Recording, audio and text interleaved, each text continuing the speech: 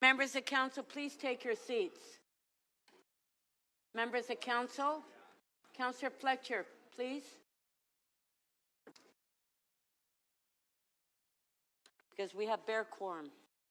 I will call this meeting to order. The clerk has advised that we do have quorum. Members of Council, please rise if you're able for the National Anthem.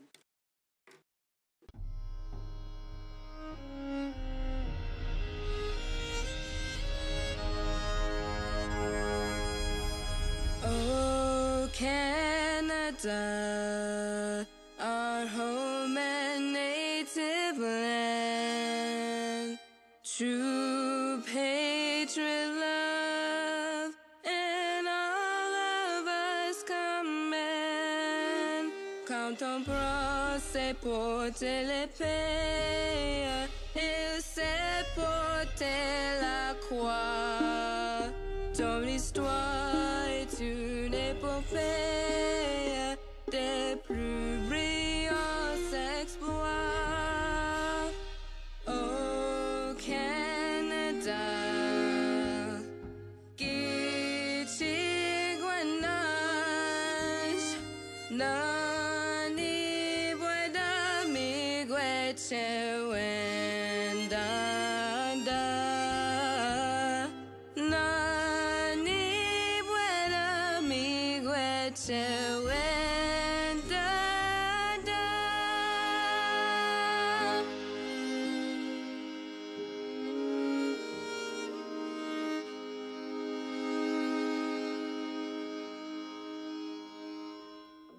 Please remain standing and join me in observing a moment of silence in memory of Wilborn Theodore Stranger Cole, John Jameson Donaldson, Alexander Hirschko, Monica Lewis, Howard Moscow, Mark Pinizzotto, Robert William Pletch, Carl Porritt, Marcelo Puente, Eric Roher, and Eric Windler.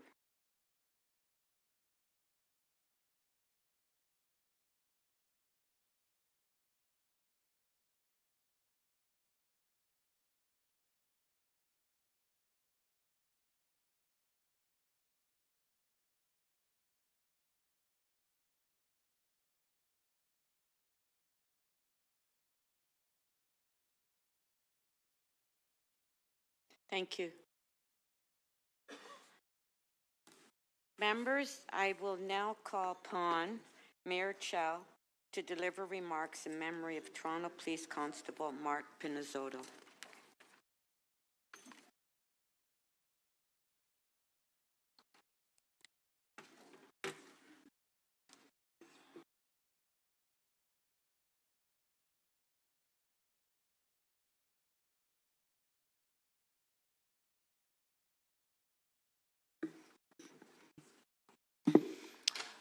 Good morning. As all members of Council are painfully aware, Toronto Police Constable Mark Pinizzotto died in the line of duty on June 11th. On behalf of Toronto City Council, I extend our deepest condolence to his family, friends, and all members of the Toronto Police Service for this profound loss. We will join them and gather today to remember and honor his life and his work. Constable Pinizzotto was not only an extraordinary officer, but he was also a remarkable man behind the badge. For 18 years, Mark served the people of Toronto with courage, humility, professionalism, and distinction. He was generous and kind. His devotion to his family, his friends, and his community was unwavering and heartfelt. During his career, Mark spent over 5 years working in highly specialized roles at the Toronto Police Service's Emergency Task Force, a role that demands exceptional skill, commitment, and bravery. Mark was more than a police officer. He was a beloved husband and a devoted father to 2 children. He was a teammate, a coach, a friend, and a mentor. He was a well-respected member of the hockey community who spent many years helping young people learn the game, build confidence, and develop a love of sport. Those who knew him speaks of his big heart, his generosity, his dedication to others, and his deep commitment to family. I happen to have known his mother personally for many years, and I feel their loss profoundly. On behalf of the members of Toronto City Council and the residents of our city, I would like to convey our sincere sympathy to Mark's wife, Andrea, and his two children, Daniela and Dominic, along his family, his friends, and his many colleagues, and his mother, Linda. We hope they find some comfort in knowing that Toronto stands with them in grief, in gratitude, and in remembrance. To the members of Toronto Police Service, I know this loss is deeply felt across your organization. Chief Demkew has said that no words can capture the impact of this tragedy on Mark's family or on his colleagues. We recognize the pain that so many of you are experiencing.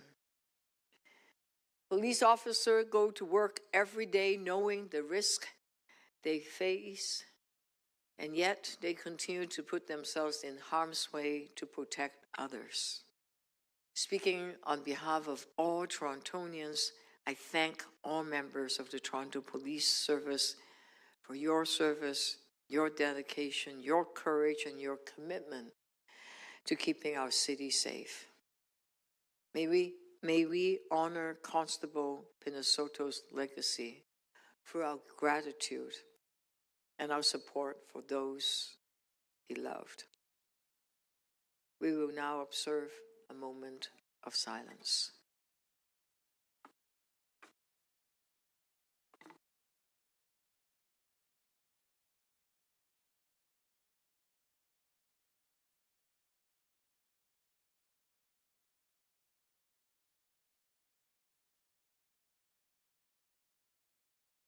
Thank you.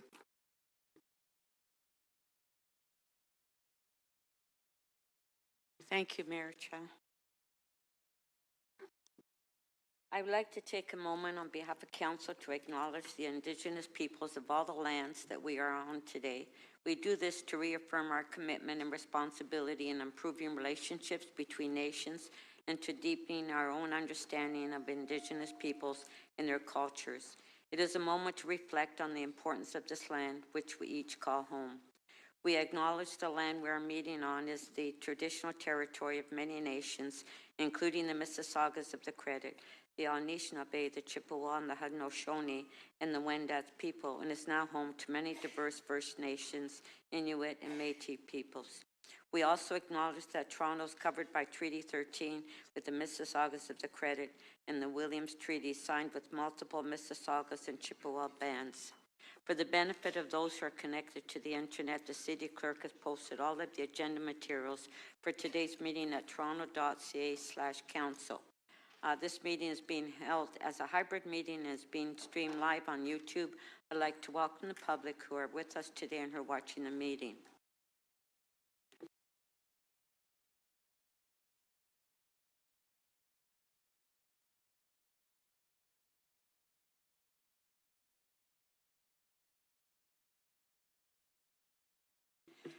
Councillor Thompson, you would like to make an announcement and show a brief video? Yes, good morning, Speaker, and good morning, everyone. Speaker, approximately 23 years ago, a small initiative was started in my ward. It's the Taste of Lawrence Street Festival. It's one of Toronto's largest street festival, now celebrating its 22nd year, celebrating diversity, culture, and businesses that makes the Wexford Heights business community and Scarborough unique. As we welcome the world through FIFA World Cup this year, this festival will highlight the global culture, cuisine, traditions, and it will bring together our community. I'd like to just ask you now to turn your attention to the screen and to listen to our youngest MC, Ethan Williams, who's actually with us in the audience here today. Thank you.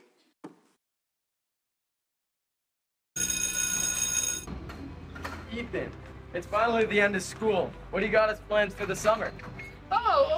I'm going to be one of the MCs for the largest street festival in Scarborough, the Taste of Lawrence. Taste of Lawrence? Oh yes, it was a street festival founded over 23 years ago by quite an amazing person, Councillor Michael Thompson. 23 years ago? Absolutely. And this year, there will be a brand new soccer feature, and I'll be giving away official soccer jerseys, scarves, and soccer balls. There will be free soccer activities, watch parties, and game screenings. We'll also have the Rising Stars Talent Showcase, a dog show, midway rides, lots of delicious food options, ice cream, entertainment, and family attractions throughout the entire weekend. Wow, Ethan, that sounds like so much fun. Everyone, you have the chance to win one of these cool soccer jerseys, caps, and balls. That's right, and I'll see you there at the Taste of Lawrence Street Festival in Scarborough, July 3rd, 4th, and 5th. Let's go!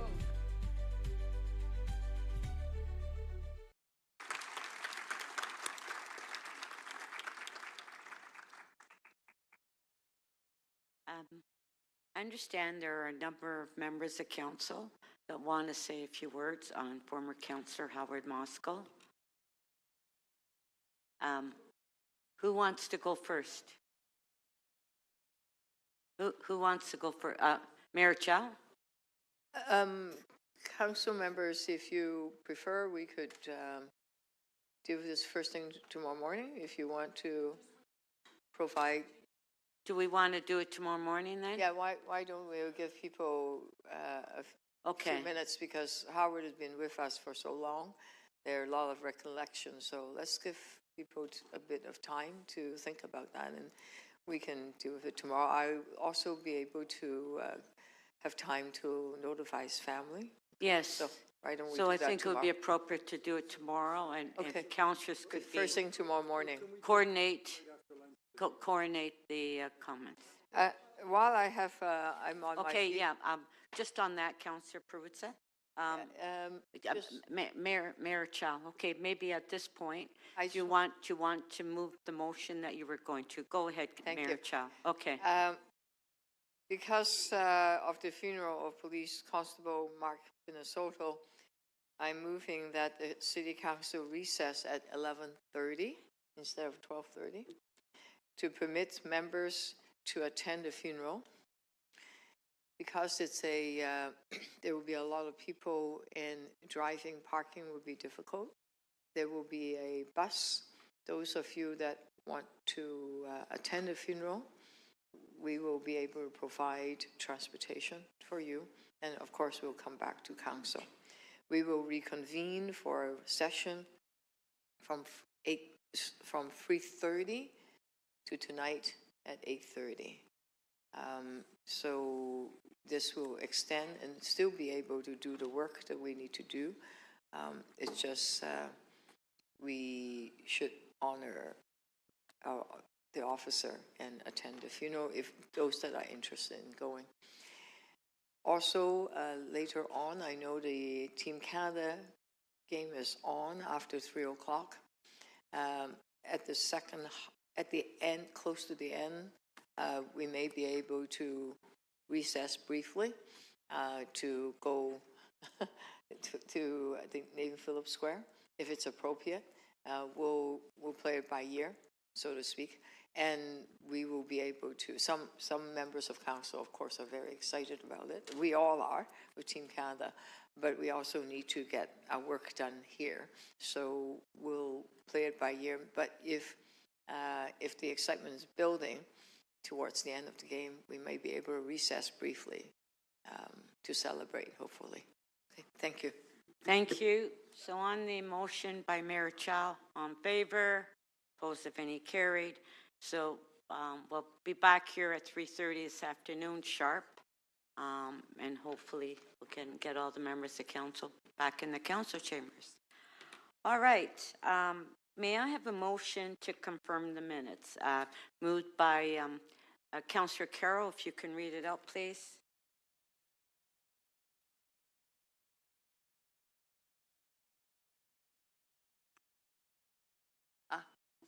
There it is. That City Council confirm the minutes of council from the regular meeting held on May 20th and 21st, 2026 in the form supplied to the members. Thank you. All in favor? Opposed, if any, carried. I will now call upon the committee chairs to introduce the reports. The chairs can speak about the reports for up to 5 minutes. Mayor Chow, you have a motion to introduce the executive committee report? I do. Just need the motion on the screen.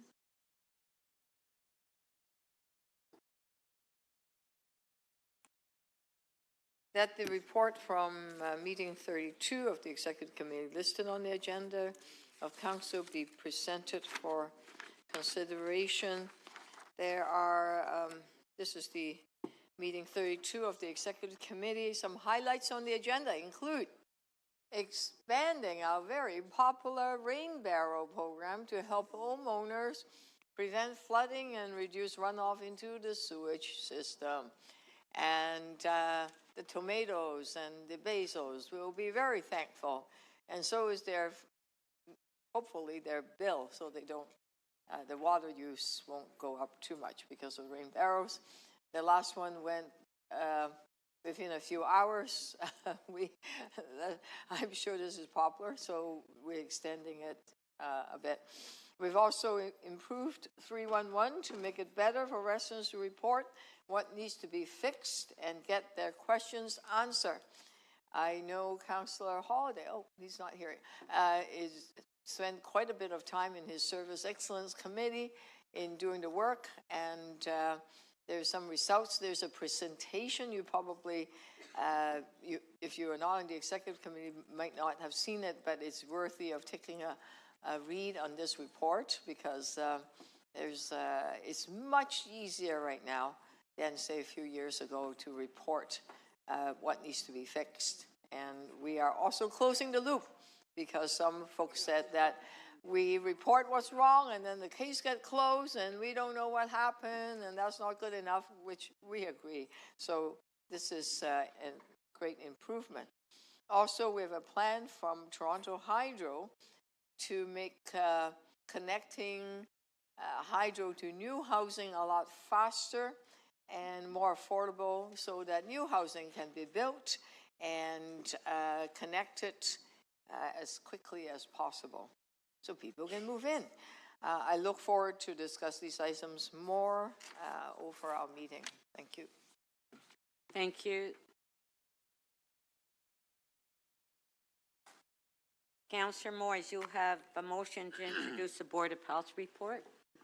Yes, I do. Good morning, Madam Speaker and members of Council.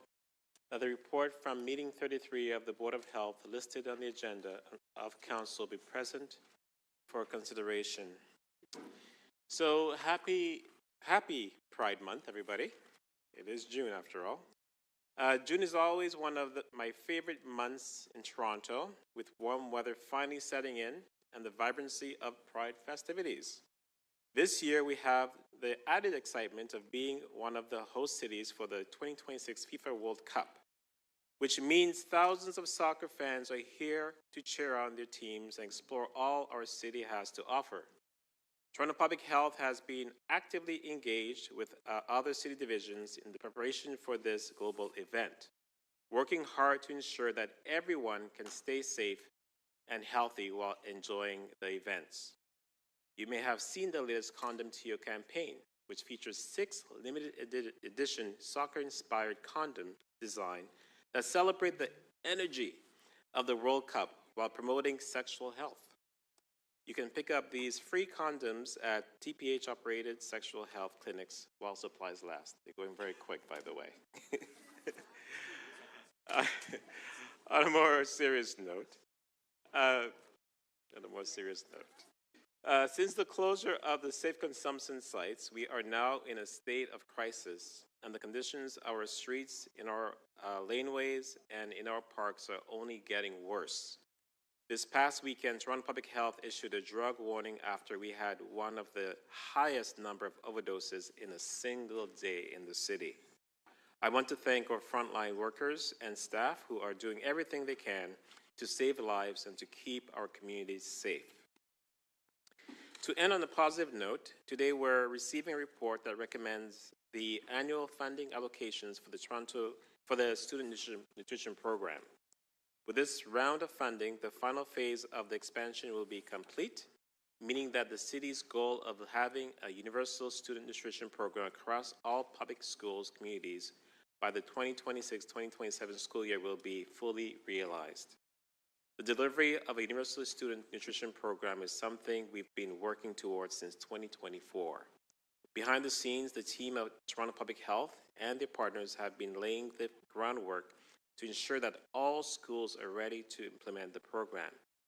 Each program is locally developed and operated within individual school communities according to program operating guidelines that allow for service delivery approaches to reflect the unique needs, resources, infrastructure, and demographics of each school community. I'd like to thank everyone who has worked with us to make universal student nutrition a reality, including representatives from the school boards, the Angel Foundation of Learning, Toronto Foundation for Student Success, and the volunteers at each school who are on the ground feeding our students every day. I also want to give a special shout out to Mayor Chow for her advocacy and support for this life-changing program for our students across the city. Thank you, Madam Speaker. Thank you.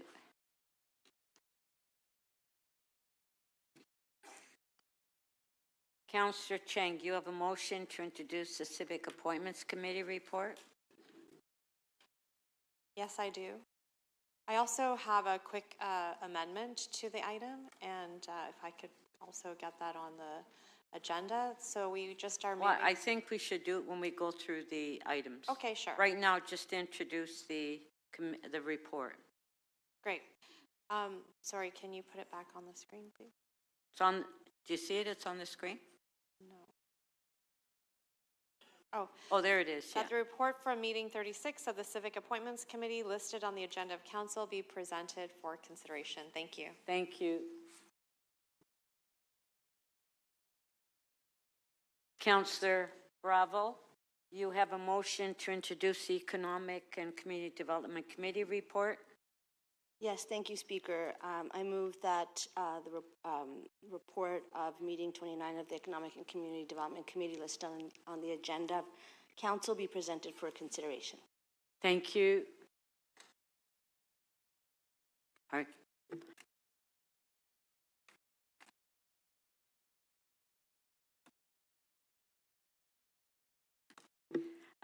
Councillor Ainsley, you have a motion to introduce the General Government Committee report. I do. Good morning, Madam Chair. Good morning, everyone. The report from meeting 30 of the General Government Committee listed on the agenda of council be presented for consideration. Thank you. Thank you. Councillor Fletcher,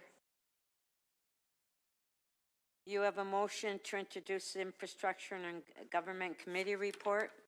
Yes, yes, I do, Madam Chair. There were a lot of items there. I think councillors will be very interested in the updates on Vision Zero, and would ask you to get any motions in early. Metrolinks, always interesting for the construction of so many things across town. The right turn on red prohibition in order to have streetcars running well between Ward 19 and 20. We have the Hearn and the incredible amount of energy and electricity that is stationed at the Hearn switching station. Queen's Park North donation, probably the largest parks donation in a long time into the city of Toronto. Paddle the Dawn, coming back, hopefully. And then Councillor Perks brought in the expansion of Ontario's deposit return program, and I know he wants to speak about that. And Councillor Chernos Lynn has a great motion about tactile wayfinding on line 5 stations because it's non-existent at the moment. So I think all of those are held and probably all will continue to be held. Thank you.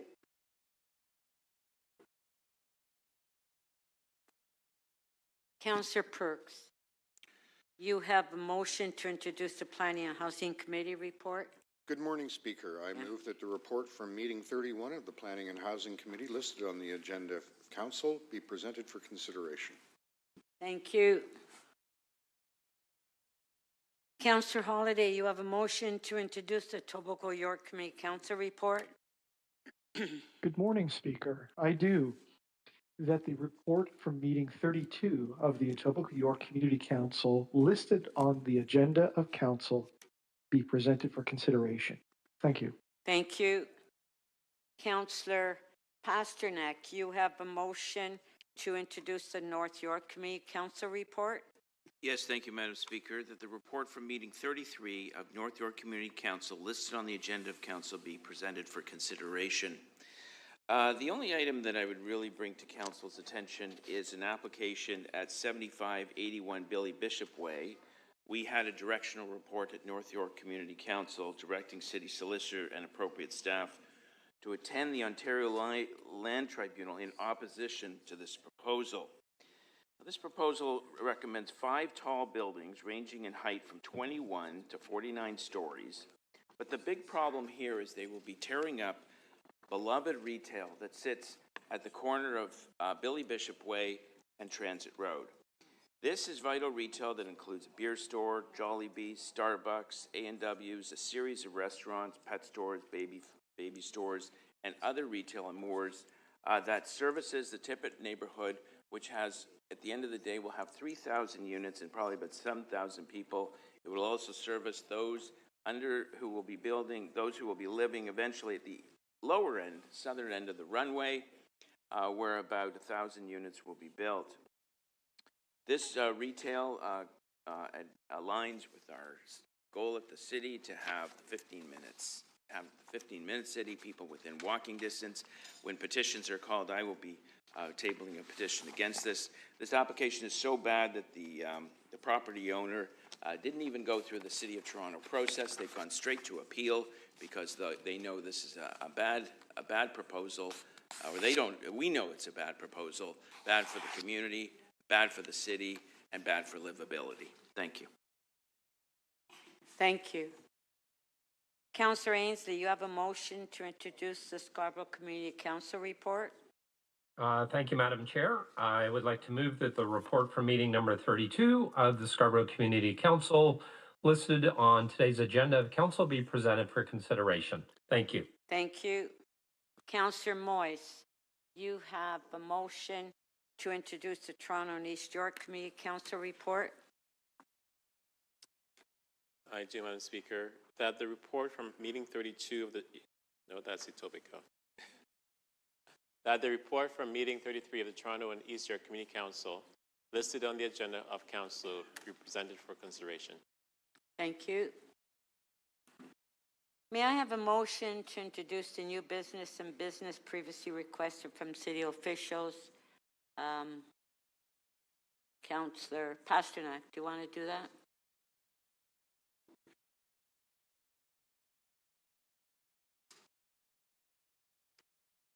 That new business and business previously requested from city officials listed on the agenda of Council be presented for consideration.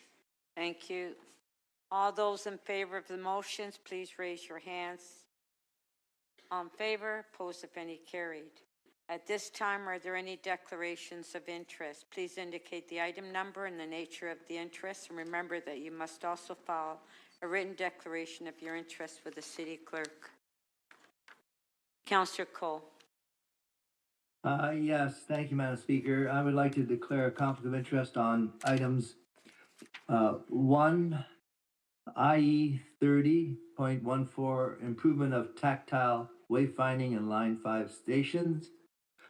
And number 2, CC 42.1, Ombudsman Toronto report, no refunds for discontinued TTC tickets and tokens, an investigation behind how the decision was made.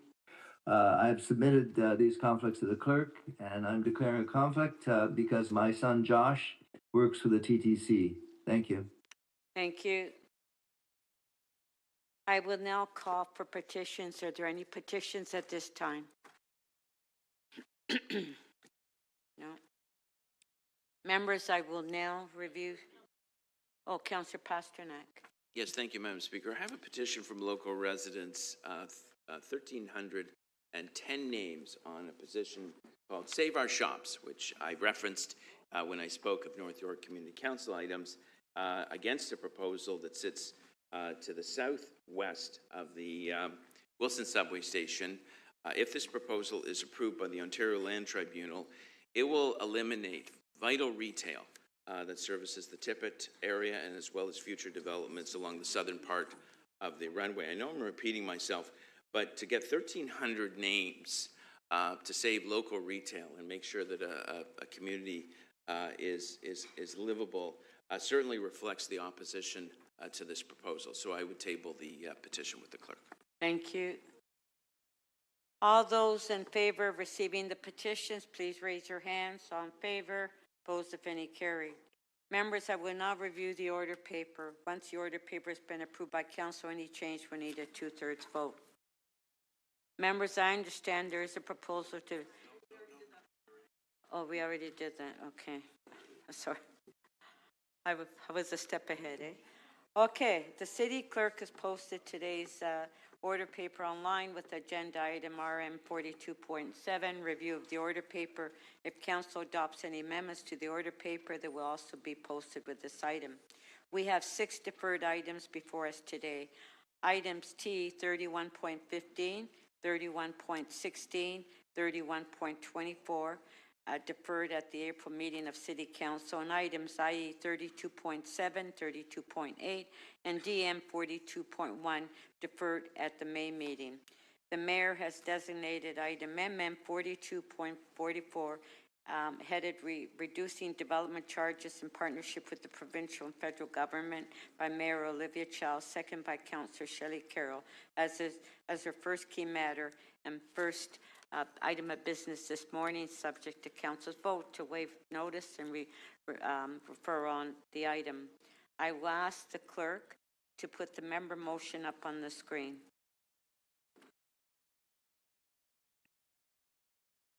Okay, the motion.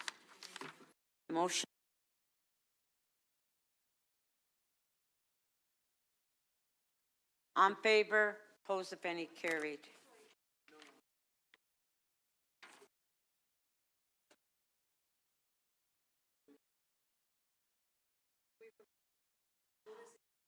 Okay, so on the motion to waive notice, on favor, opposed if any, carried.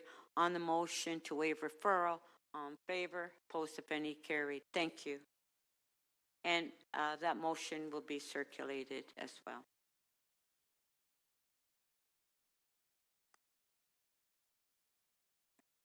And the mayor has designated item CC 42.2 headed Ontario-Toronto New Deal, advancing the upload of the Don Valley Parkway and Frederick G. Gardner Expressway to the province as their second key matter and first item of business tomorrow. The notice of motion run through is scheduled for 2 p.m. tomorrow, only if the mayor's key matters are completed. Members, there are some related matters on the agenda that I propose to be considered to get together if they are held. Items EX 32.3 and TE 33.2 are related to quasi development.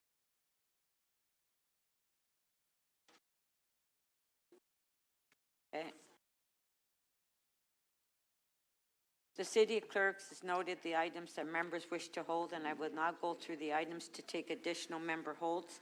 I will review the order paper one section at a time. The clerk will open the speakers list and CMP, and you can place your name on the list.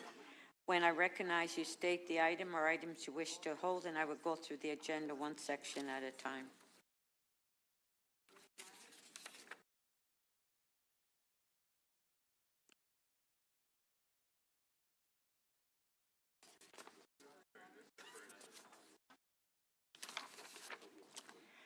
Deferred, okay, all the deferred items have been held down, except for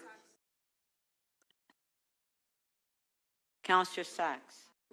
Yes, please. I need to hold TE 31.24 until I talk to staff. Okay. Councillor Cherneslin. I'd like to hold GG 30.11. We're not there yet. Okay, sorry. We're just at deferred items.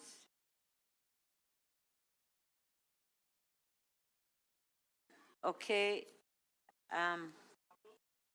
Councillor Bravo. I can release the Sterling item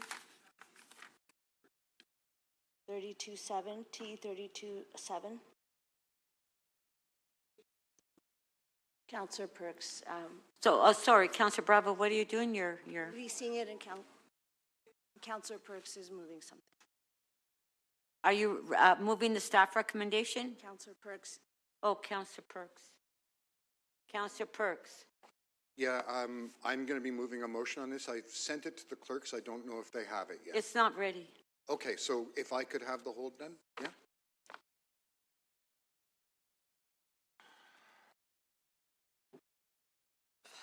Okay. We're going to the executive committee now. Councillor Fletcher, executive committee. Thank you. EX 32.7, annual report on city loans and loan guarantees. Thank you.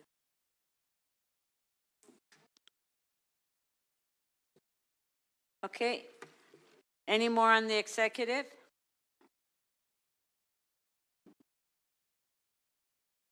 Board of Health? Yeah, sorry, Speaker. Can you hear me? Am I connected? Pardon? Speaker, it's Councillor Crisanti here. Am I connected? I didn't get to you soon enough on executive. I have one item. Which?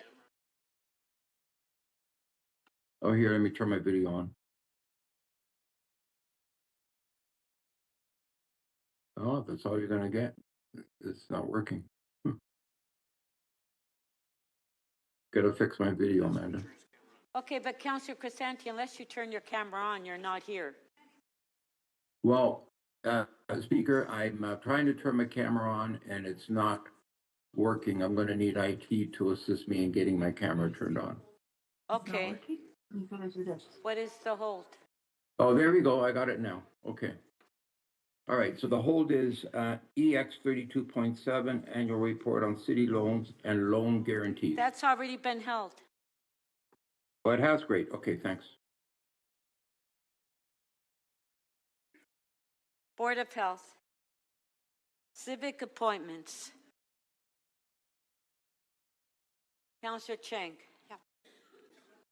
Thank you. Yes, is the motion ready? Which one? I'm just asking clerks that I have a quick motion for 36.1. On civic appointments, 36.1? Yes. Do we have the motion? Okay, let's put the motion on the screen. Councillor Cheng. City Council requests the City Clerk to increase outreach and engagement for further public appointments to the Heritage Toronto Board of Directors with the goal of equitable geographic representation of board members from all community council districts. Okay, on favor, opposed if any, carried. Item is amended, on favor, carried. Thank you. Thank you.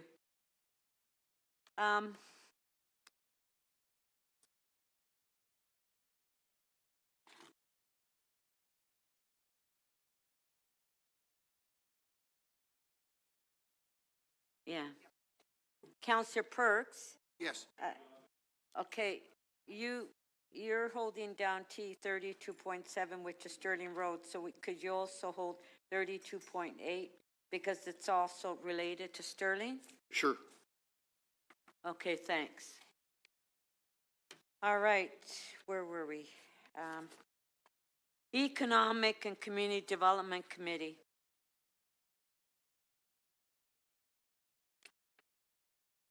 Okay, now general government. Cherneslin, you had something on general government? I do. I have questions for staff, so I'd like to hold General Government 30.11. Thank you. Can you just read out the item, please? Yes, give me a second. It's the non-competitive bridge contract with Arcadis Professional Services for provision of the city's congestion management center operations services. Thank you.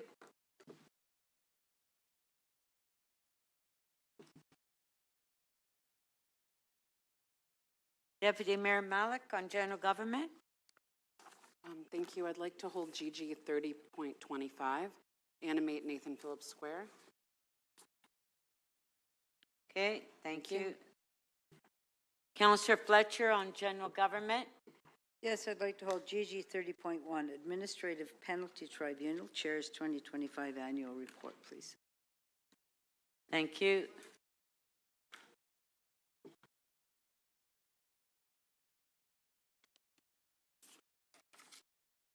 Infrastructure and Environment Committee, all the items have been held. Councillor Fletcher, you held the whole report. Okay. I had my mic, there we go. IE 30.4, Western Beaches Public Realm Plan. I think that's fine. So Councillor Fletcher is releasing IE 30.4. On favor, opposed if any, carried. Thank you. And then Councillor Bradford has got a motion to the clerk, which he sent in. Which one? Hang on. IE 30.6 is just to augment that right turn on red. I believe clerks have that. So if that's ready, we'll. Councillor Perks, you have an amendment on that item? No, Councillor Bradford. Oh, sorry. Councillor Bradford. Okay. Sorry. I Councillor got it. Bradford? Do we have it? Yes, it's very hard. I got it. He's sent it in. So if it's ready, I'll release. Okay, but just a sec. Yeah. Is it ready? Okay. Councillor Bradford, would you like to move that? It's ready. Sure. Yep. Thanks, Madam Speaker. As Councillor Fletcher said, I'll just move that that amendment that was advance circulated. Thanks. Okay. So on the amendment by Councillor Bradford on IE 30.6, on favor, opposed if any, carried. On the item as amended, on favor, carried. Thank you. Councillor Fletcher? I think everything else is held, Speaker. Yeah. Planning and housing, everything is, almost everything's being held. Anything else? Councillor Perks? Yes, I'm going to try to release a few things. PH 31.3, Housing Action Plan, low-rise residential land. Councillor Thompson wants the item. Okay, so I'll keep holding that. 31.4, Toronto Builds, Bushby Drive. Okay, on PH 31.4, Councillor Perks is releasing. On favor, opposed if any, carried. Thank you. As much as I'd love to give a speech on it, because I'm terribly excited, I can release 31.6, the amendment to the Municipal Code Chapter 27 and Chapter 925 for streamlining permit parking exclusions in new developments. Okay, on Speaker, I have questions on that. Oh, okay. Well, I'll keep holding that then. Who said they had a question? It's Councillor Stephen Holiday. I'm online. I'm sorry, I can't shout from the chamber. All right. Any more, Councillor Perks? I'll keep trying. PH 31.7, Toronto Local Appeal Body, Chair's Report. Okay, on PH 31.7, on favor, opposed if any, carried. Thank you. 31.8, Preserving Affordable Homes at 38 Abel and 210 Simcoe Streets. PH 31.8, on favor, opposed if any, carried. 31.9, Authority to enter into Municipal Housing Project Facility Agreement with community housing providers. On PH 31.9, on favor, opposed if any, carried. And I don't need to hold 31.10, which is the Humber Bay Shores, but I understand Deputy Mayor Morley would like to hold it. Yeah, Councillor Morley is holding that one. Councillor Sachs on Councillor Sachs on planning and housing. Yes, thank you. I have might be quick. I have a motion on PH 31.2, zoning for lower carbon technologies. This is a technical amendment for solar carports. The wording is suggested by staff. Councillor Perks has reviewed it. Does the staff have the amendment? Okay, let's put the amendment on the screen then. That's on PH 31.2.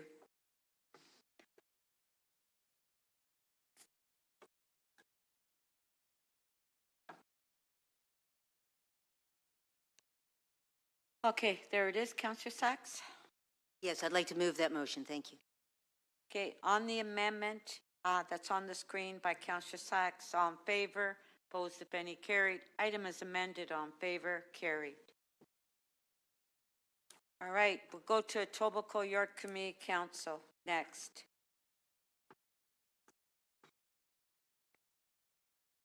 All right, North York Community Council. Scarborough Community Council. Councillor Ainsley. Thank you, Madam Speaker. SC 32.1579 and 11 Bellamy Road South, zoning bylaw amendment application decision report for approval. In Ward 20, there's supplementary report that's been submitted, and I would like to move that along with the item. Thank you. Okay, so Councillor Ainsley on SC 32.1 is moving the supplementary report on favor. Okay, yeah, let's put it up. Okay. It's on the screen. On favor, carried. Item is amended. On favor, carried. Thank you. Thank you. Toronto and East York Community Council. Councillor. Oh, I see Councillor Bradford's name up first. Councillor Bradford. Councillor Bradford, Toronto and East York. Okay. Well, I see it. Oh, okay. Yeah. That's okay. Doesn't matter who goes first, who goes last. Okay. All right. Councillor Bradford, do you want to do yours? I'll go to Councillor Matlow. Okay, Councillor Matlow. Wow, geez. Does it matter? Councillor Matlow. Go. It doesn't matter whatsoever. Well, I got to this first. TE 33.53 Oakwood Village Streets Plan, non-delegated road safety improvements. There'll just be an amendment that I need to move at some point in the meeting. Do we have the amendment? I'm going to hold it down just for now. You're going to hold it? Okay, thanks. Okay, Councillor Bradford. Thanks, Madam Speaker, through you. I can release TE 33.8, 143, 145, 147 Main Street, OP ZBA decision report. Okay, on T 33.8, Councillor Bradford is releasing. On favor, opposed if any, carried. And I can also release TE 33.9, 143, 147 Main Street rental housing demolition application decision report with a motion I've advanced circulated that secures the on-site parking for the returning tenants. Do we have that motion, Councillor? Yeah. Okay, let's put that motion on the screen. Okay, there's the amendment by Councillor Bradford. On favor, opposed if any, carried. Item is amended. On favor, carried. Thank you. Are there any? Councillor Fletcher. Thank you. TE 33.43, 1095 to 1111 Danforth Avenue and 1117 Danforth Avenue, construction staging area. Thank you. Thank you. Councillor Sachs. Yes, thank you, Madam Speaker. I can release TE 33.4, 374 to 390 DuPont Street. Okay, on Councillor Sachs is releasing T 33.4. On favor, opposed if any, carried. Thank you. All right, so we'll now go. Oh, do you have another one, Councillor Sachs? Well, I do. So the TE 31.24, which was in the deferred items, I would like to release that now, if that's acceptable. Hold on, in the deferred items? It was a deferred item on Drumsnab. There's a supplementary report. Okay, just a sec. Just let me find it first. There, I don't have any deferred items for 2-4. Just go wait, Diane. I can wait. It's fine. Under deferred? It's a TE item, but it's under deferred. Oh, sorry. Yes. Sorry, I apologize. T 3124. You just held that down earlier. Okay. That's correct. There's a supplementary report. I'd like to move the supplementary. Yeah, because it's here without a recommendation. Yeah. Okay. So there's a supplementary report dated yesterday, and I'd like to move the supplementary report. Okay, so Councillor Sachs is moving the supplementary report on T 3124, and it is on the screen. On Recorded favor, carried. Thank you. Recorded vote, please, Speaker. Okay, recorded vote on that one. Who asked for a recorded vote? Pardon? It's Stephen Holiday, Speaker. Okay, Councillor Holiday's health is asking for recorded vote.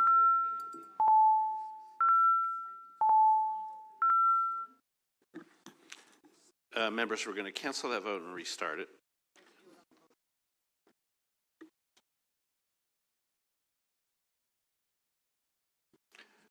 The voting panel is now open again.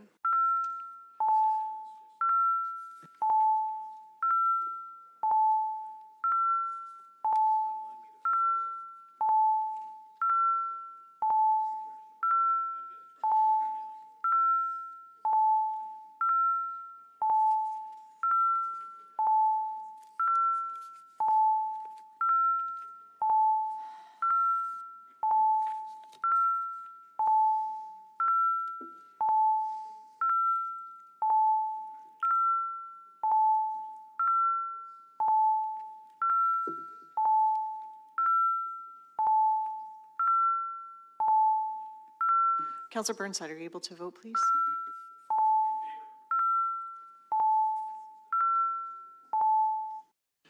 Councillor Thompson, how do you vote, please? In the affirmative. Thank you. Councillor Cole, please, how do you vote? Affirmative. Thank you. The amendment carries. The vote is 23-1. Thank you.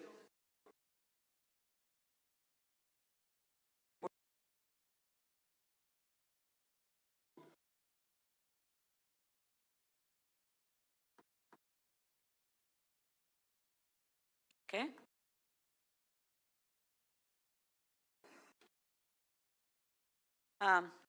New business.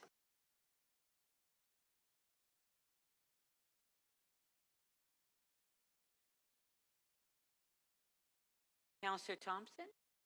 Speaker, I'm having some problems with my system at the moment, but it is the Ombudsman report, CC, I believe it's 42.1. CC 42.1, It's yes. the matter relating to the TTC. And as I said, I'm having some challenge with my system at the moment. Okay, so I'm not so able Councillor to read it. Thompson, you hold that item down? Yes, please. Are there any further holds on new business? No? Okay.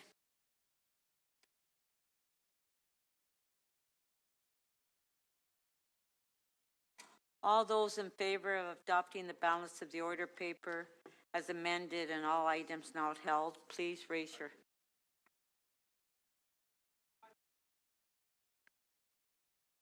Oh, it's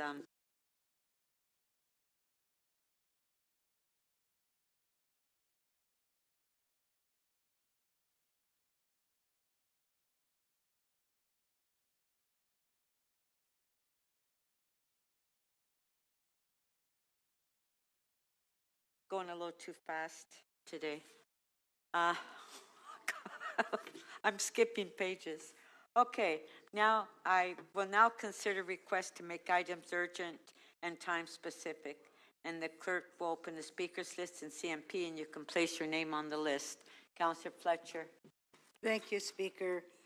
From Infrastructure and Environment, I would like to have the IE 30.8 Queen's Park North donation immediately after the members' motions on Thursday. Thank you.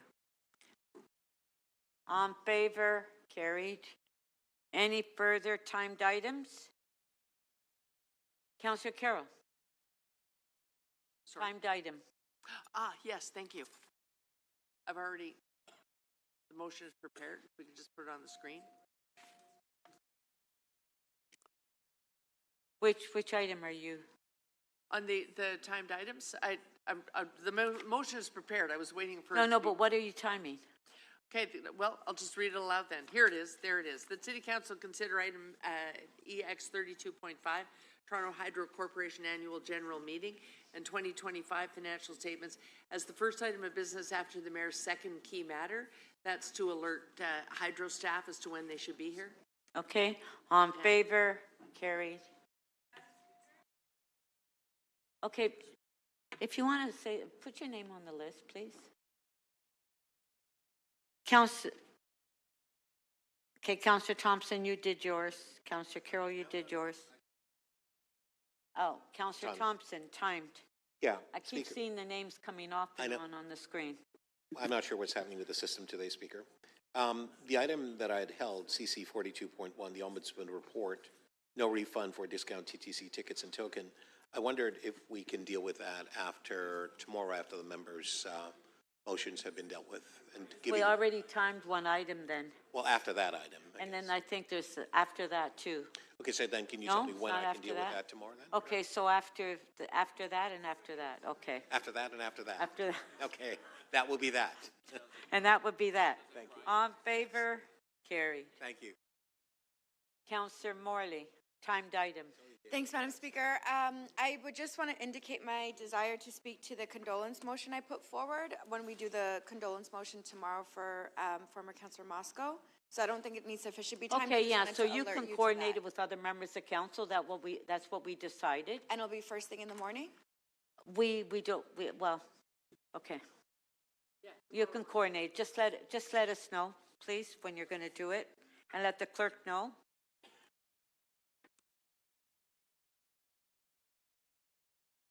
Okay.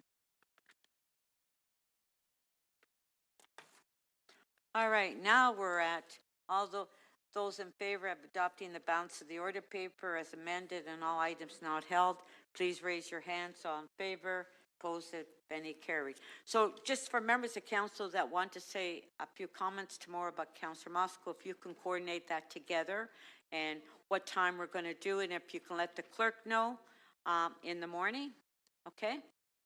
Councillor Morley, you can. Okay, members, I want to remind you that regardless of whether you are attending today's meeting by video conference or in person, you will continue to submit and approve your motions in advance. The clerk staff are available to assist you with motions. If you do not have your motion ready, I will not recognize you. I'm also reminding members that you must state your motion first before you speak to it. Members, if you have an urgent motion without notice you wish to bring forward at this meeting, you and your seconder must submit it by email to the clerk staff. Your motion must clearly state the reason for urgency, and staff will prepare the necessary procedure motion for my review along with your motion. I will review all motions without notice carefully. I may ask you to provide more information about the urgency of your motion and why it can't be routed through normal committee channels. This will inform my decision on whether to consent to your motion and in turn council's decision about whether to add your motion to the agenda. The purpose of your motion and your reason for urgency must be clear. I will advise council after each recess which motions I have agreed are urgent. I need a motion to add to the agenda, and it will require 18 votes to add a motion without notice to the agenda during the meeting. Motions added to the agenda on this way are not subject to vote to waive referral to a committee.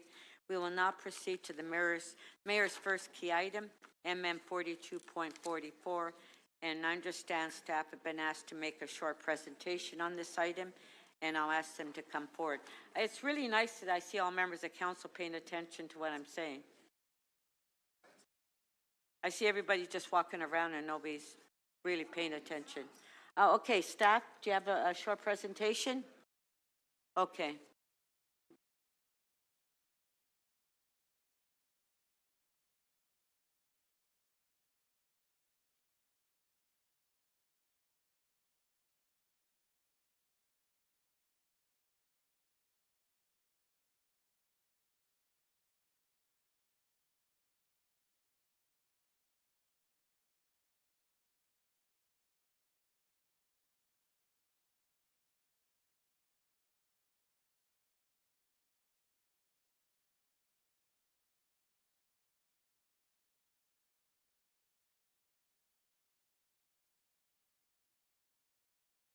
So is the staff ready for the presentation? Okay. Okay, go ahead. Thank you, Speaker, and good morning, Council. Following yesterday's significant announcement on the Development Charge Reduction Program, we're happy to take this opportunity to speak briefly on a few items as it relates to the program. First, a bit on the positive partnership between the city, the federal, and the provincial government leading to the Development Charge Reduction Program. Second, the benefits that the program will provide. And lastly, how the program will both complement and enable the city's purpose-built rental incentive stream. So just on a high level on the program itself, following significant dialogue and discussions with both the federal and provincial governments, this ultimately culminated in an announcement on March 30th, 2026, initiating the Canada-Ontario Partnership to Build, which included a portion of the funding dedicated to reduce development charges. We then had on June 1st, the announcement of the Development Charge Reduction Program itself, with the opening of the application portal for municipalities with the due date of June 19th. Really, even prior to that and absolutely during that application portal time, the city worked very closely with both our partners at the federal and provincial government to expedite those intergovernmental discussions and ultimately ensure a successful application. All of that resulted in the announcement that was heard yesterday on June 23rd, confirming funding of $1.5 billion for the City of Toronto. The funding itself will enable a DC rate reduction of up to 60% for all residential developments in the city, which is aimed at both lowering development charge costs, improving project viability, and increasing housing supply. It's also important to note that enhancing funding certainty that was provided through the Development Charge Reduction Program has enabled the city to complement those reductions with Phase 2 of the purpose-built rental home incentive stream for up to 10,000 units that will be provided through that stream with at least 2,000 affordable units. So a little bit on the submission process and the funding itself. There were criteria that were part of the program design that came forward. Most specifically, projects or project phases that were included in the project had to have a start date no later than July of 2030, and projects or project phases had to be completed by October 2035. The projects also had to be included in the development charge background study, as well as be informed by the capital plan. Any projects selected, we had to ensure that the city's contribution to the projects were at a minimum 10%, and also that there was a maximum of 5 projects that would be included, which could include project bundling.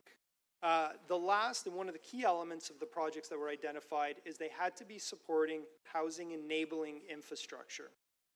Additional factors that had to be considered was the expected impact on DC rates, with a minimum requirement of 30 to 50% DC rate reduction provided through the program. It had to reflect existing, or had to account for any existing intergovernmental funding or stacking provisions that might have been included on any existing funding. We also had to consider tax versus rate implications of any changes that were being brought forward, as well as project timing and cash flow impacts as a result of the projects that were submitted. Ultimately, with the $1.5 billion that was confirmed, this will now substitute DC funding that otherwise would have been directed towards projects within our expanded road network, which accounts for about $661 million of the funding, projects related to water and wastewater infrastructure, accounting for $327 million of the funding, and projects that support enhanced transit capacity that accounts for $511 million of the funding. So with the program itself, it enables us to replace what otherwise would have been funded from development charges, enabling a reduction in the DCs that we then collect, with the funding substituting the DCs that would have come in. As you know, we have a 10-year capital plan that includes $6.5 billion in DC funding. So the Development Charge Reduction Program does not represent added funding for new or expanded capital infrastructure, but replaces that existing funding, enabling us to then reduce the development charges that we collect for a 3-year period. Next slide. In terms of the reductions themselves, what is being presented is an as-of-right reduction across the board for all residential developments. DC rate reductions will be 40 to 60% for all reduction developments, which is above the Development Charge Reduction Program requirements of 30 to 50%. Reductions are applied to our current DC rates. They will be applicable from March 30th, 2026 to 3 years after the agreement is signed, which we expect in total will be about a 40-month period. The way that it's structured between the 40 and 60% is going to promote mixed income developments with more family-sized homes. When you look at the chart to the right, you will see we're generally looking at a 60% reduction for units of 2+ bedrooms. It is an as-of-right program, meaning there is no application process for development, as well as there is no caps on the amount of development or limits on the funding that is being provided, or the discount that's being provided. I will note, this all has come together quite quickly, so we thought it was imperative to bring forward a report to council to inform on the program. But there are some minor technical adjustments that need to come forward, so do expect a report to come in July that will actually enable the full implementation through some of those other adjustments that will come forward. If you look, actually, sorry, if we can go back to that last slide. If you look to the table on the right, that presents the current DC rates that we have today across the various unit types, as well as the proposed discount and what the resulting discounted rate will be. Just to highlight a couple of units, on the rental of 2 bedrooms, where the development charges used to be just over $68,000, there will be a 60% reduction, which will be a more than $40,000 reduction, resulting in a development charge of just over $27,000.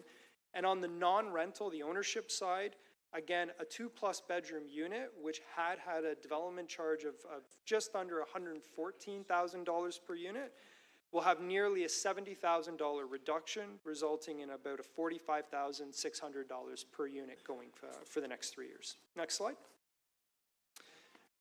In terms of the impacts and program benefits, so the DC reductions complement existing city actions that are aimed at incentivizing housing.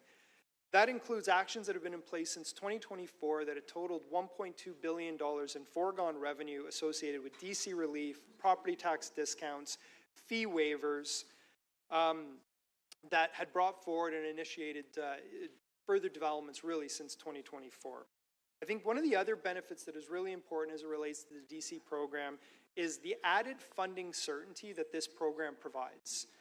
All of you would have heard us through the budget process talking about some of the uncertainty as it related to development and the impact that that had on our growth-related revenues. That challenge in terms of growth-related revenues had a direct impact on our ability to advance growth-enabling capital infrastructure. We now have a greater level of certainty both on the $1.5 billion, but then also the remaining DCs that will be collected across those projects. I also think it's really important to point that in addition to enabling DC rate reductions, the Development Charge Reduction Program will spur additional development activity that positively impacts job creation. So if we look at those tables there on the right, you see some of the benefits.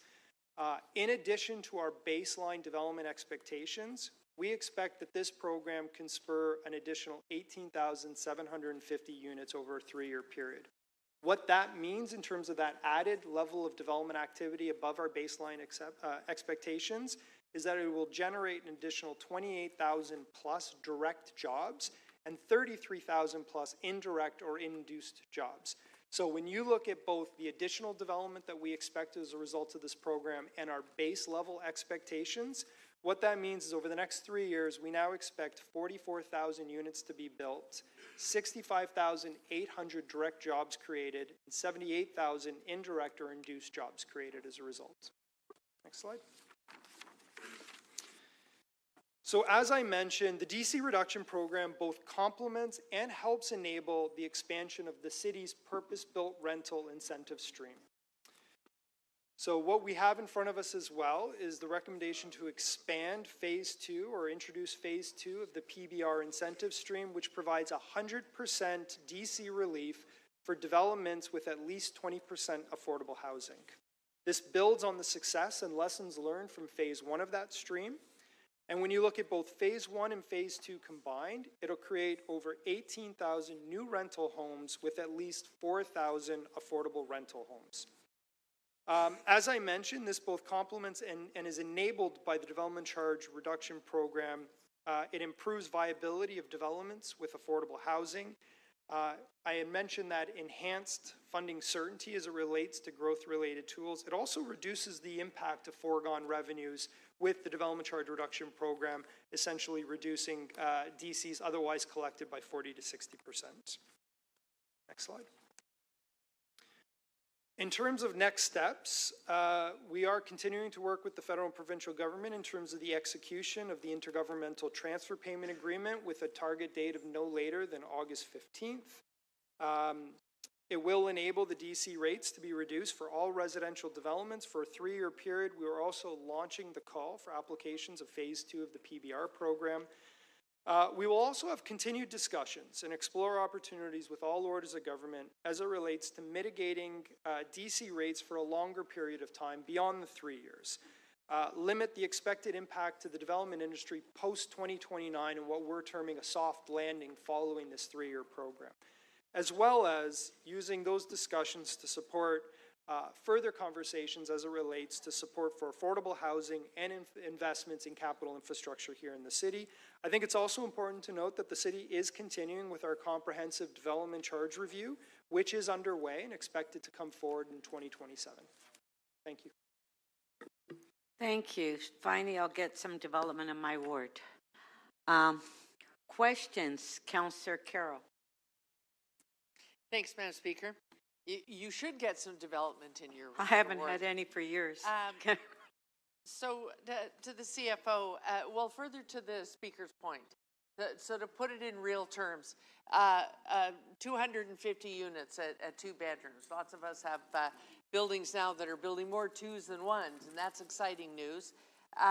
So we're taking the total for development charges on those 250 2-bedroom units in a building would now go from 17 million in development charges down to 6 million in development charges, doing the math. So we're quite a bit of savings here. So at the end of the 3 years, we have these dollars to replace some of the projects that we already know we have to do, we already have on the books. At the end of the 3 years, we have to come up with a mitigation strategy if the economy is still slow and the development community is still indicating that's a challenge for them, building materials prices, et cetera, et cetera. But as that recovers, we need to be ready to address going back to the development charge study methodology so that we know what we really need. Is there an agreement that that's ultimately what happens, that a DC study is sort of on tap so that as the economy recovers, we can go back to what are the real costs of growth? To the Speaker, yes. There is a great deal of our conversation spoke around the post-3-year period and the actions that would continue to be underway. I think it's going to be supported really through 2 actions. One is continued discussions and conversations with the federal and provincial government as it relates to further actions that can be introduced beyond 2029, complemented by the development charge comprehensive review that is still underway. That will be brought forward in 2027. That will create certainty and really set the stage, not just for the next 3-year period, but set the stage for the next 10 years and the infrastructure needed to be able to support growth for that period of time. And it's reasonable to expect at that 10-year point, we could well see a recovery. So that would be an important moment. That question was really for the development community, but I want to ask one for councillors, because I know we will get phone calls. You have negotiated into this. We have the replacement funding. We've identified the projects. You have negotiated a retroactivity date. In terms of who is eligible for this, we have a hard and fast date. Do we not? There's a retroactive date at which this discount could be applied. To the Speaker, so the program design itself had the reduction in play from when the announcement was made on March 30th. Okay. So it would be applicable for, and I'm sure our planning staff know the terms better than I do, but in terms of when the building permits were issued beyond March 30th of 2026, and it'll be in effect until 3 years following the transfer payment agreement, which is expected to be in and around August 15th. So any development that was initiated after March 30th, and I do think that's an important clause because one feedback we've heard from the industry is that there has been a slowdown in terms of activity while they were waiting for the program to come forward and be announced. This provides that level of certainty and assurance to the industry. Right. But what we cannot now do is that, because that date was figured out, the announcement made, and we now have the finances here, which are barely adequate. There's no playing around with that date in terms of retroactivity. If someone comes in and says, hey, you know, I only started the month before, we can't go down that road. Am I right? That would be an ill-advised road for me to go down. To the Speaker, I rarely say this, but thank you for the question. I think it's an important point. The funding that has been provided as it relates to development activity from March 30th until 3 years following the TPA agreement. There has not been funding provided for us to be able to provide further exemptions for any development activity that occurred prior to those dates. So the only phone call and question that we as councillors should move on is someone who's saying, I got to hurry and be within that 3 years. Help me get to where I can take advantage of it within that 3 years. That's the phone call we want to take, because that gets houses, jobs rolling. Yes, absolutely. Thank you. Those are my questions. Thank you. Councillor Perks. Thank you. I have a couple questions to try to provide some context on this. So there's been much discussion about development charges and their role in financing municipal infrastructure. Would you say that we have to rely on development charges in part because over the last several decades, federal and provincial investment in critical infrastructure has declined and municipalities have had to pick it up? Is that a fair? To the Speaker, yeah, I would generally say that's a fair comment. Okay, so in a sense, the two big intergovernmental items that we have in front of us, this one and the upload of the highways, is reversing a long trend whereby the government that has the least revenue, municipalities, has had to bear the largest costs. To the Speaker, you've all probably heard me say this multiple times, but municipalities are responsible for 60% of public infrastructure in this province and generally collect about 9% of all taxes and fees. It does create a significant challenge as it relates to being able to both build and maintain infrastructure needed to support our various services.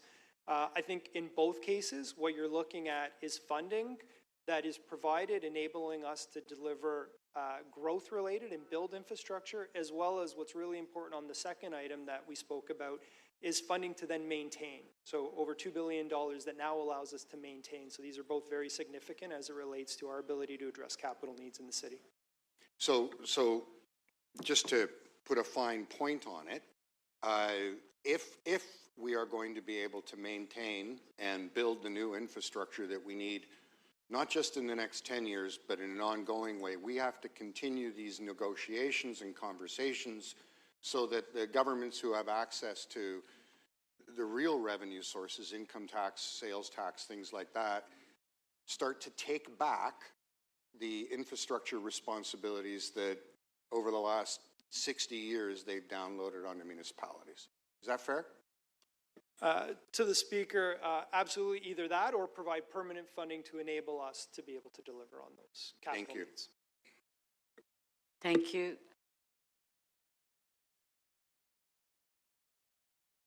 Councillor Morley. Speaker, just a few quick questions, and thank you for the presentation and for the good work. We're glad to see ongoing collaboration and progress in this area. I wanted to inquire about what this means on the big picture infrastructure questions. You mentioned we're responsible for 60% of infrastructure, and one of the areas we don't have purview over are things like schools. As we grow in community and as we have these agreements that are expediting growth in our communities, what conversations are we having as part of these negotiations and discussions to ensure that there is tandem arrangements happening to support that growth beyond just the roads and the water networks that we're responsible for? So, Speaker, whenever we're entering into the conversations about, developing and building out our cities, and one good example would be the transit-oriented communities discussions we have regularly with the province. We do raise all of the pieces of infrastructure that are important. Important to realize decisions on capital, hospitals, schools, and things do not fall under our jurisdiction, nor can we mandate that, nor thankfully, are responsible for from a capital side. But we always talk about what needs to be included in there, and sometimes make very strong arguments in our negotiations to say if it's not being included in the planning that the province has control over, we see that as a real problem for the communities and the people, most importantly, who will be living there. So are there any further discussions or negotiations happening around legislative changes or otherwise that maybe restores some of the balance or some of the power that the city has historically had in these discussions when it comes to hyperlocal development? I would suggest we keep raising it as important concerns. And we, there's many ways to go about it. It can either be part of those negotiations and built into the capital program and planning or legislative changes. So I think it's a bit of both. We've been looking at it more, quite frankly, in the technical aspects of some of these large-scale developments that are coming our way, because we fear that as they move ahead very quickly, if the space isn't protected now, it's hard to get it later. So we've been focusing on that, but legislative change would be another chance. Okay, great. I will address a bit of that in my comments. My last question is, the other big conversation that comes up in community when these kinds of arrangements are made is, are the savings ultimately passed off to the end user? I know we can't really ensure or guarantee that. We obviously have some very tangible opportunities to alleviate the costs associated with construction, but what confidence or, what is our understanding in terms of whether that ultimately ends up in an affordability opportunity for Torontonians, or if that's ultimately something that's just making the path smoother for the development community alone? To the speaker, so in terms of the development charge reduction program, it really is around project viability.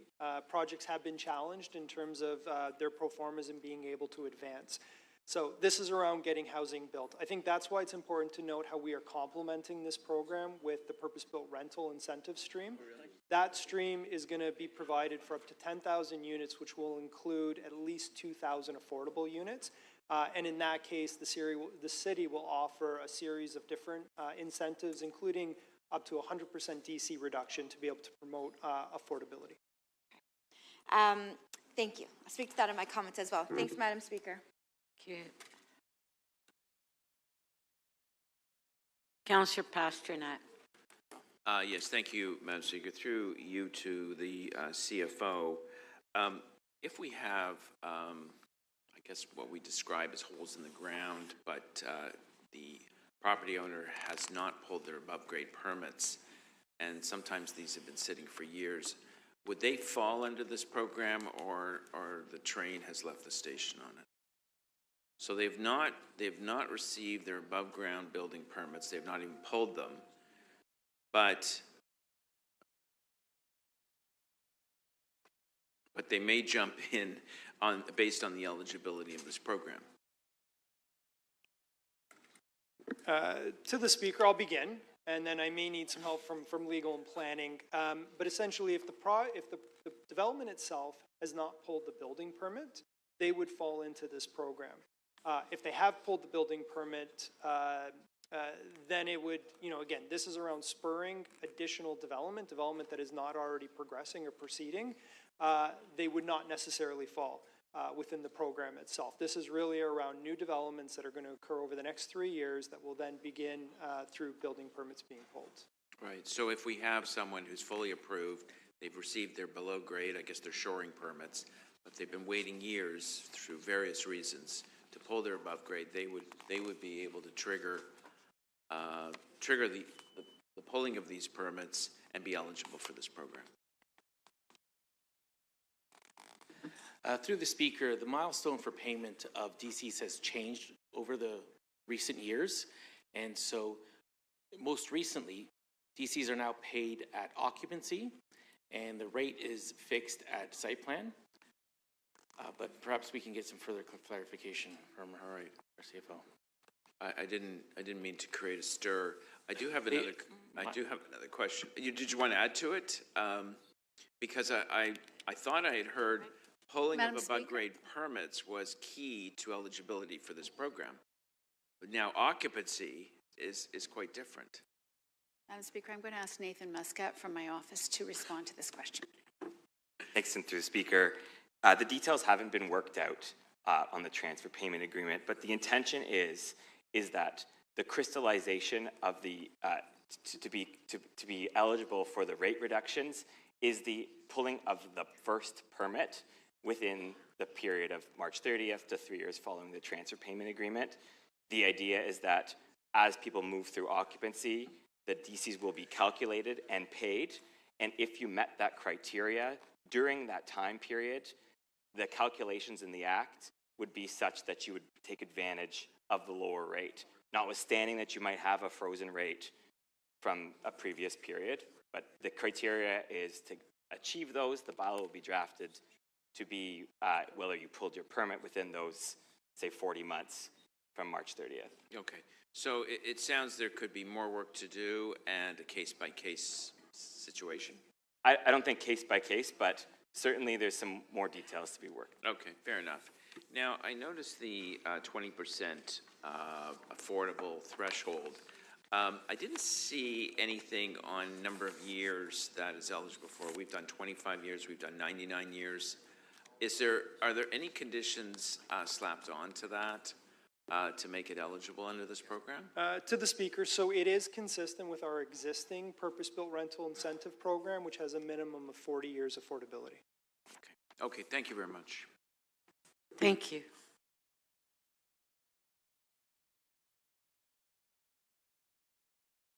Deputy Mayor Malik. Thank you very much.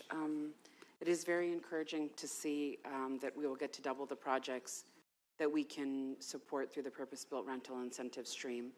Can you share a little bit more about what we're already seeing, the impacts are on housing and development in the city from the emphasis that we have put on purpose-built rental? Thank you for the question, Councillor, and through the Speaker.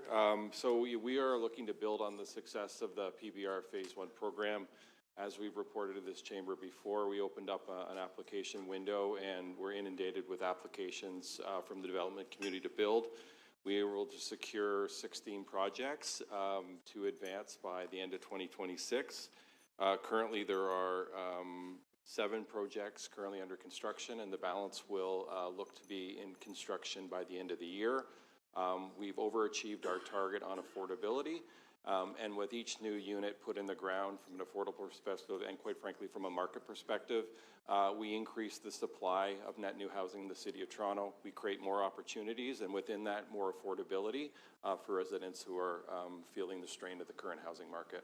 So the purpose of Phase 2 is to build on that success.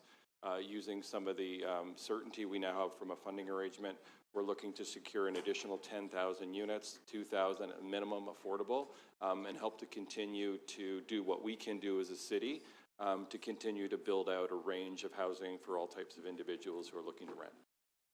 Okay, thank you very much for that. And how are you anticipating that these reductions in development charges will spur like different forms of housing or a diversity of housing? Again, through the Speaker, again, there are 2 programs before you today. The as of right development charges, as the presentation alluded to, we are increasing the as of right DC component for larger units, recognizing the need for 2, 3, and greater bedroom sizes. So that's number 1. And number 2, through the purpose-built rental program, again, we are looking for a diversity of unit types writ large, but also on the affordable type. And again, coming back to the City Council decision on the Toronto Builds policy, even within that band of affordability, we'll be looking to, subject to budget approval, creating some rent-geared to income opportunities within those buildings as well. Okay, thank you. And just building on my colleague's question, can you give a little bit more clarity on what the period of time is that this program is set to commence and conclude? To the Speaker, so the program itself is designed so that it will commence for any building permits issued after March 30th, 2026, and it'll conclude 3 years following the finalization of the transfer payment agreement. So obviously we're still in discussions on finalizing that agreement, but the program design has it set up where the latest that would be concluded is August 15th. So you could expect about a 40-month period that this would be in play for. Thank you.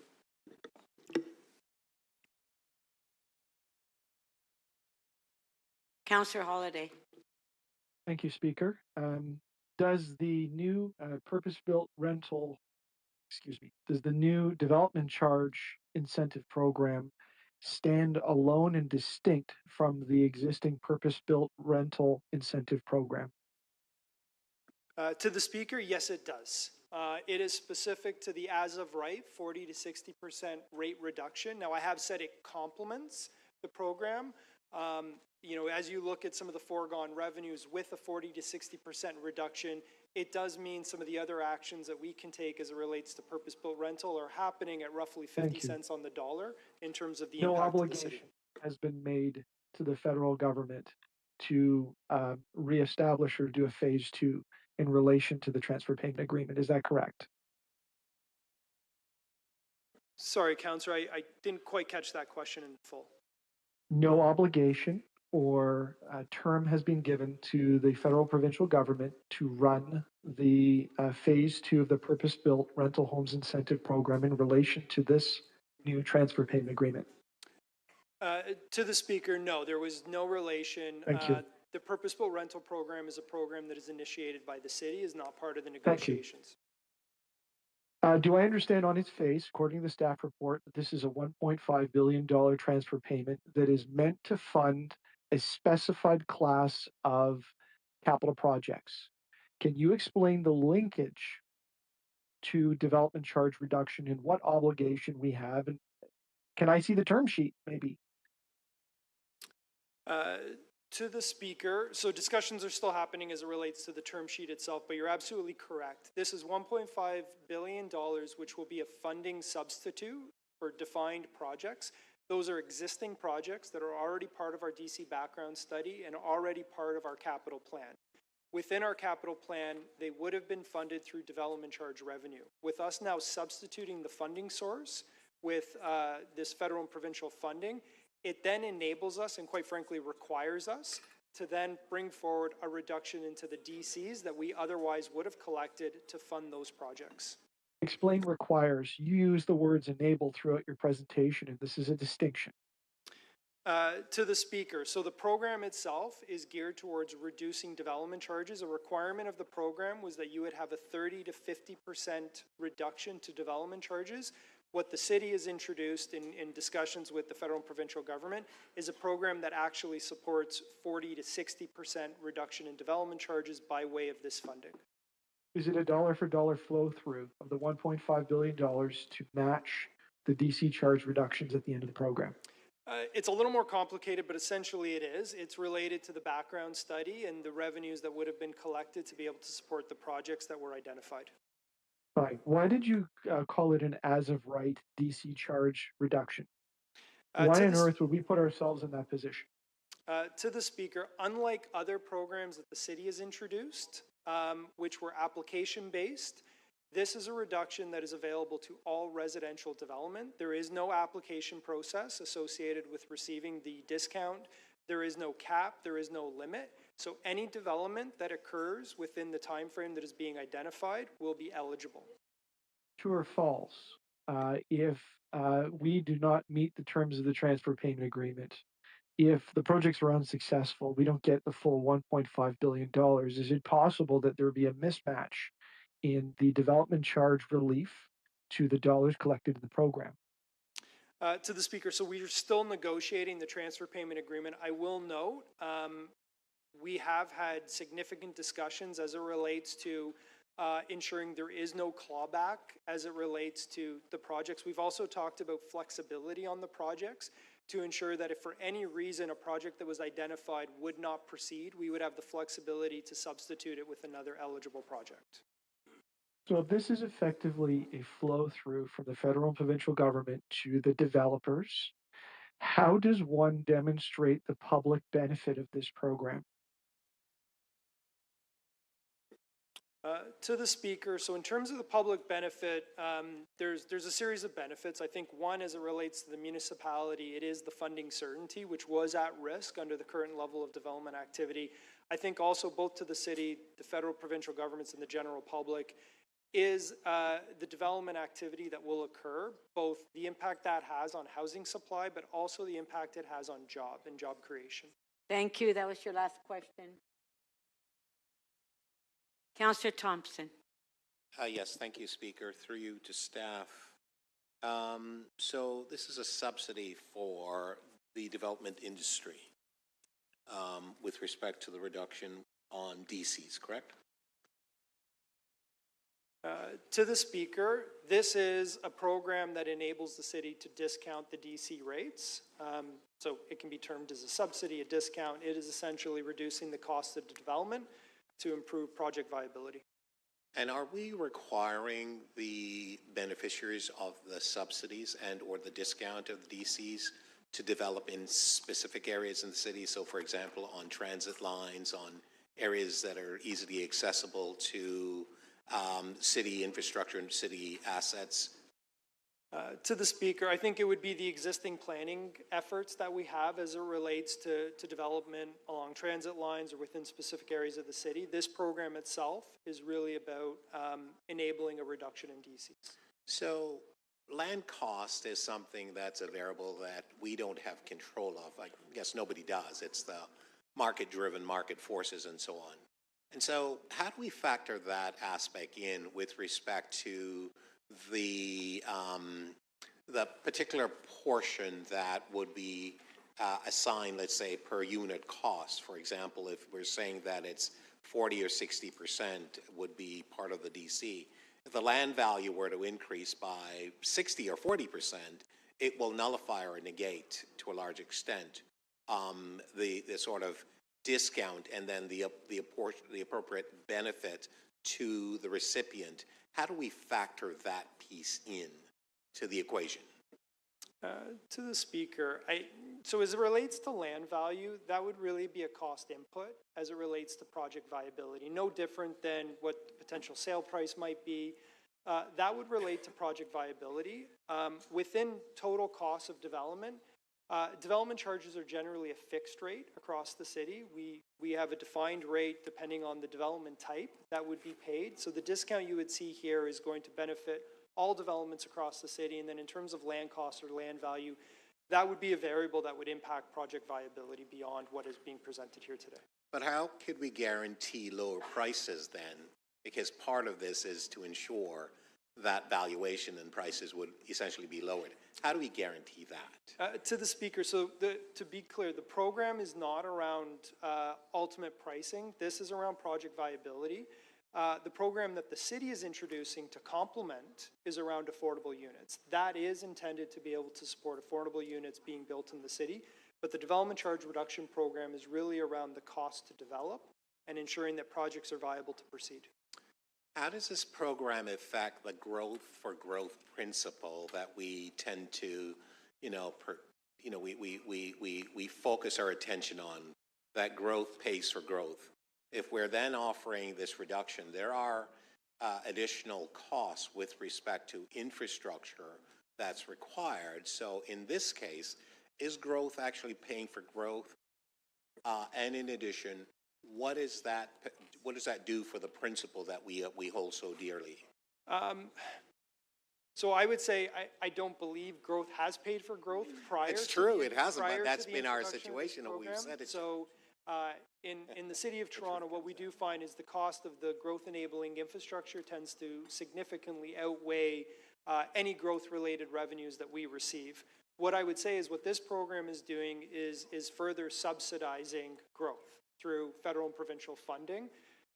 So it is, from a city's perspective, we are no worse and no better, but in terms of the overall impact of federal, provincial, and municipal funding, there would be less funding specifically from the developer associated with growth-related costs. So I just want to make sure it's clear to me and my residents. So for example, if there's a development taking place at an intersection near you, and there's an expectation that there's going to be X realized for DC charges, because that's then going to be invested in infrastructure in the community. In this particular case, because the money is a flow through, would that be correct? It's a flow through from the, obviously, federal government coming through the municipality or province. what does this do for the municipality going forward in terms of infrastructure costs? Because we don't have those funds per se. So there are benefits to the program as it relates to the municipality. I spoke to, you may recall through the budget process, we talked about the level of development activity that was expected over the next 2 or 3 years, coupled with the changes that came out through recent provincial legislation, which impact the timing of when we receive development charge revenue. It had meant that we had a very low forecast of revenue being collected probably over the next 6 years. What this program does, while it does not mean additional funding coming to the city, it does provide funding certainty. It provides funding certainty, especially through those crucial first 6 years, where based on our previous forecast, we were at risk of collecting enough funds to enable us to develop growth-enabling infrastructure. Thank you. Councillor Cenk.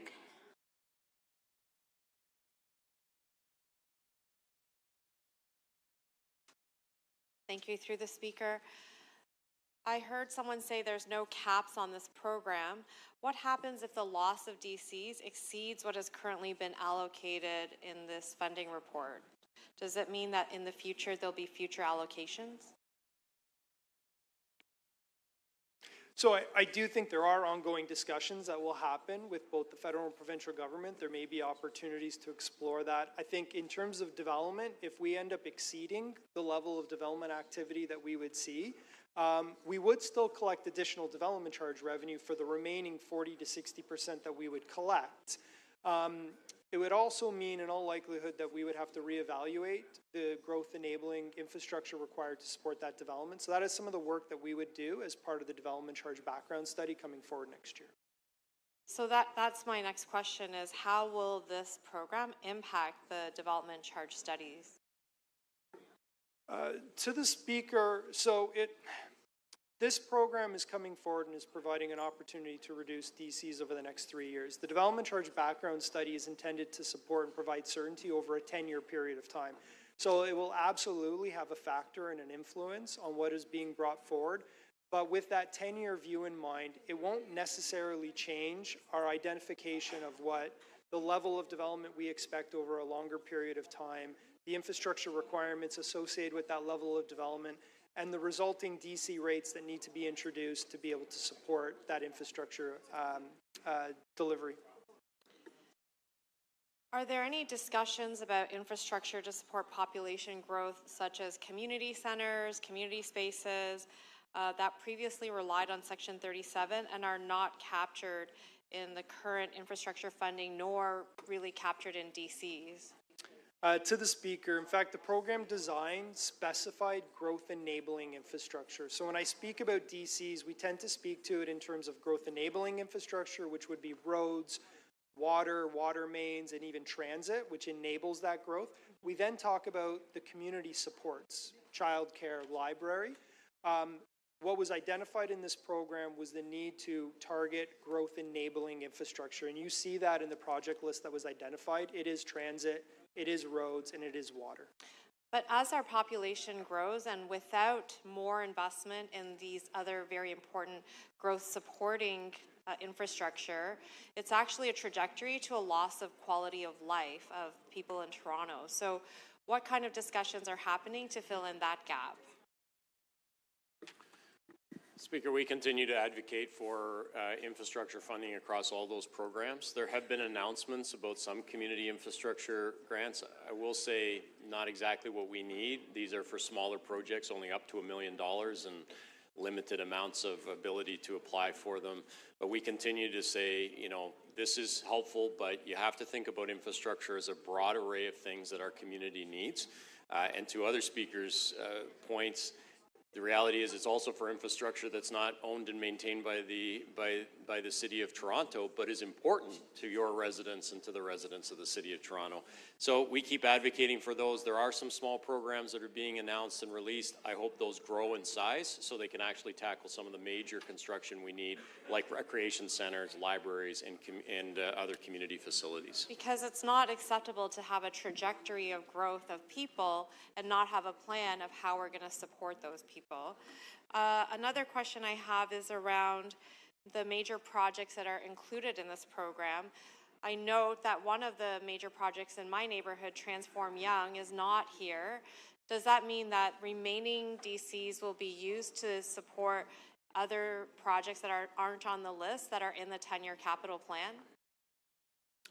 To the speaker, so in terms of the project selection, it was very much done based on the criteria that was identified by the province and the federal government. It was also then influenced by project timing and the impact it would have on cash flows, as well as simplicity in terms of the administration of the program itself, and ultimately projects that would fit within a bundle of no more than 5 projects. So that was the lens. I think it's important to note that this is a substitution of funding. It is not necessarily, it is not at all additional funding for new projects or expanded projects, nor does it mean projects that were in our capital plan funded from DCs that are not on the list would suddenly not proceed. They would still be subject to the same processes through the annual budget as they would otherwise. Thank you. That was your last question. Okay, so that ends the questions. And no more questions.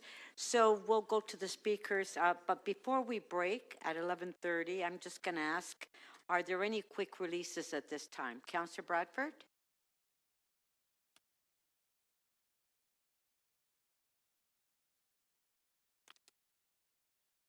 Yeah, his microphone is on.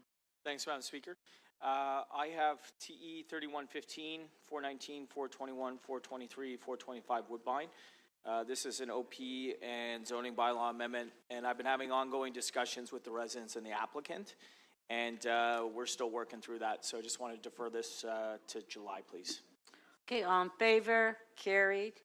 And the other one? Same thing, same item, TE 31.16, 419, 421, 423, 425 Woodbine. This is the rental housing demolition. Conversations are continuing, so one cycle to July, please. Thank you. Okay, on favor, opposed if any, carried. Are there any further quick releases before we break?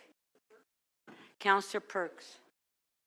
Yeah, also on the deferred items, I tried this earlier, but I think the clerks have the motion now. Item TE 327, the Sterling Road rental housing demolition application. Oh, it's not ready. Oh, okay. I'll do it later then. Okay. Deputy Mayor Malik, quick release. To EX 32.3, please, the Quayside Okay, Development. just a second. EX 32.3, okay? The Quayside Development Report. You're going to release it? Okay, 32.3, Deputy Mayor Malik is released. On favor, carried. I believe that's it. So we're recessed to 3:30 this afternoon.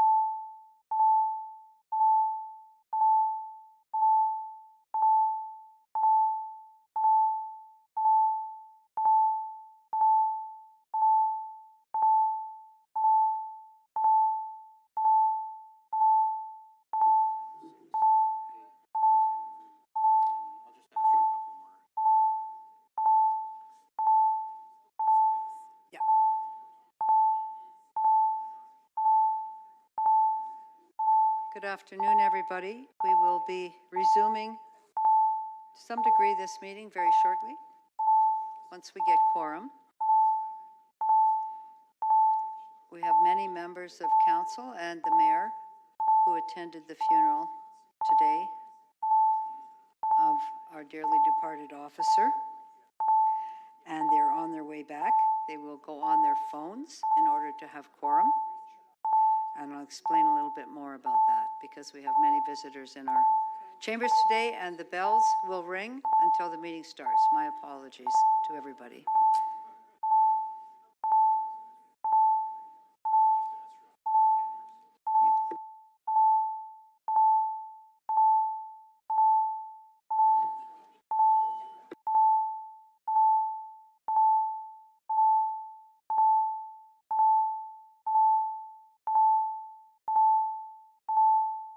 We'll just be asking for everybody's patience today. It's extraordinary circumstances.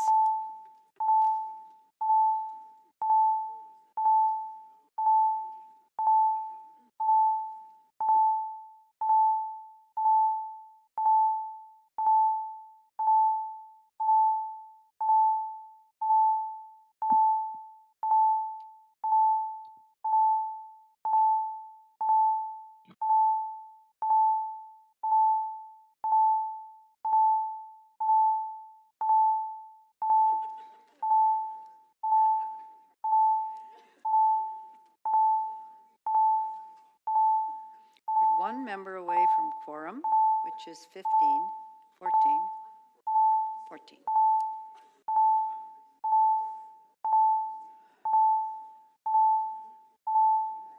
Yes, I'm here. I'm on the screen. We see you, Mayor. Thank you.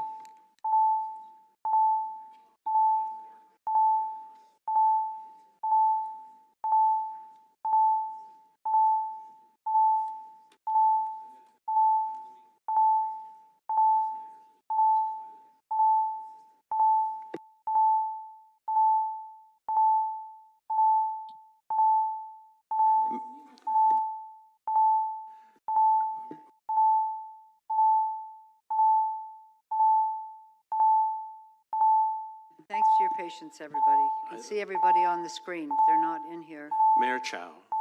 Mayor Chow, it's the clerk here. Is there another member in the car with you?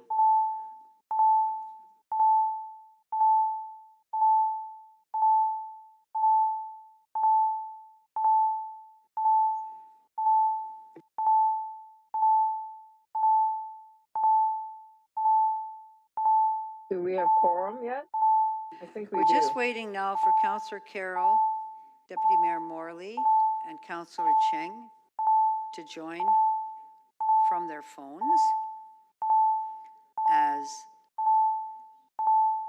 councillors and mayor were at the funeral of PC Mark Pinizotto, who was tragically killed in the line of duty.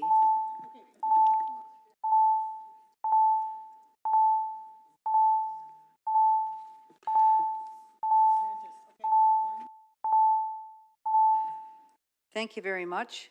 The meeting is now resumed. The city clerk has advised me that quorum is present. I am the deputy speaker. Our speaker is on her way back from the funeral of PC Mark Pinizotto, tragically killed in the line of duty.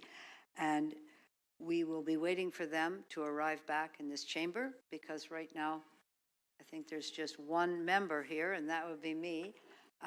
And we need to have quorum in the chamber. So I would just ask all of you who are here, I know for an important business, to please remain seated, that we will resume as soon as the cars get back from Etobicoke.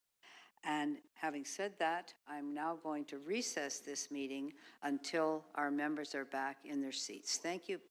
Quorum is here. We have quorum online, but we will have quorum in the chamber so we can have our very important discussion that we started this morning about the $1.5 billion and other matters that I know of great interest to members of the public who are attending here today. Thank you for your attendance. Thank you for your patience. And you will see when people come in that we will then formally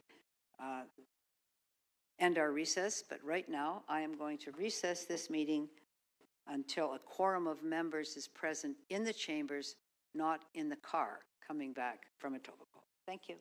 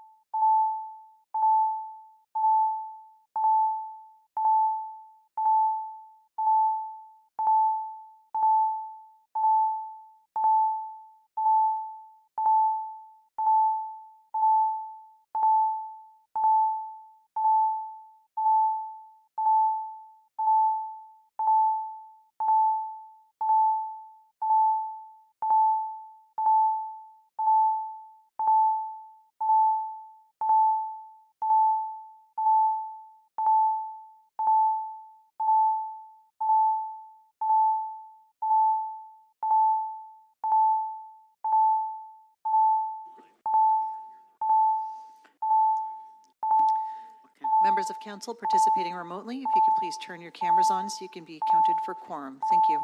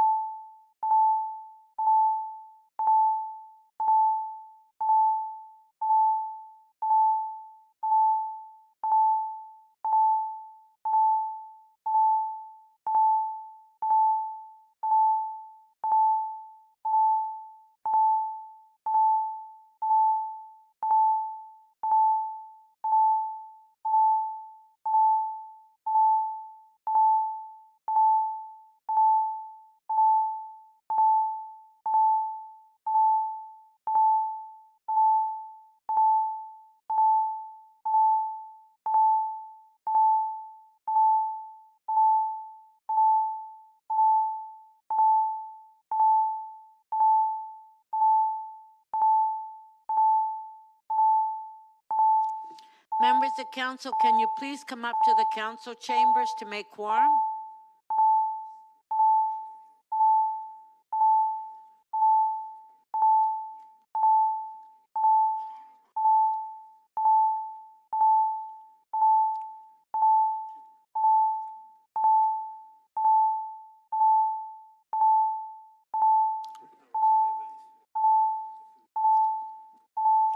Members of council, please come to the council chambers so we can make quorum. Okay, can you ask them to come?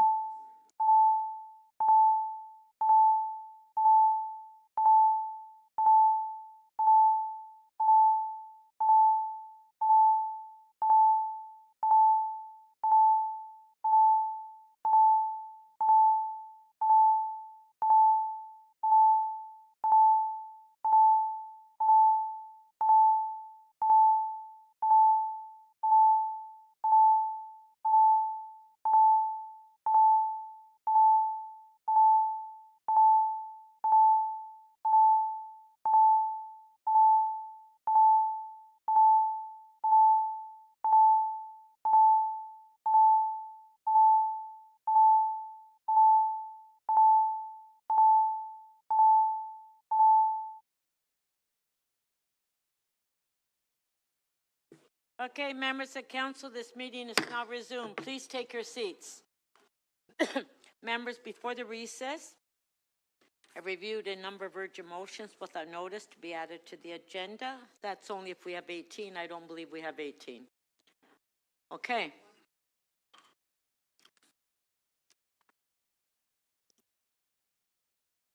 No. Members, I will now take the release of holds. The clerk will open the speakers list in CMP and you can place your name on the list.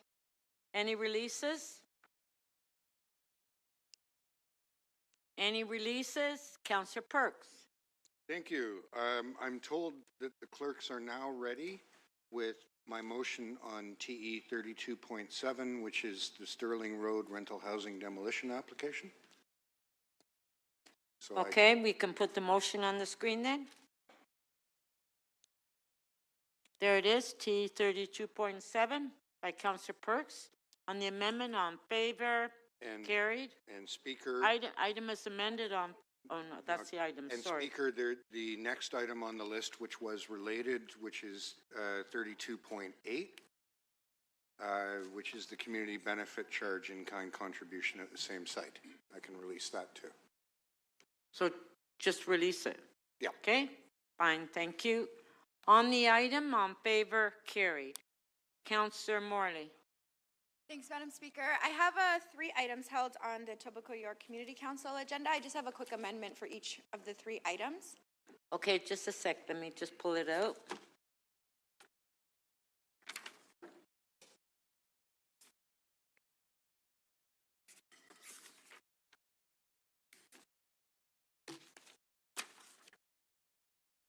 Okay, go ahead. The first one is EY 32.1, 2686 and 2688 Lakeshore Boulevard West, official plan and zoning bylaw amendment, application decision report approval.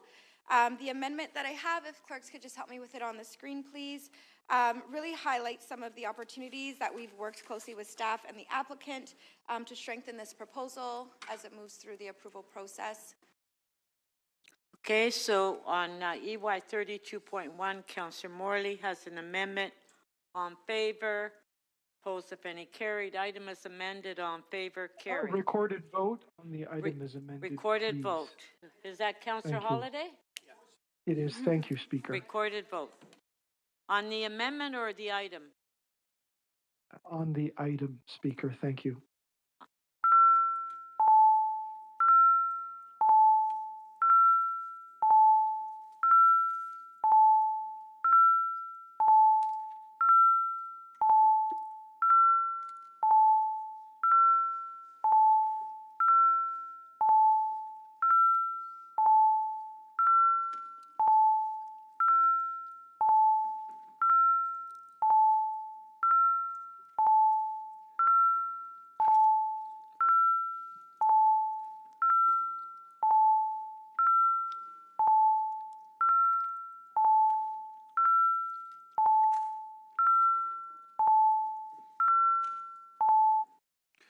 Councillor Crescenti, are you able to vote?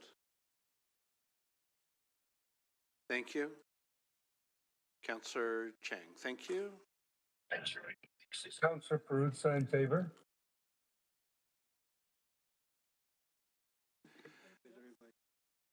The item is amended, carries. The vote is 19-1. Okay, Councillor Morley. Thank you. Just two more similar motions. The next one is EY 32.2, 39. Okay, just one sec.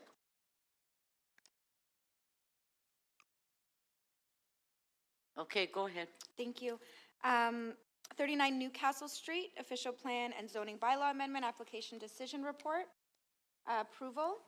The amendment, if staff could help me put that on the screen, is looking to allocate 100% of the community benefit charges here to local infrastructure projects, including the Mimico-Judson Secondary Plan Area pedestrian realm improvements. Okay, on the amendment by Councillor Morley, on favor, opposed if any, carried. On the item as amended, on favor, carried. Thanks, Madam Speaker. My last quick one here is EY 32.3, 5500 Dundas Street West, zoning bylaw amendment application decision report. We've got all the development down in South Etobicoke, Madam Speaker. We got to send some up your way.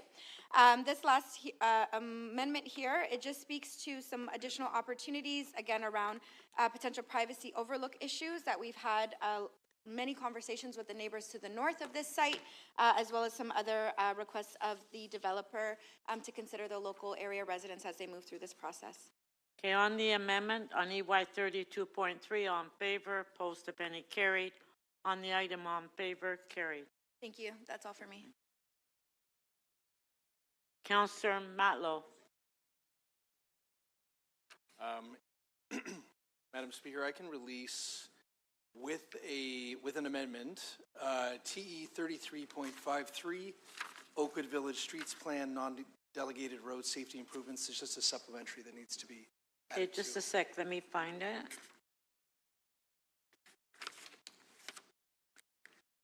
T 3353.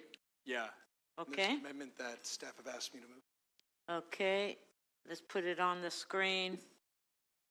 This is the amendment by Councillor Matlow. On favor, opposed if any, carried. On the item, on favor, carried. Thank you. Now, members, before our recess earlier, we were on the item MM 42.44. We will now return to that item. All the questions were asked. Now we're going to speakers.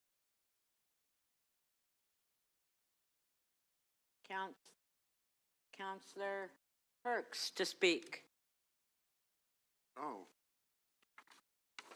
I was going to see if I could get some AV assistance. Maybe I'll do it without it. Okay. You won't get to see the amazing graph. Members, there are a few pieces of context that I think we need to keep in mind here. Probably the most important one is each of us day to day and members of the public service day to day will get a call.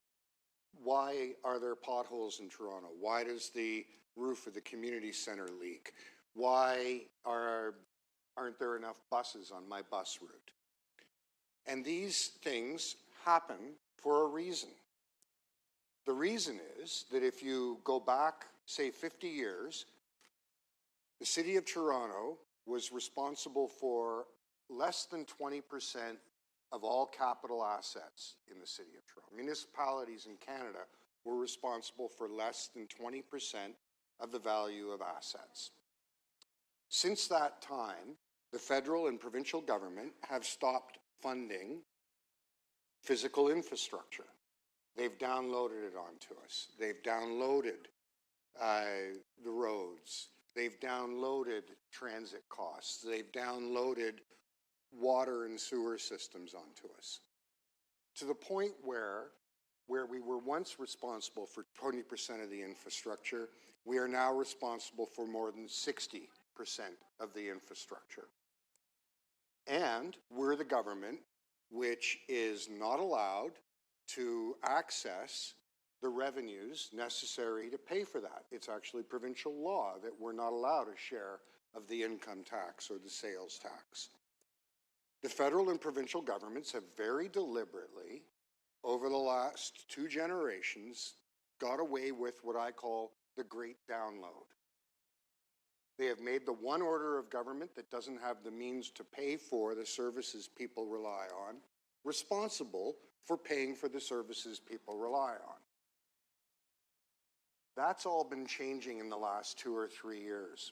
It began with the New Deal 1.0 that Mayor Chow did with the Gardner Expressway. It continues with direct funding of our infrastructure now through this one-time temporary program. And on the next item, which is also uploading and re-uploading infrastructure. Every time any of you gets a call from a constituent complaining that the services in Toronto are deteriorating, we have to bear in mind that the reason that has happened is that Great Download. And that this council, over the last 3 years, for the first time in 2 generations, has begun to reverse that trend. We only collect development charges because other governments have walked away from their responsibilities. The path out, there are many ideas. If the federal and provincial governments want to permanently create a relationship with us where they co-fund infrastructure, that's one way out. If they want to take responsibility directly for some parts of the infrastructure, sewer system or buying buses or some other thing, that's another way out. A third way out would be to give us direct taxation power in either the income or sales tax, the ones that meaningfully grow with the economy and allow us to deliver the services that Torontonians want. I want to congratulate the city manager and his intergovernmental team, the CFO, who's been making this case strongly for years, and Mayor Chow, who, as I said, for the first time in 2 generations, has reversed the Great Download that is responsible for the deterioration of infrastructure and services, not just in Toronto, but every municipality in the country. What we are doing in following the lead of the mayor and the city manager and the CFO is historic and revolutionary and is the one path that I have seen in my entire adult life towards governments rebalancing roles and responsibilities and making sure that governments are actually improving the lives, not just of Torontonians, but Canadians. we should feel very proud of ourselves for being part of that effort. Like I said, it's historic. Thank you. Thank you. Councillor Holiday to speak. Thank you, Speaker. I have 4 motions. I believe the clerks have revised versions of them, and I'm happy to speak to them if the clerks can display them. Unfortunately, I can't see from where I'm sitting if they're up. The 4 suggestions I have. Hey, hold on.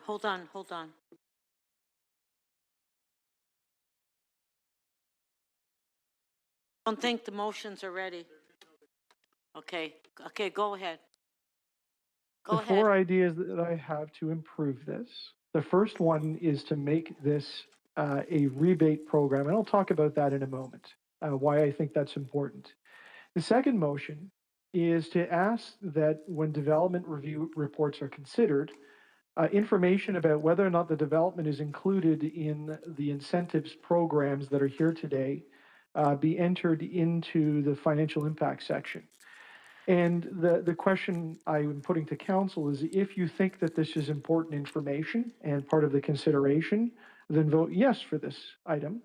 And if you do not think that that is important information and it should not be considered when a development is reviewed and decided upon by council, then vote no for that. The others are reports, and I'll explain why. The third item is to ask that the Director of Development Review identify within the individual developments in the approval reports the commensurate reduction in density to the projects that are realized. And the fourth one, of course, is just to simply report on an annual basis to council on the uptake on these programs and tell us about the applications, the details. So, Speaker, no one can miss that this is $1.5 billion being provided to the city to deal with the costs of select items in our capital plan. And according to the CFO and my questions, it's a flow through. It's a way to flow through to developers who are going to create targeted types of developments and basically have an incentive to lower their costs. And as it says in the report, it would be an as of right change, which I would point out to council is a bit open-ended. If council isn't successful in delivering the projects under the parameters required under the transfer payment agreement, maybe we don't get the $1.5 billion. There's no matching dollar for dollar amount under the incentives program under the as of right system. So my idea is to simply deal with this as a rebate program. That way, the dollars can be traced through. The developers can apply for a rebate under the program, and they can realize it. The other benefit, of course, is that we don't forget about the cost to our capital program and the actual cost of the development to the system. And then it still shows up as a development charge, and yet they're rebated and kept whole. The other thoughts that I would offer council is that when a developer goes to create a project, they do a calculation of what either the rental or the sale will yield over time, and they give consideration to their fixed costs, the cost of construction, the cost of land, fees, charges, financing charges. And this is meant to offset some of those other costs that are fixed costs. When you merge the revenue stream and the fixed costs together, the developer then has a sense of what the yield is or the density of their project that is required. So if you're reducing one end of the equation, there should be a commensurate reduction in the density. And right now, as we learned, this has to do with the viability of projects that are either above or below the bar that the city sets as acceptable density on the site. And so if this is unlocking projects that aren't viable because they are above the density bar, it would be good to know how this program reduced the density. And I would argue to you that that actually is a public benefit of providing this money, because we have no other way to control the other side of the equation, which has to do what the consumers pay for their housing in this development model. And the last, I hope you support it, it's about some transparency about how this program is applied over time. Thank you, Madam Speaker. I'm happy to take any questions of those. And finally, I will ask for a recorded vote on the second program which we know is the rental housing program. So there's two distinct sets of provisions in front of us. I would like an opportunity to vote, a recorded vote on the latter. Thank you. We do have a question for you. Councillor Carroll, 3 minutes clarification. Well, there is a clarification on the motion with respect to reporting commensurate reduction in density to eligible projects as a result of the application. Are you saying that that would be something that council would have to sign off on with each successful application? No, I think that that's a data terms of the point that approval? comes to us under the development review report. That's right. And what my idea to council was that, you know, if the incentives program is reducing the fixed cost the developer faces to create a project, that somewhere in that equation, the reduction in fixed cost must have resulted in a reduction of density. You know, and the reverse would be if we applied provisions to the developer to make a project more expensive, they often ask for more density, right, to offset their costs. So this is a reverse of the pro forma. So it would be great to get a comment from planning staff that says, hey, because of this, you know, maybe there's one less floor in the tower, or, you know, there's less floor plate size. And then we can demonstrate to the public that this $1.5 billion that was delivered through the city to the developers actually resulted in less pressure on society and on development. So I think comments from planning are great. I wish I could get one right now, but unfortunately we're in committee now. So have you had a chance to ask planning staff what the possible impact in making the density uncertain, in beginning to sort of bring negotiation back into the terms of this deal we've made with another order of government? Did you ask planning staff what the impact on financing of a development would be as a result of adding this uncertainty back in? Well, part of the joy of receiving a member's motion report that's introduced the day of council is that you have very limited opportunity to explore the economics of development. But, you know, I'm not sure that a comment from planning in their report is suddenly going to tilt the economics. It's really just identifying what has actually transpired. And if I can just elaborate, if you're reducing the fixed cost of a developer, so and you're not able to reduce the cost to the consumer, somewhere in there is a change in equation, and I think we should know that. Okay, one last question. One last question. So to clarify, if you want an additional comment from planning, what you're bringing about is an additional point of debate that would happen in this council with each application that is potentially going to be successful or not, depending on what council does with planning's comment? No, I don't think that council would change its mind based on the flow through of an incentives program. I simply think that we and the public should know how successful the development incentive has been to trigger something to be now under the bar or the threshold of what planning felt was an appropriate density, and what that change was. Oh, okay, thank you. Yeah. Mayor Chow, you have a question to Councillor Holiday? Councillor Holiday, you do know this is as of right program, so anyone that wants to build a condominium, a rental housing, or sixplexes, multiplex, it doesn't matter what, they don't need to apply. The bigger the units, if they have 2 bedrooms, 3 bedrooms, you get 60% deduction of your development charges. If you're building a small little, what do you call it, shoebox, you get 40%. Still, maybe a student housing, maybe, perhaps. That's still good. So your motion said eligible developments. Well, they're all eligible. And then the other motion is that you want us to approval. There's no approval. Once we approve this, it's as of right. So I'm not sure what your motion actually means. What does it do? What kind of approval process? What kind of red tape are you trying to put in on this? I know quite the opposite. So what I'm trying to do is protect the city in this. So I will elaborate. The approval refers to the planning approval. And the caution that I would give to council, that if you create an as-of-right reduction in development charges, it is no longer a dollar-for-dollar match of the flow-through of the $1.5 billion. So if we structure it as a rebate program, the rebate program in its entirety can be contingent on the success that we have had of yielding the $1.5 billion, which has to do with the successful delivery of our capital plan. If we don't deliver that capital plan per the terms of the transfer agreement, we could be stuck eating those additional development charge incentives, and that would go straight to the taxpayers of the City of Toronto. So this is a protection. That is not how the program works. I don't know whether you That's had the problem in opportunity it. to read That this is exactly read the what I am program. pointing out, that this is a flaw in the program. So you're saying, right now there's 300,000 units of housing ready to be built. A good number of them are shovel-ready.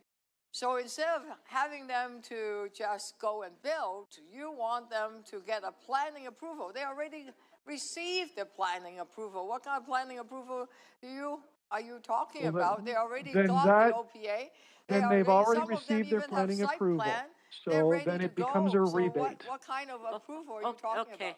Okay, Councillor Holiday, and that was your last question. Go ahead, Councillor Holiday. So I'm not suggesting anything different than what we've got in front of us, with the exception of how we treat the incentive.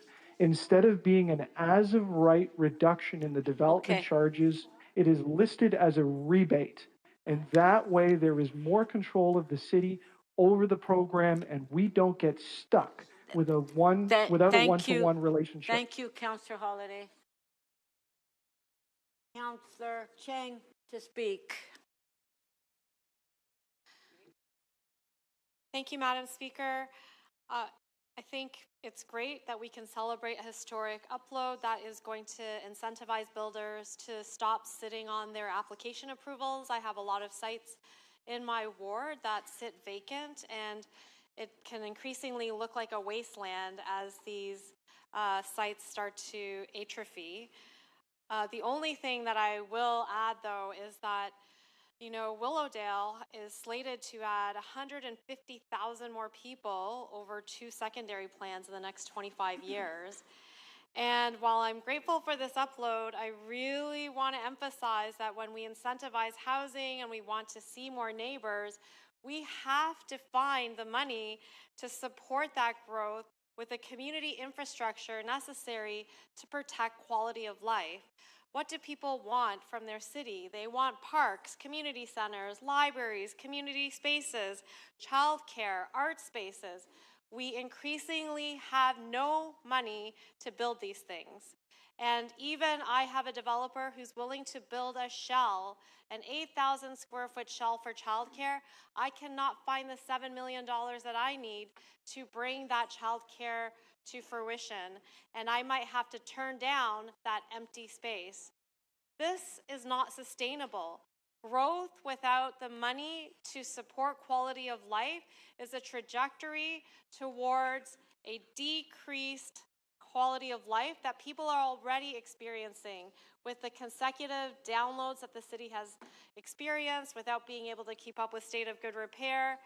People want a city that they can be proud of, that can support them with the services and spaces that they need. So we need to get back at that negotiation table, and we need billions of dollars to get the services, the spaces that we need to protect the quality of life of our residents. Otherwise, every resident that attends these consultations for development, they just get mad because they say, how is this sustainable? We don't have enough schools, we don't have enough community centers, and I can give them no promises of a better future because there simply is no money. So this is a call to the federal and provincial government. Great, let's make sure that we have enough housing as our population grows, but that is not enough. You have to put money on the table to invest in the infrastructure that our city is starving for to support the growth that we are always approving because we are afraid of going to the OLT to get more density that is unsupportable. So let's look forward to this growth we're going to have, but we can't do it without money on the table for everything else that we need to be the excellent city that we're called to be. Thank you. Thank you, Councillor. Our next speaker is our speaker, Speaker Nunziata. 1 second, please. Please proceed. Thank you. Thank you. I won't speak long, but first of all, I want to thank the federal government and the provincial governments for stepping up and working with the mayor. This is a good news story. We should be jumping up and saying thank you, thank you, thank you, rather than debating this item. I have tons of development applications in my ward that have been approved, and we want them built. They're ready to file for a permit and start building, shovel in the ground. We should be jumping with joy rather than debating and asking all these questions. Like, say thank you, and let's go on and build all this housing that we need to build in the city. That's all I have to say. Okay. Succinct as usual. Thank you, Speaker. Councillor Carroll. Back on. Sorry, I did not realize it was coming up so soon. Councillor Nunziata has never been so correct. This is about saying thank you. And where I would love to be giving a cautionary speech about woe betide us if the economy recovers and we don't reverse all of this later on, I'd like to be giving that speech, but now we have a different cautionary tale. The one where we accidentally adopt Councillor Holliday's motions. There's one that's a report, and we should see how we're doing once a year, and that's great. But there is a motion in here that is a poison pill, and that's my opinion, so before there's a point of personal privilege, it is, in my view, a poison pill. And that is this. There is not one word in this agreement that ties this discount to density. And asking planning to comment on density and how we might reduce density in exchange for this discount is fundamentally changing the deal. This is about getting affordable units built. This is about getting housing units built. And it's about, by providing this discount, getting to yes in the pro forma, getting to where the developments that Speaker Nunziata just described can get going because they can get their financing. But if we introduce a motion that says it's still a roll of the dice, because that little comment that we're asking to be in the report when it gets to council, we suddenly crack open the debate on the density on the basis of the development charge discount, and we tie those two things together, it's a whole different deal, and it's an uncertain deal, and we ourselves will be the ones that actually made this a useless agreement. Not historic at all, Councillor Chang, but utterly rendered useless by one motion. Do not support this motion. If you want to see the affordable units, if you want to see any housing at all, this is a big risk we're taking. The federal government's backstopping us for at least these first 3 years so that we can get on with this and we can get some shovels in the ground. And if you support this motion that says, no, forget about that reason for giving the discount, make it all about density and getting reductions therein, it's over. All of this was for naught. So I implore you, please don't support that motion. We need to get on with this. Councillor Nunziata is waiting. My area is waiting. Councillor Pasternak's area has some very interesting projects in it. I have one with 270 affordable units out of 700. 270 of them will be affordable. They're waiting for this. They were part of lobbying the federal government to make it all possible, some of those affordable housing developers. And if we move a motion that is quite frankly goofy and scupper the deal, what will that community think of us then? Those are my comments. Thank you. I'm channeling my British Councillor Bravo to speak. I want to agree with my colleagues that this is a wonderful day. The download of responsibility, or better yet, the abandonment of the responsibility for investing in housing and affordable housing in particular by the provincial and federal government. We're seeing today the beginning of a reversal, and it's absolutely crucial. Can you imagine if 30 years ago those orders of government hadn't walked away from building affordable housing? We would not have the crisis of homelessness that we have on our streets today. And this is an absolutely crucial step in fixing this generational rupture, the abandonment of generations of people who have been left to their own devices and are suffering. And it's the huge human cost of that and the huge fiscal burden of that and the tearing away at our social fabric, at the bonds that we have with each other. So I do want to thank the orders of government that have stepped forward and reassumed their responsibilities. I want to thank the intergovernmental team that is led by the city manager and the mayor, who has a very persuasive way of getting other orders of government to the table and delivering on some results. Finally, I just want to say thank you, because there will be so many projects in Davenport that are just almost ready to go to bring affordable housing, and we're ready. We're going to bring people inside, and also there's a lot of fine folks here who are ready to get on the job, because this is also a crucial opportunity to have good jobs, bright futures, more apprenticeships, more economic opportunity. That's what housing does. That's what building housing does. Everybody wins. Thank you.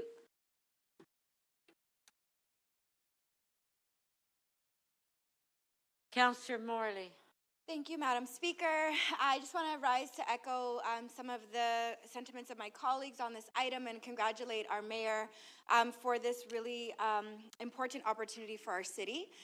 One of the things that I continue to be struck by is our financial situation in terms of 60% of infrastructure requirements and 9% of those tax dollars. This is a fundamental issue for our city that we do need to continue to work to chip away at and work towards a better situation for Torontonians. We heard about the thing that we often heard was growth will pay for growth. Growth will pay for growth. And when I was a young staffer around this council chamber, and we had a thing called Section 37 that was in a very different space than it is today, we really did have an opportunity to secure things like daycares in our local communities along with growth. Things like other community benefits that genuinely added for the local residents who already call neighborhoods home. I have the unique privilege in Etobicoke Lakeshore of being one of the fastest growing wards in our city. This has asked residents in my stable, long-stabled community to absorb a lot of growth and a lot of change, and much of it has happened very rapidly. We have been unfortunately disappointed in our community by the lack of keeping up with the necessary infrastructure to support the growth that we're seeing. And so with this program, while it's exciting and I do think it's important overall for the city's fiscal health, we also know that we are being asked to take a lot from this province, and our voice and our ability to make sure that that's balanced and reflective of our local communities is being further and further compromised. So I do want to continue to look to our senior staff who are at the negotiating tables to really illuminate these facts. I always say residents don't care which order of government is responsible. They just want to see us all doing our work, showing up together collaboratively, and paying attention to their quality of life. They're planting deep roots here. They're contributing to our city. They're paying into it, and we owe them the best of our efforts. Again, I do think that this is an important one, but if we're further subsidizing development, it's at whose cost? And how are we making sure that that's happening in a balanced way so I can go back to my community in Etobicoke Lakeshore and explain to them what's coming along with 4 new 40-story buildings? What's in it for the residents already in those communities? We need to be able to answer that question, and we need to continue to be focused on additional opportunities to pay for infrastructure in a way that doesn't get put back onto the buyers or the people in the housing market that are continue to be concerned with affordability. Residents in my ward keep saying, why are we approving growth, even if it's on a subway, even if, whatever the case may be, why are we approving these things in the absence of space in our local schools, in the absence of grocery stores in a walking distance, in the absence of on and on and on? We need to be able to answer those questions, and we need to be building complete communities as we grow. And what's been more and more clear to me as the legislative environment around development has continued to change very rapidly, our ability to do that is being more and more compromised. So while we're at the table, while we're doing our share, and while we're trying to have open arms for the kind of growth our city needs, making sure everybody has a home that they can afford and can live in, we need to really pay attention to these important questions because our residents are feeling frustrated and we need to do better for them. Thank you, and again, congratulations on this. We look forward to doing good with these opportunities and additional resources to our state of good repair and otherwise, but we do need to pay very close attention, and I look forward to continuing to do that work with my council colleagues. Thanks, Madam Speaker.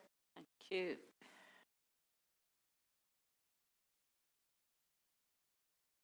Councillor Thompson. Thank you very much, Speaker. Speaker, I rise in support of the item in front of us. I rise, though, to speak to the fact that over the last 30 plus years, we have been asked by the development industry to reduce development charges. 30 plus years. And we have not been able to do that in a manner that is, I would say, productive to help with respect to creating more opportunities in development. Here we have an opportunity. It's a $1.5 billion opportunity over a 3-year period. It has been negotiated by the city manager and team and the leadership of the mayor. And I think we should be saying thank you to the mayor and the team because we've been asked over 30 years a question about reducing the DCs. Here we are now having funds from the levels of government that it isn't us, but we are administering something that we've been asked for over 30 years to do. So we now have an opportunity to address some fundamental challenges that are being faced in this city. We know about affordability. We know about the fact that the market is such that development that's not taking place.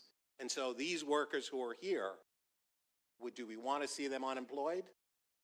Do we want not to see them working? And by the way, may I just say to them who are here, thank you for what you do. You guys do great work, so thank you for what you do. Speaker, we've identified the fact that, and we, through the questions I was asking this morning about whether or not growth pays for growth, and we know it doesn't. We know that we have an obligation to provide infrastructure. Deputy Mayor Councillor Morley has expressed that. We ask about the as of right and the purpose-built process that the city manager and the CFO has explained to me this morning in the questioning and so on. We talked about the need for assistance. And so what are we being asked to do? We're saying, well, if we offer this program, which is in fact a subsidy that has been demanded for and been asked for many years, we're now going to ask for another process to take place, which by all means is just going to frustrate the process that we're trying to streamline and eliminate the red tape. Government have been asked to minimize red tape. We're just adding to that component part of it with respect to this approach and the exercise. So the leadership from the mayor has been to try to address the fundamental challenges that this municipality and many others have been facing for many years, where we have actually seen government download on municipalities in a manner in which we can afford to absorb the shock of the download, because we don't have the tools that the federal government and the provincial government has with respect to taxations. Our taxes simply comes from property taxes. There is not enough property taxpayers in the city to pay for what's needed in the city, whether or not it's transit, housing, infrastructure. We have billions of dollars of needs in this city. And here we have a golden opportunity to respond to a 30-year question. Can you reduce the DC charges to help us, Mr. and Mrs. Municipality? Leaders after leaders, after mayors have not been able to do this. What do we have here? A mayor who has actually gone toe-to-toe, although her stature is small, She is mighty in nature because of the results that we are deriving as a result of her actions and her effort. And we ought to say to her, thank you, because you're resetting a narration that has been set in the opposite direction at our peril, not in our favor. It's a negative implication, negative context that has affected us greatly. And so what we have here is an industry that's stalled and an industry that needs help. And I asked questions this morning about land value and everything else, but that's not really the issue. The issue is that the sector wants DCs to be reduced. We have $1.5 billion to address that. Let's just do it. Thank you.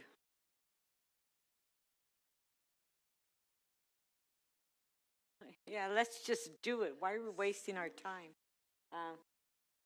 Councillor Chernes-Lynn.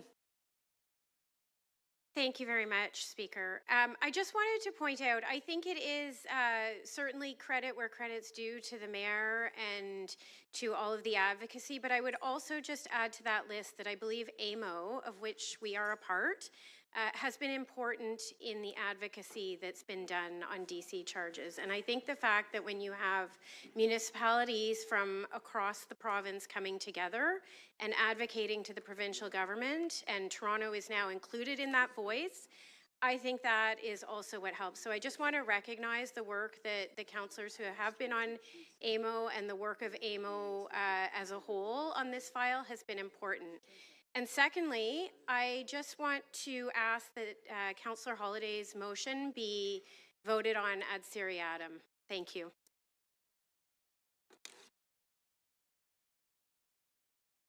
Oh, okay, fine. Thank you. Okay, our last speaker is Mayor Chow. Oh, yes, I'm sorry, Councillor Cole. Councillor Cole's computer not working. Can you put his name up to speak, please? Sorry, Councillor Cole, I forgot. And then next will be the mayor, and the mayor is the last speaker. Okay. Councillor Cole to speak. Yes, I have a motion.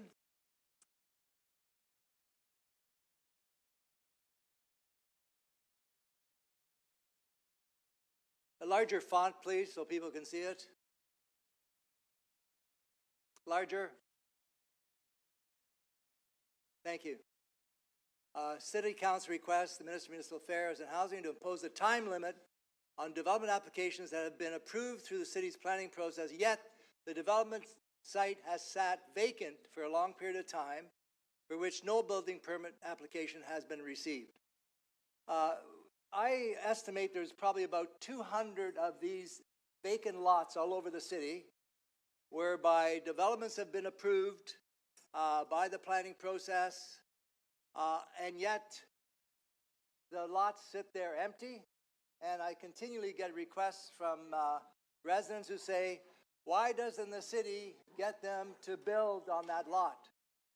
Well, the city has no power to force the developer, the owner of that empty lot, to build. So there's no mechanism at the city or at the province to basically say, after a year, 2 years, 5 years, you've got to build. And that's one way we could get more housing built. If there were some kind of time limit on all these vacant ghost lots that are growing like mushrooms all over the city of Toronto.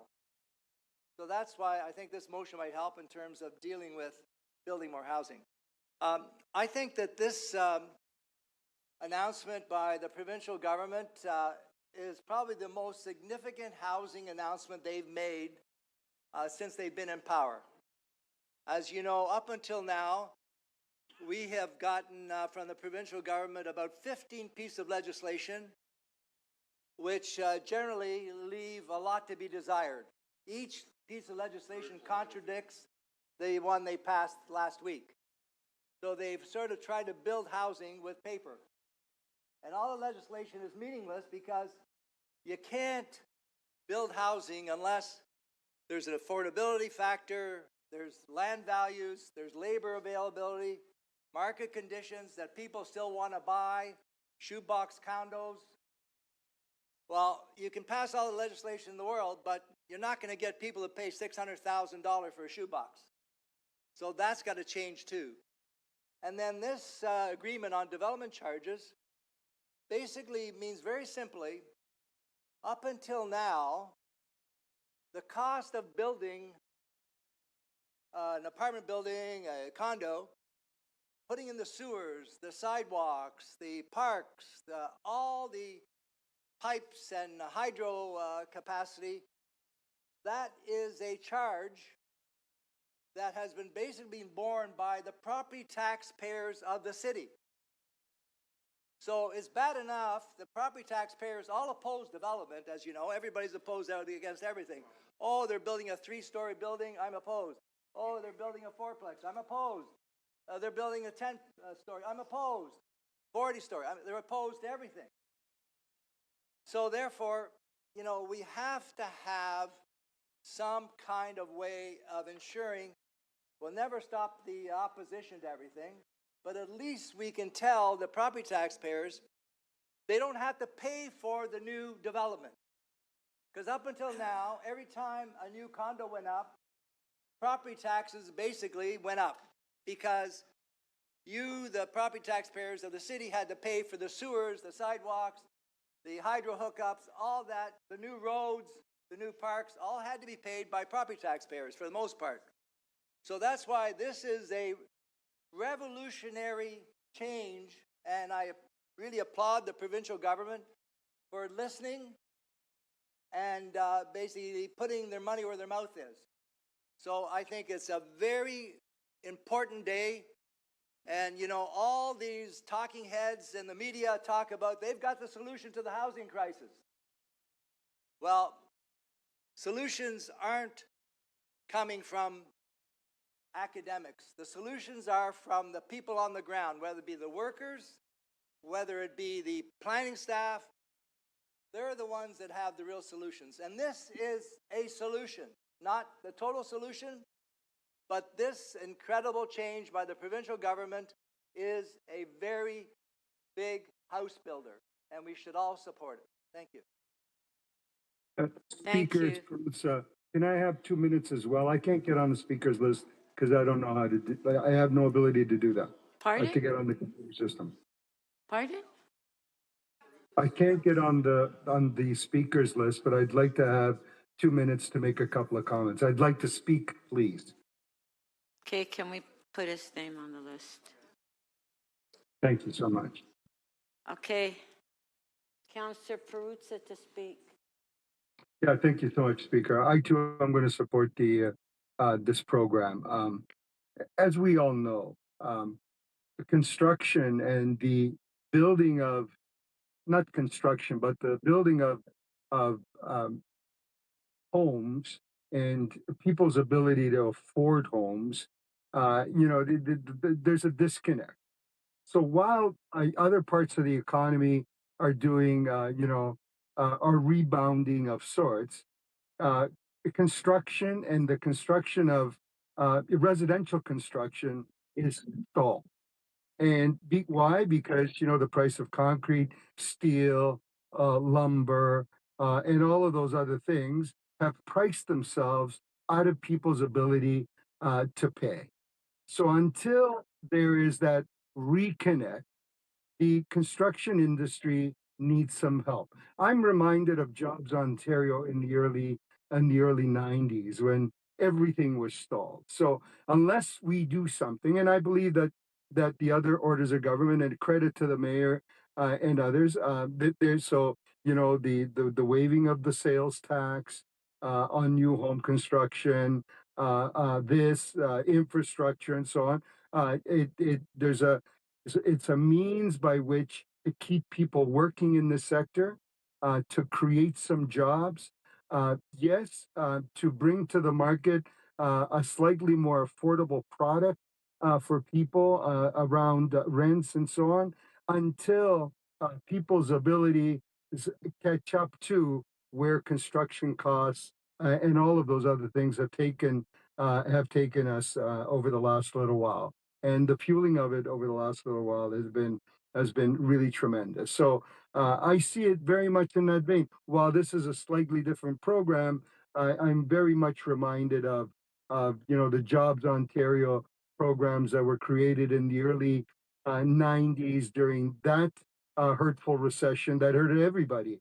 Although in this one, where there's an economic there's some stagnation around housing and the building of housing, simply because it's just gotten too expensive.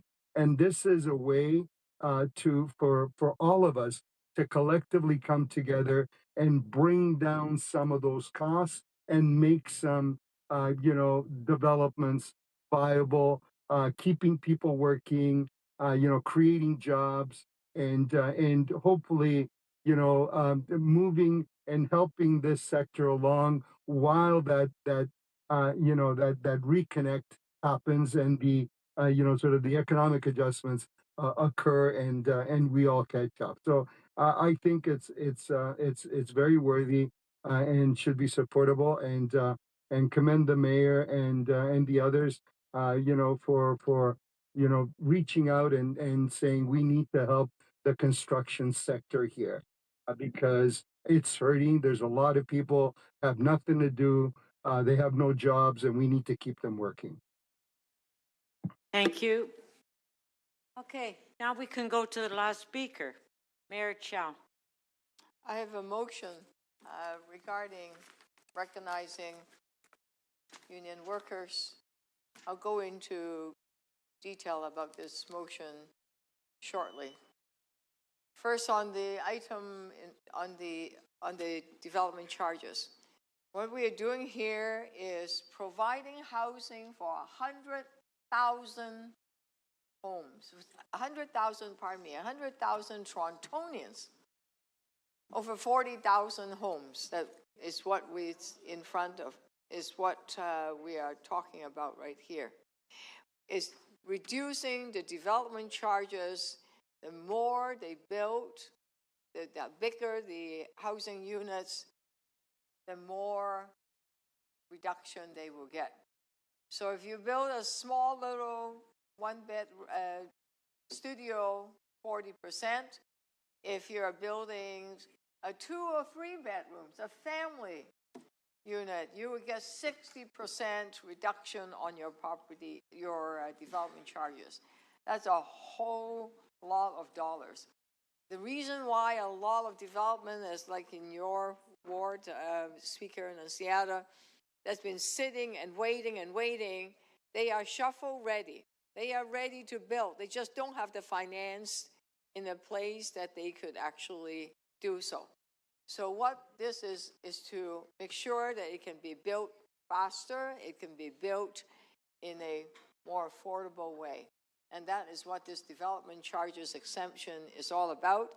It is worth $1.5 billion from the federal and the provincial government, 50% each. So yes, we are, and on top of it, at least 10,000 of these units will have 20% affordable units, okay? 1 in 5 units are going to be affordable, so people that work in Toronto, like the workers here, can afford to live in the city of Toronto where they work. Now, putting that, maybe because I just came from a funeral dealing with a worker, a police officer in this case, that have died in the job. I'm very, very aware of worker safety. Each year in Ontario, an average 20 people, construction workers, lose their lives in this trade. 20 traumatic workplace deaths every year. A good percentage, some of them, is fall from heights, and mostly from the residential sector. And then I look further.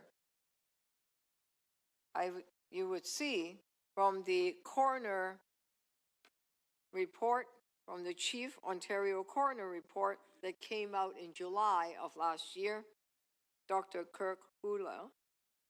It looked at 26 fatal falls in the construction sector.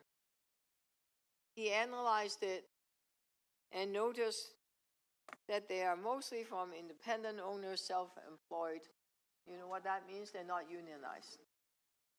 They are not supervised well. They are... Okay, I'm sorry, but we can't applause in the council chamber. Just wave your hands. Just wave your hands. That's it. Yeah. Okay. And reading, 20 deaths per 100,000 workers, and that if you unionize, there are lower injuries. The rate of injuries are lower. It's safer. And it's the employers that have fewer than 5 workers. They are self-employed, independent. And these are deaths. I read one of the story about this man. It's not necessarily young workers. There's some are older workers. Some are the first few days in their jobs and they died. And it's tragic deaths. And many of it are preventable. If you're well trained, if you're well supervised, if you're well mentored, it's going to be so much safer. For quite a few years now, the ICI sector, which is the commercial industrial sector, it has 10 collective agreements. So we recognize and protect workers in that sector, but not in the housing and residential sector. What we are doing right now is filling the gap since we are building all these homes. By the way, you know how many jobs this is going to create? It's going to create 65,000 direct construction jobs. Okay, it is 65,000 jobs. There are a lot of jobs in here. In terms of indirect jobs, it's 58,000 indirect jobs. So a combined 140,000 jobs. We want them to be good jobs. Mayor, can you start to wrap it up? They want good jobs, and you want the workers to be paid fairly and go home safe. And that is what this motion that I added on. People who built this city should know this city stand behind them. Thank you. I hope you support this motion. We do have a question for you. Councillor Holiday, clarification of the motion. Thank you, Mayor. I think I caught it at the end of your speaking, but the bargaining unions that you're targeting are for the residential sector. That's right. This is what you're advocating to council. Yes. I noticed the council have done that for the ICI sector, and that was a few years ago prior to myself coming. I then looked into it. Why is it only for the ICI sector and not for the residential sector? It didn't make sense. And then I looked into the number of deaths that are on the residential sector. I was horrified and noticed that inexperienced small contractors are non-unionized. They are subject to more injuries and more death. So I thought, we need to move on this. Okay, and so I understand your rationale has to do with worker safety. If this goes through and this results in higher costs to deliver residential, would you accept that less housing would be built? I don't believe it would be any more expensive. The housing will be built. We are looking at, we already have fair wage policies. So, Toronto, I know you've never supported the fair wage policy, but I digress, Councillor. But those of us who believe in fair wage, we have a fair wage office policy that would implement these policies, and the motion here in front of you parallel what we did with the ICI sector, and so it just filled this one gap that we have. So in terms of wages, it's not going to be that different. It just means that these workers have better training, better protection, and training is really important in making sure. And by the way, the federal government have seen training more workers as a priority. I noticed that they announced several millions of dollars to help train more workers because we need them. We need more construction workers as we build more housing because there's a labor shortage. But at the meantime, while there's a labor shortage in the long run, right now some of the construction workers, because the market is frozen, they are facing layoffs. So we must move on this. Okay. So your representation to council is that this is cost neutral and productivity neutral. I want to confirm that I heard that correctly. And finally, how would you address, say, somebody like CLAC, who are unionized, but would like to do this sort of work? And I think if this passes, they would not be able to do that work. Clark and I, we've had this conversation, we've debated this quite a few times. Every time we talk about the fair wage policy, this argument comes up over and over again. And yeah, I think it's, we have what we have. I also want to say that it also includes the civil sector because the infrastructure constructed with $1.5 billion in funding. Okay, that was your last question. Councillor Bravo. Question to the mayor. Thank you. Through you, Speaker. I just want to summarize and clarify your answers to my colleague, Councillor Holiday. You're effectively talking about ensuring that the standard of work for these apprenticeable and regulated trades remains high, to ensure that workers are safe and the quality of the work is therefore much higher, and that is true value for money. Is that right? Thank you. High quality, safe, and good paying jobs. That's what we're looking for. Secondly, the next question has to do with other really important city goals. You see some young people, put up your hand if you're a young worker. We have some young workers here, and what we're actually doing, not you, Jeff, is we're actually talking about ensuring that there's a pathway for the pre-apprentices and apprentices of the future to be trained on the job and by the masters in these trades, so that we have a workforce guarantee, that we're going to have the workforce to build the city that we need, not just on the civil side and housing. Your question. Is that correct? Yes, absolutely. There are so many young people that want to get into trade, and there's good curriculum. There are new buildings, new schools that are ready to receive them. The federal government recognizing how important it is, saying that here are some funding to support it. And we're just doing the last piece to say that once you've been trained, let's make sure that jobs are out there. And so that is precisely what it is. And finally, isn't it also a great way to take advantage of the fact that every hour worked by a tradesperson actually contributes to the training of the future generation, and that these workers have also contributed to the creation of training centers? Absolutely correct. Thank you. Thank you. Councillor Burnside.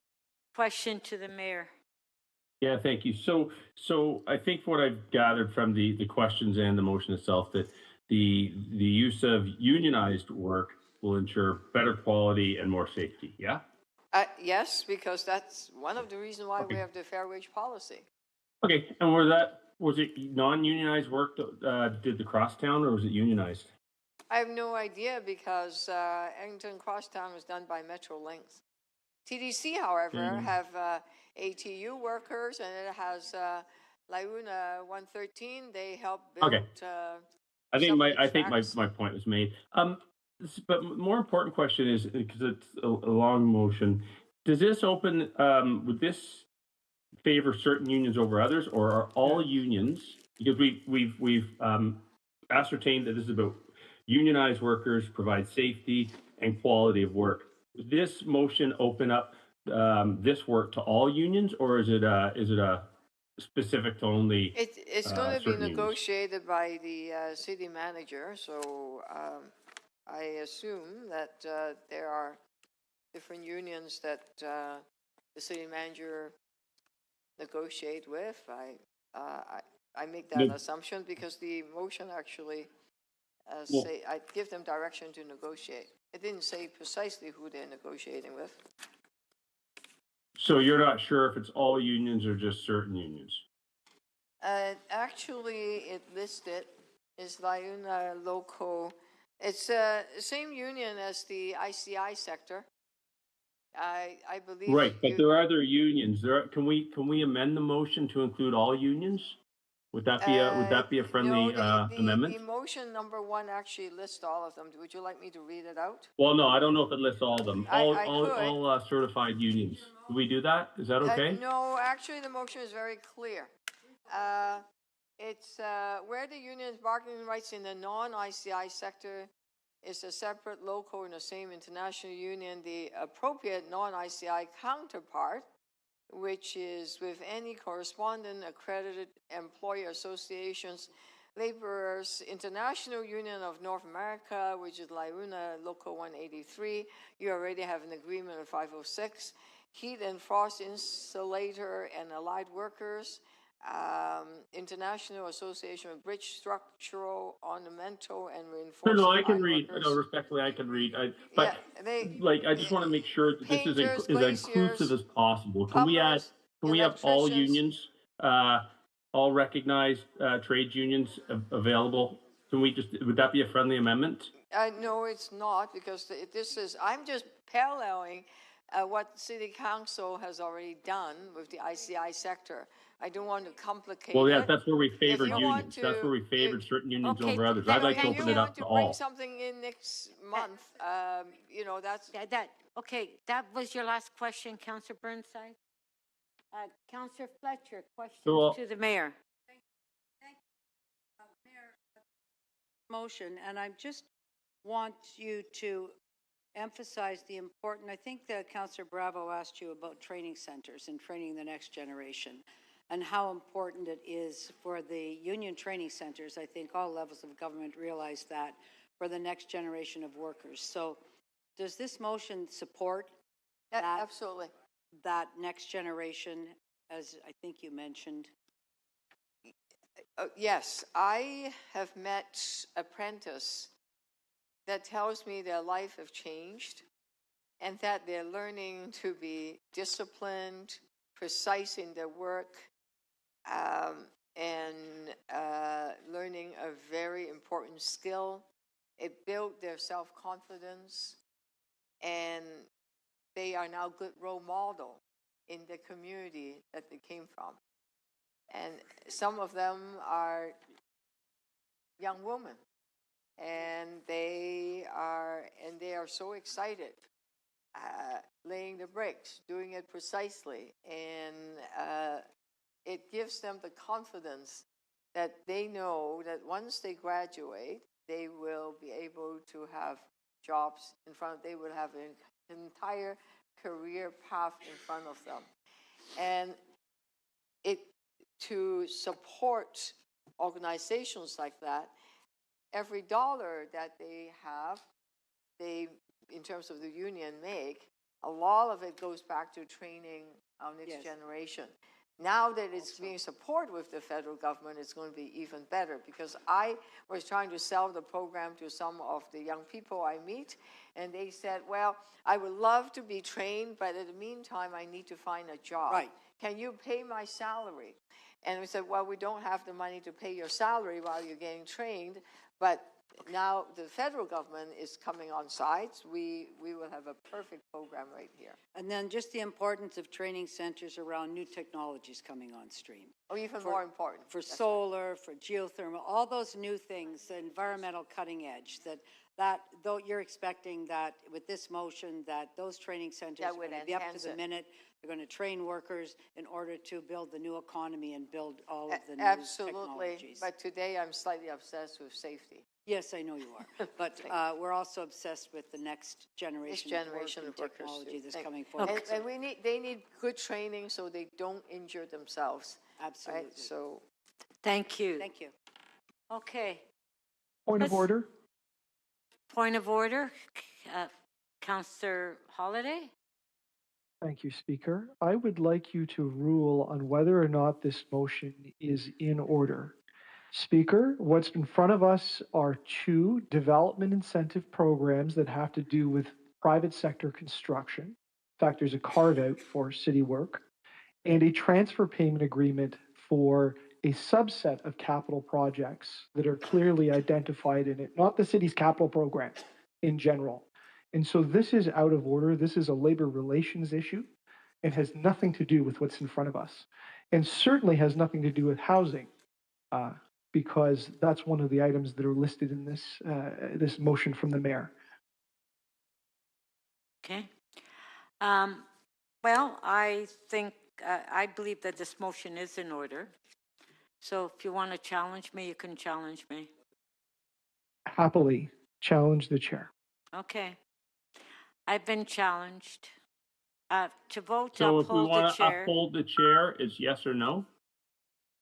If you uphold the chair, you vote yes. Okay, so no. Okay, thanks. Thank you.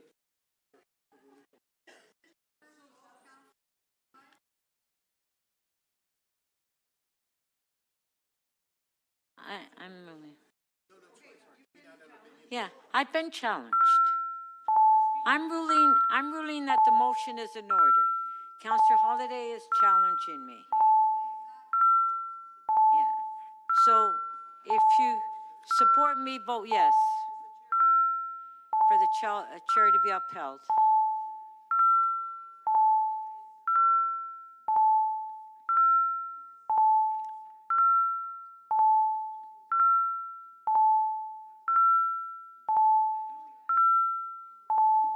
Councillor Chernes-Lynn and Councillor Cole, please.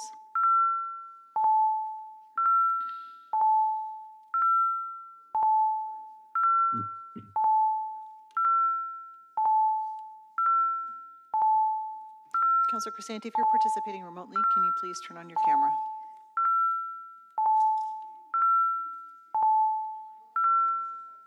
Fuck, this is BS. It should be open up top. Councillor Cole, how do you vote, please?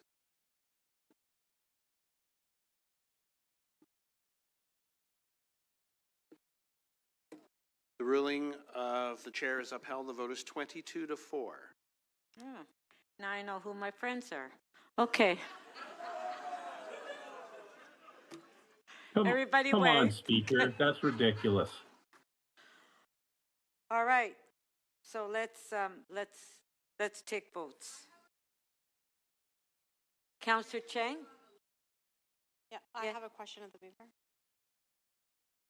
Oh, well, we just already ruled. My name was already, no, I have a question of the mover. You have a question to the mayor? Yes, I do. Okay, Councillor Chang. Yeah, so I appreciate the emphasis on empowering women and the training that these unions provide. And I'm just curious, does this mean that the other unions not included in this, that they don't provide this type of apprenticeship and training? Not all unions perform construction work. And this is specifically dealing with building housing and residential sector, which is because this is what I guess are there other unions that do the same work as the ones included here that are not included?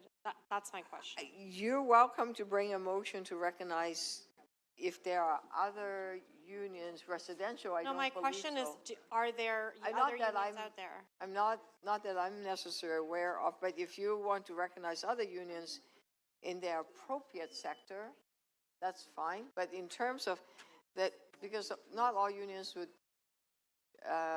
deal with residential sector. primarily looking at Right. residential sector. I'm just purely mirroring this motion from the ICI motion that was passed through council a few years ago. Yeah, I'm just trying to understand the reasoning behind the exclusivity. That's all. Because just that was what trying to council- understand. That was what council did. I copied what council did But a few why? years Like, ago. what was the impetus of that? I saw the motion that was in front of council a few years ago that was approved with the ICI sector. So I mirrored it to the residential sector because So you, I thought- so you're saying- welcome to bring. So you believe it's other- better for us to be exclusive in this set of unions? I'm just asking a question. I don't have, I'm just wondering your opinion that this set of exclusive set of unions are the preferred partners of the city and that we should give them this privilege in this motion. That's what I'm trying to understand. I think the city already have partnership with, say, I don't know, the building trades. They are already other unions already involved with the city. So if you know of others, feel free to add in, bring a motion to recognize other unions in their appropriate sectors. Because some unions just do different, not residential. So I was thinking of building homes. Right. Because the DC really is to build 44,000 units, 44,000 homes. And I thought, well, homes, residential sector, this is the biggest union that built homes. So that's as simple as that. Okay, thank you. That's my question.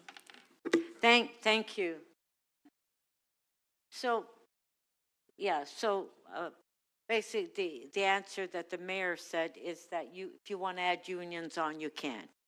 Okay, Councillor Thompson. Go ahead. Councillor Thompson has a question. Yeah. Okay, thank you. Speaker, through you to the mayor. Mayor, you mentioned about other unions having agreements with the city. Would Local 27 be one of those? I'm not. Not sure? Not sure. They are because they're part of. They are carpenters. Yeah. Oh, the carpenters, yes. Yeah, the carpenters, yeah. I just wanted to validate. Thank you. I forgot what 27 is. Carpenters, right, so absolutely. this is not so unique. No, it's done quite often. Right. Thank you. Okay, great. Thank you. Thank you. Okay, I believe we're ready to vote now. Point of order. Okay. All right. Point of order. Oh, Councillor Peruzza, you have a point of order? No, it's Stephen Holiday, Speaker. Peruzza does not have a point of order. Peruzza's ready to vote. Well, I didn't hear what he said. Point of order, Speaker. It's Stephen Holiday.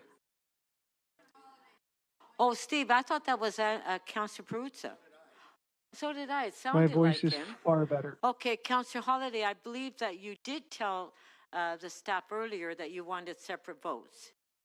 Correct? Correct. Yes. So items 1 through 3 of the recommendations as one vote, and the balance is amended is the other. Yeah, I think you gave the rest earlier to the staff, correct? No, but I somehow have conveyed that in my speaking, so thank you.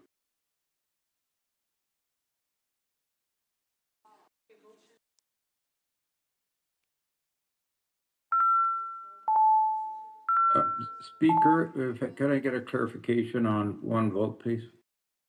Who's Councillor talking? Crisanti. Who? Crisanti here, Speaker. Okay. Just Like want to clarify. when members of council are virtual, I have no idea who's talking. You're muffled. So just, if you want to ask for something, just even put your name on the screen so I can acknowledge you. But I hear these voices, and I don't know who they're coming from. Okay, so did you hear what Councillor Crisanti said? Well, I haven't spoken yet, Okay, Speaker. so we'll give you clarification because when we put the motions on the screen, you'll know what we're voting on. Okay, thank you. Okay. Yeah, we're going to vote all the motions in order, and you can see them on the screen, Councillor Crisanti. on your computer? Yes, I have him here, Speaker. Thank you. Okay. So our first motion is motion 1A by Councillor Holiday. Recorded vote.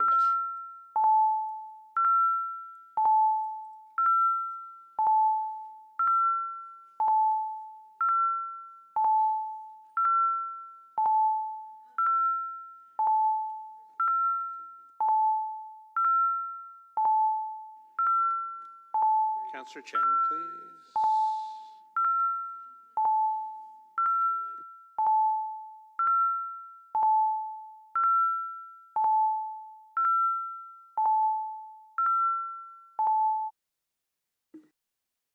Councillor Cole, please. How do you vote?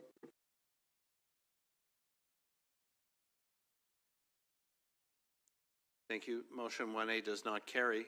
The vote is 2 to 24. Okay, our next motion.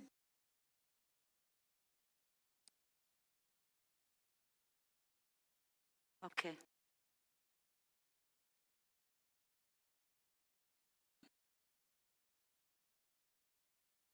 Motion 1B by Councillor Holiday. Recorded vote.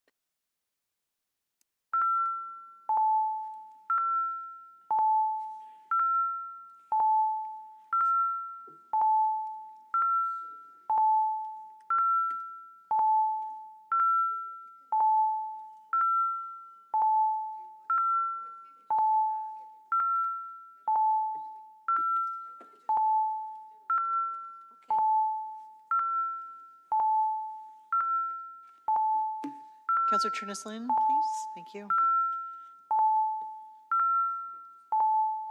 Councillor Cole, please. How do you vote? Motion 1B does not carry. The vote is 7 to 19.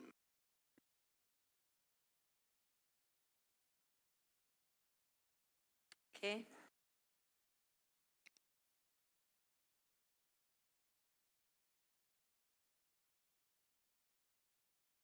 Motion 1C by Councillor Holiday. Recorded vote.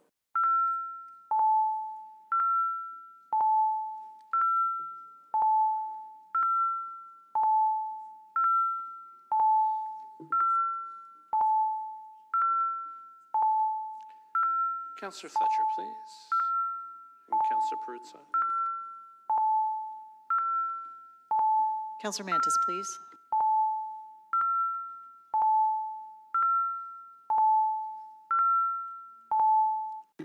Councillor Cole, how do you vote, please? Motion 1C does not carry. The vote is 5 to 21.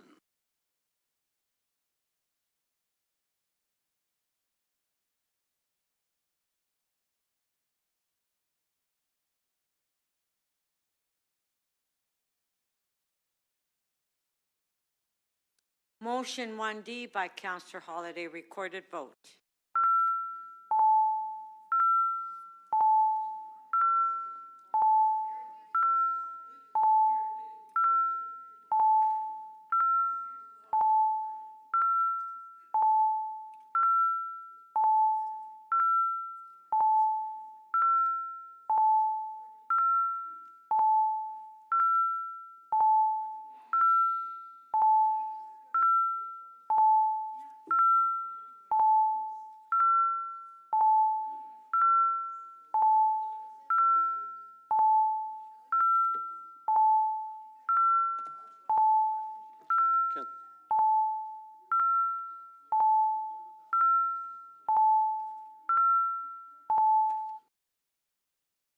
Councillor Cole, how do you vote, please?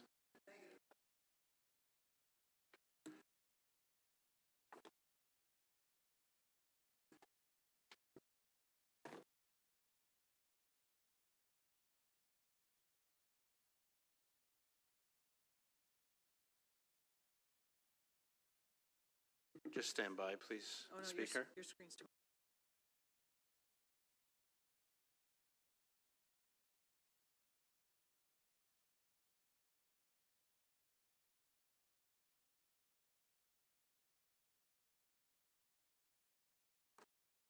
Motion 1D carries. The vote is 20 to 6.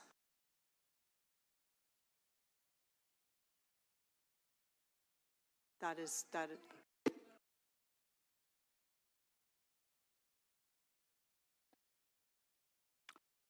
Okay.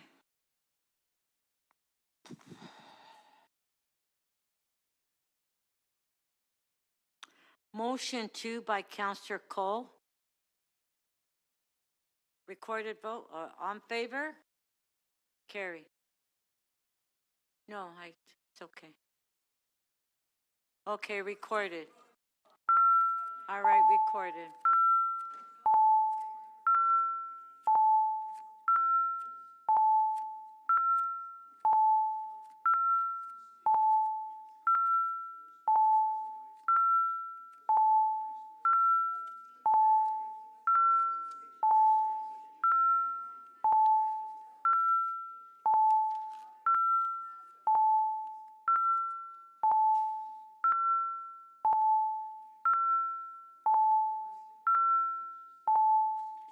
Mayor Chow, please.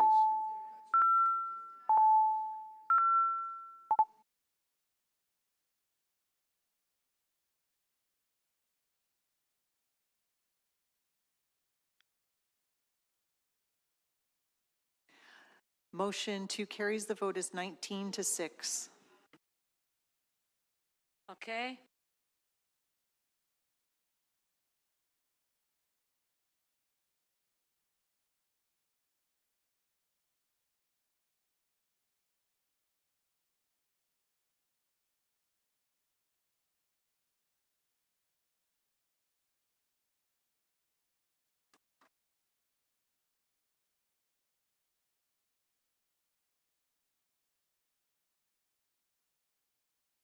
Motion 3 by the mayor. Recorded vote.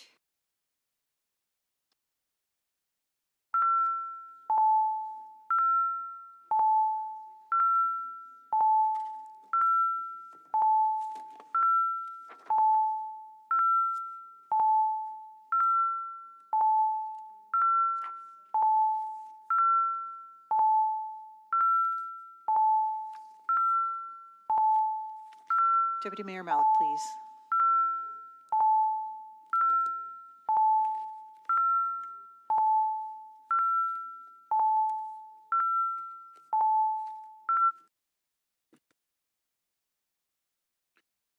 Motion 3 carries. The vote is 22-4. Okay.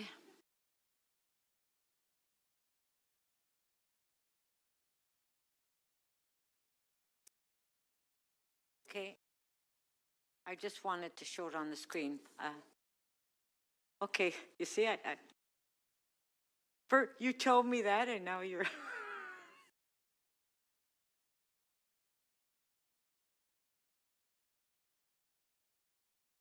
Okay, there we are. 1, 2, and 3, recorded vote.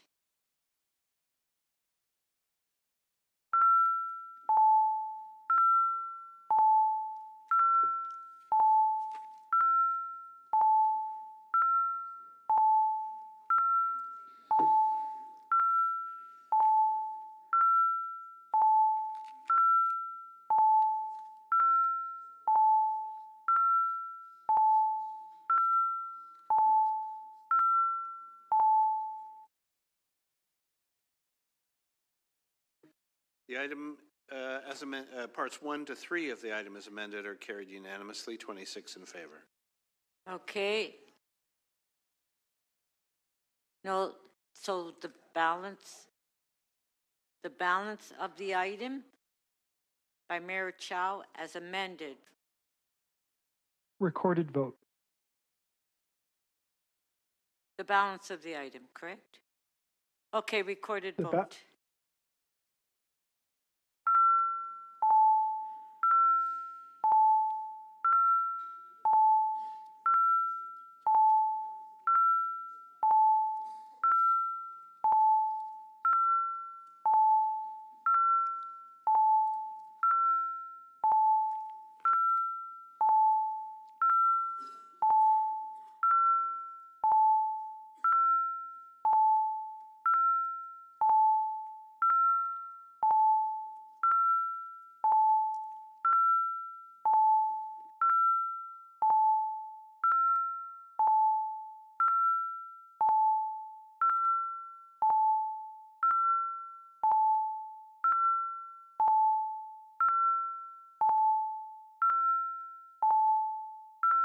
Councillor Crisanti, please. The balance of the item as amended carries. The vote is 25-1.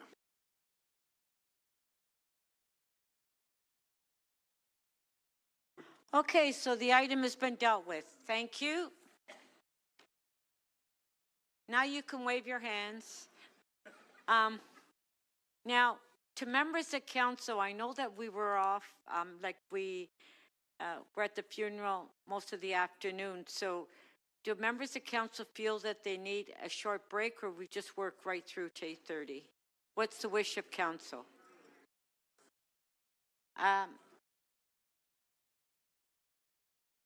Work right through. So okay, let's have a 10-minute break.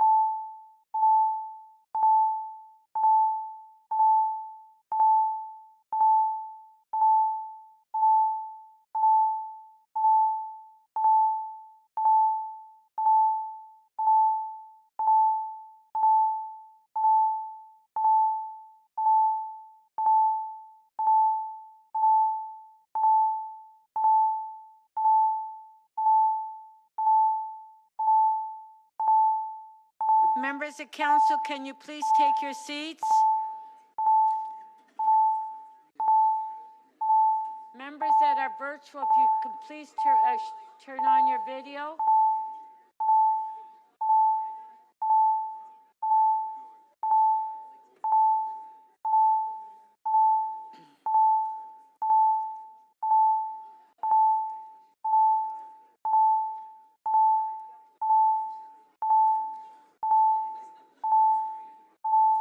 Members of council, please take your seats.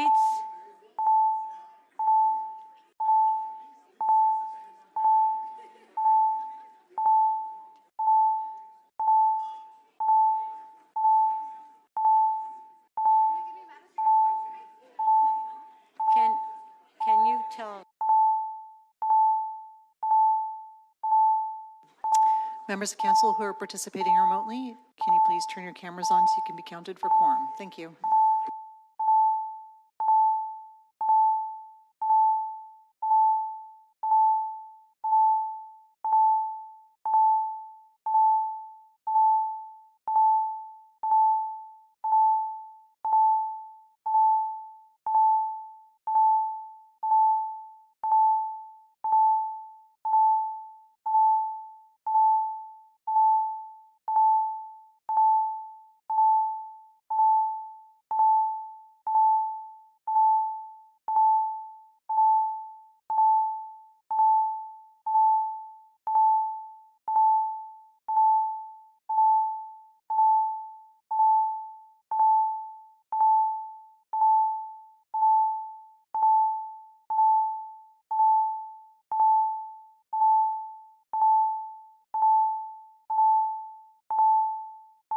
Members of council, please come to the council chambers.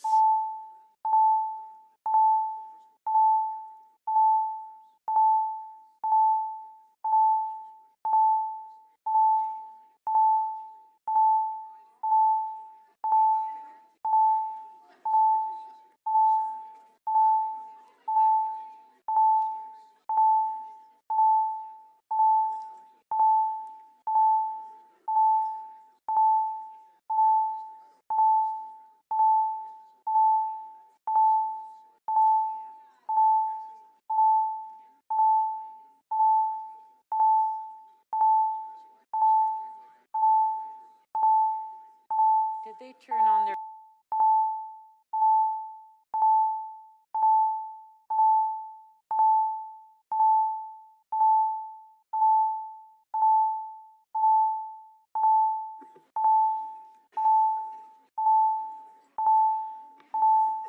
Members of council, please come to the council chambers. We need quorum.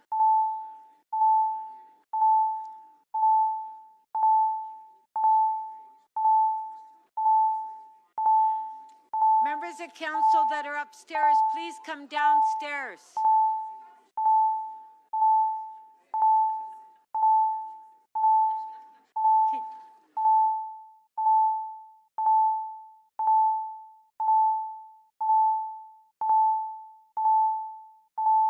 Please take your seats because we need quorum. 2, 3.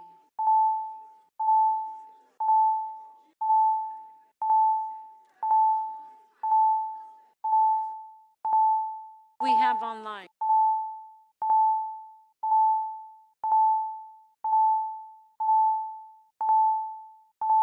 You got me online, speaker. We're good to go.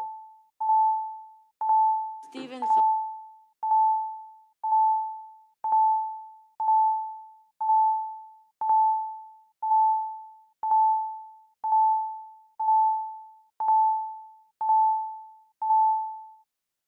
This meeting is now resumed. Okay, everybody. Please take your seats. Our next item is DM 42.1. Councillor Carroll, you held the item down. Okay, go ahead. Pardon me. Do you have questions? I don't have questions, just quick remarks. Does anybody have any questions? I'm trying to do some chewing, Madam Speaker. I just found some chips in the cupboard of my desk that may have been there for 2 or 3 years.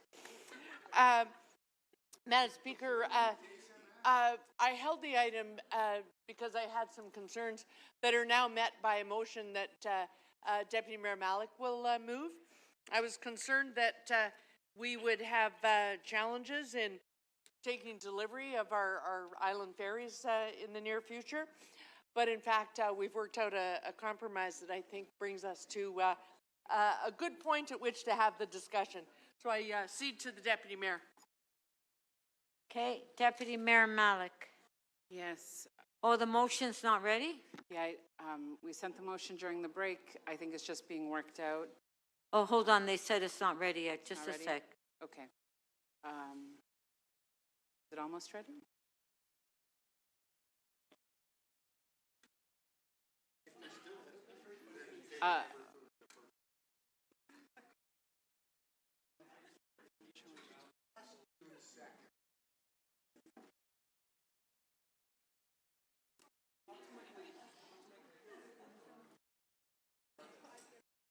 Okay, we'll have to go to the next item. It's not ready yet. Executive Committee, EX 32.1. Councillor Myers, you held the item down. It's simplifying the 311 intake experience. Councillor Myers? Councillor Myers, are you around?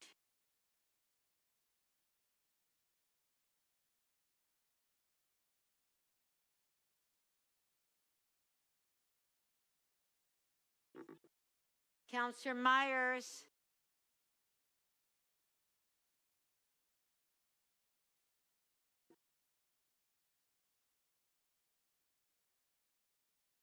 Okay. Mayor Chow, the next item is EX 32.2, which you held, expanding the rain barrel program. I just want to say that this is incredibly popular program. Let your local residents know, because last time within a couple of hours it was gone. So it's good for the flowers. It's good for your water bill. It will go down, and you are not wasting water. On top of it, if there's a heavy rainfall, hopefully the rain barrel would capture some of the rain, and maybe it'll prevent your flooding. So just moving this motion in front of you. So Mayor Chow is just moving the item, EX 32.2 on favor. Show of hands opposed, Can I if any, speak? carried. My name's on the list. Pardon? May I speak, Madam Speaker? My name's on the list. You want a recorded vote? No, I just want to speak. Okay, your voice is so muffled, Councillor Holiday. Okay, I'm using the best I can get from sound equipment, but I know, it's just so muffled. I'm sorry, It's hard Speaker. to I'll do my understand. best. I don't know, maybe take those things off your ears, maybe. Speaker, this is about the best microphone I don't can know. get my hands on, believe me. Okay, go ahead. If it's good enough for radio Yeah, go broadcast, ahead. it's got to be good enough for the council chamber. But Speaker, I only want to make the comment of the rain barrel program was extremely popular. And if you go online and you look at the price that people were paying, it was a few dollars for the rain barrel. $8.95 comes to mind, but it was a low number. And I would urge staff to take a look at the price that they charge people. And it's not to say that they have to charge the 100% market price, because this is a city subsidy program. But if it's sold out in 9 hours, that tells you something. And I think there may be a little bit more of a way to moderate the program so that people can get an incentive to install one of these, and we don't run out within hours for somebody that's lucky enough to get their application in, and we leave others, having to scrounge plastic containers and buckets from wherever to make their own rain barrels. So that's my comment on it, and I hope that there's a way to improve upon the program. Thank you. On the item, on favor, opposed, if any, carried. Our next item, Councillor Fletcher, you held the item down, EX 32.7, annual report on city loans. Wanted to ask some questions about that. Councillor Crescenti, did you have questions on it, or does anybody have any questions? Councillor Crescenti? No, Speaker, I'm fine with this. Thank you. No questions? Okay. No questions. So Councillor Fletcher, did you want to speak? Well, I was going to, have worked with staff on a loan guarantee for the Francophone Theatre, but I think I'm going to hold off and put that forward with you for a notice of motion tomorrow. So I think it's too confusing to do it now. Okay. I think that, make sure that the budget chief knows all about it. So with that, I'll just move that, Councillor. So Councillor Fletcher is moving item EX 32.7. All in favor? Carried.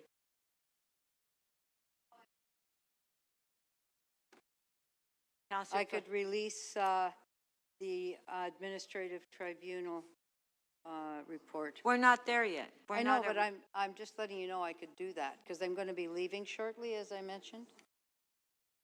I wouldn't want people to wait. They've been waiting all day.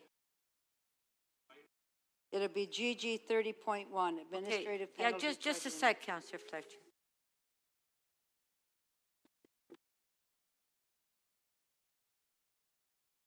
We're going through the agenda now, so okay. You let me know you're gonna release it.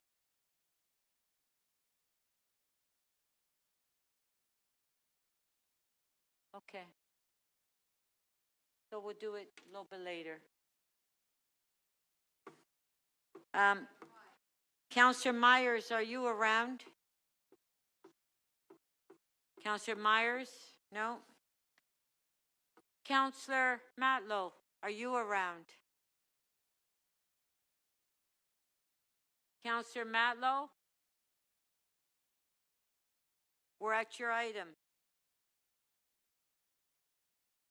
Councillor Matlow, we're at item EC 29.8, Dangerous Dog Review Tribunal. Right. Does anybody have any hold on? Does anybody have any questions to staff on this item? That's me. No, but does anybody else have questions? Oh. Does anybody else have questions? No? Okay, Councillor Matlow? Yes, I have a question to staff. Okay, just a sec. Let's wait for staff to come. Okay? All right. As soon as they sit down, I'll put your timer on. Thank you.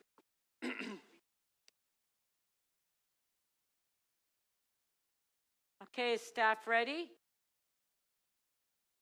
Is staff ready?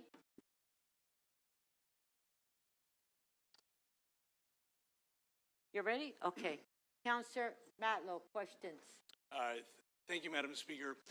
My question is regarding, is my understanding correct that there was a council resolution that there should have been a report coming forward recently, and I forget when it was exactly meant to be, but recently on improved enforcement of off-leash?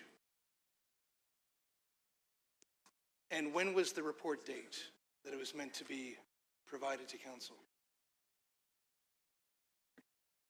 Through the speaker, the date was Q2 2026. So, so the report hasn't been provided yet? That is correct. May I ask you why? Yes, of course. So we, as you know, MLS has many priorities, and we continue to work on this issue, and they're just, we just didn't find an opportunity.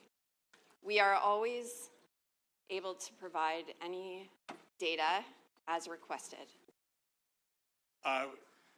With respect, when council approves a motion with a specific date as the direction that they want the report to be provided, I recognize that sometimes it's a struggle, volume, I empathize with that, but is there not some step that staff in general would take to kind of say, hey, we're having trouble, or we need an extension, rather than it just sort of fizzling into thin air? And the reason I ask this is because I've been approached by groups of residents who are really concerned about enforcement or sometimes the lack thereof. And they've been asking about this report, and I don't have an answer for it because it disappeared. Through the Speaker, I wouldn't characterize it as disappearing. This is something that... It hasn't arrived. Yeah. It hasn't appeared. Yes, correct. We are still planning to report on these statistics. We do, and this is what was asked for, we did provide a comprehensive report last year, and the plan is to report on this information in next year, once Council resumes. Okay, I will. I'll follow up on that. No, I'll say a couple of words, unless there are other questions. Okay. Okay, thank you. Councillor Fletcher, you have questions?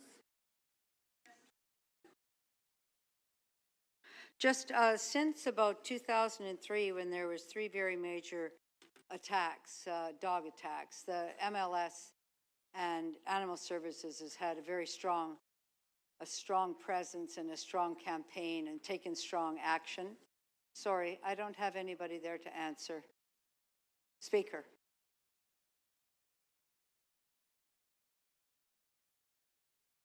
Speaker. Can anybody answer that? I don't think anybody was listening. Did you hear the question? Through you, Speaker. My apologies, I did not hear the questions. Okay, start my time again. All right. I'm saying since there were a number of very serious attacks, one in my ward, one in Councillor Malik's ward, one in Councillor Crisanti's ward. In my ward too, a dog and one was in killed. Councillor Nunziato's ward, that there's been a very stringent and aggressive approach by Animal Services around dangerous dogs. Visiting every home, the postal code for any severe bite, and an allegation extremely severe, and then whatever just 2 dog bites is going to be. Is that correct? Through you, Speaker, and again, my apologies for missing the question the first time. Absolutely. So. And yes? Go ahead. And there's a campaign. Everybody seems to know that it's a little different than being very casual about dog on your leash, off your leash, bite somebody. I think your campaign, my dog is friendly. Well, sorry, it might be friendly, but you have to have it on your leash. That safety from dog bites has been a #1 task of Animal Services and a great focus of MLS. I think it's safe to say that. Through you, Speaker, absolutely. Animal Services and MLS have prioritized this and have been very proactive in both education and awareness of the public. And enforcement. And enforcement. And you got extra money in order to do that, correct? Correct. Extra staff, extra money. Every single dog that's bitten somebody has had a visit. It's very stringent. That is correct, and I think it has shown results as well. And you're still doing that. You didn't just do it once. You're still focusing. The sign is up on everybody's house. Dangerous dog lives here. That's all happening. Through you, Madam Speaker, yes. So does it surprise you that there's less appeals because there's probably less aggressive dogs and less bites? Through you, Madam Speaker, it does not surprise us that there are less appeals. I think what it shows is that our work is bearing some fruit and some results. More effective. So just ask for the tribunal, because your report to City Council, and I'll also ask the City Solicitor, kind of infers that there's been less dog bites and less appeals, so maybe something's wrong with the appeal process. Did you write that in that manner? Through the Speaker, there were just observations that I made in our annual report, and it was not to suggest that changes needed to be made. But it certainly didn't recognize that the diminishing number of appeals might be related to the fact that the rules are very stringent now. Just observations that were made, so I made both, sorry, my apologies. So I made both positive and possible negative observations as to relating to why there were less appeals. Well, what's your negative observation related to why there would be less appeals? What is standing in the way of people appealing their dog bite, except for the fact that there's very big focus on them and a dangerous dog sign and they're getting a visit? What else would that be, in your opinion? So I'm not sure. What I'm saying is that there might be a need for a study to investigate what could be standing in the way of people appealing. So you're not convinced that people aren't appealing because there's just a more stringent system that's now been applied by the city? It's very possible. And is your role to have opinions or your role to make recommendations? Which one? I have no opinions. As I indicated, there were just observations that were made. And what's the role of a tribunal report? Is it to make recommendations to City Council or have opinions or have facts? Which one? I'm asking the City Solicitor. I'm troubled with this report. Madam Speaker, the Executive Director of Courts might be better able to answer that, but I will share my opinion with you. That's to summarize the activities of the year, to share the results of the work of the tribunal with Council. And if there's something very stands out, then that would be a recommendation, such as That would be appropriate, dropping yes. the fees for an appeal, which Yes, was something.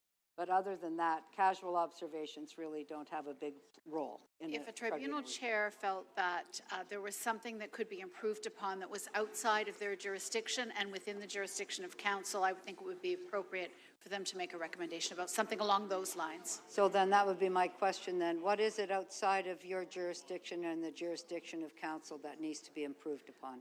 I made no recommendations through the Speaker. Pardon? Sorry. I made no recommendations, nor am I making any recommendations. Thank you. I'll speak. Thank you. Councillor Crisanti, questions? Yes, Speaker, thank you. So just a couple of questions. Dogs must always must be leashed on a leash when they're walking in public, particularly, correct? What is the bylaw around that? Through you, Madam Speaker, yes, in the animals bylaw, that is correct, that they have to be leashed. Okay, thank you. I just want to make sure that's clear and everybody knows that. So, should someone get caught and if somebody sees somebody that's walking their dog that's not on a leash and they do get caught, what does the penalty look like for that? Through you, Madam Speaker, I believe the fine is approximately $600, maybe $615. And if they're caught, do they get fined immediately on the spot? I'm sorry, I couldn't make out the question fully. So the question is, should they get caught and one of your officers are out there at that time, do they get fined immediately? Is a ticket issued? Through you, Madam Speaker, a ticket is issued. They would then have to either pay the fine out of court, or if they choose to challenge it, they could go to court and challenge it there. Thank you. The report that Councillor Matlaw was asking about earlier, that I believe the response was that maybe it'll be now coming forward first quarter of next year. Is there any way that could be expedited and come to our final council meeting prior to the election? Through you, Madam Speaker, respectfully, I do not think we can have that report ready by next month. We do have several reports that we're working on, especially after today. I suspect that we'll have more. So it would not be feasible for us to deliver it by next month. Sorry, one final question back to my previous point. To communicate the information with respect to dogs, bylaw says they must be on a leash, and the penalty is $600 if they're caught. How do you communicate that to the public, and what more can be done to ensure that the public is fully aware of the consequences? Through you, Madam Speaker, we have several campaigns of education for the public. We also do proactive inspections of parks where we've received numerous service requests for dogs being off leash. So we do conduct education at those locations. We rely heavily on data when it comes to dogs off leash. So we kind of heat map where priority parks would be and priority situations would be. So we are proactively at those locations. Thank you, Speaker. Those are my questions. Thank you. Councillor Bravo. Thank you, Speaker. Just briefly want to pick up on the line of questioning by my colleague, Councillor Fletcher. Is it accurate to municipal licensing and standards that Council directed, largely through the work that Councillor Fletcher led and that we collaborated on at Economic and Community Development Committee through a series of very specific, focused requests that we fix the problem of dangerous dogs biting humans, so that in such a way that there would be greater tracking, accountability, and there would be more clarity in terms of what constitutes a dangerous dog bite. Through you, Madam Speaker, yes, that is correct.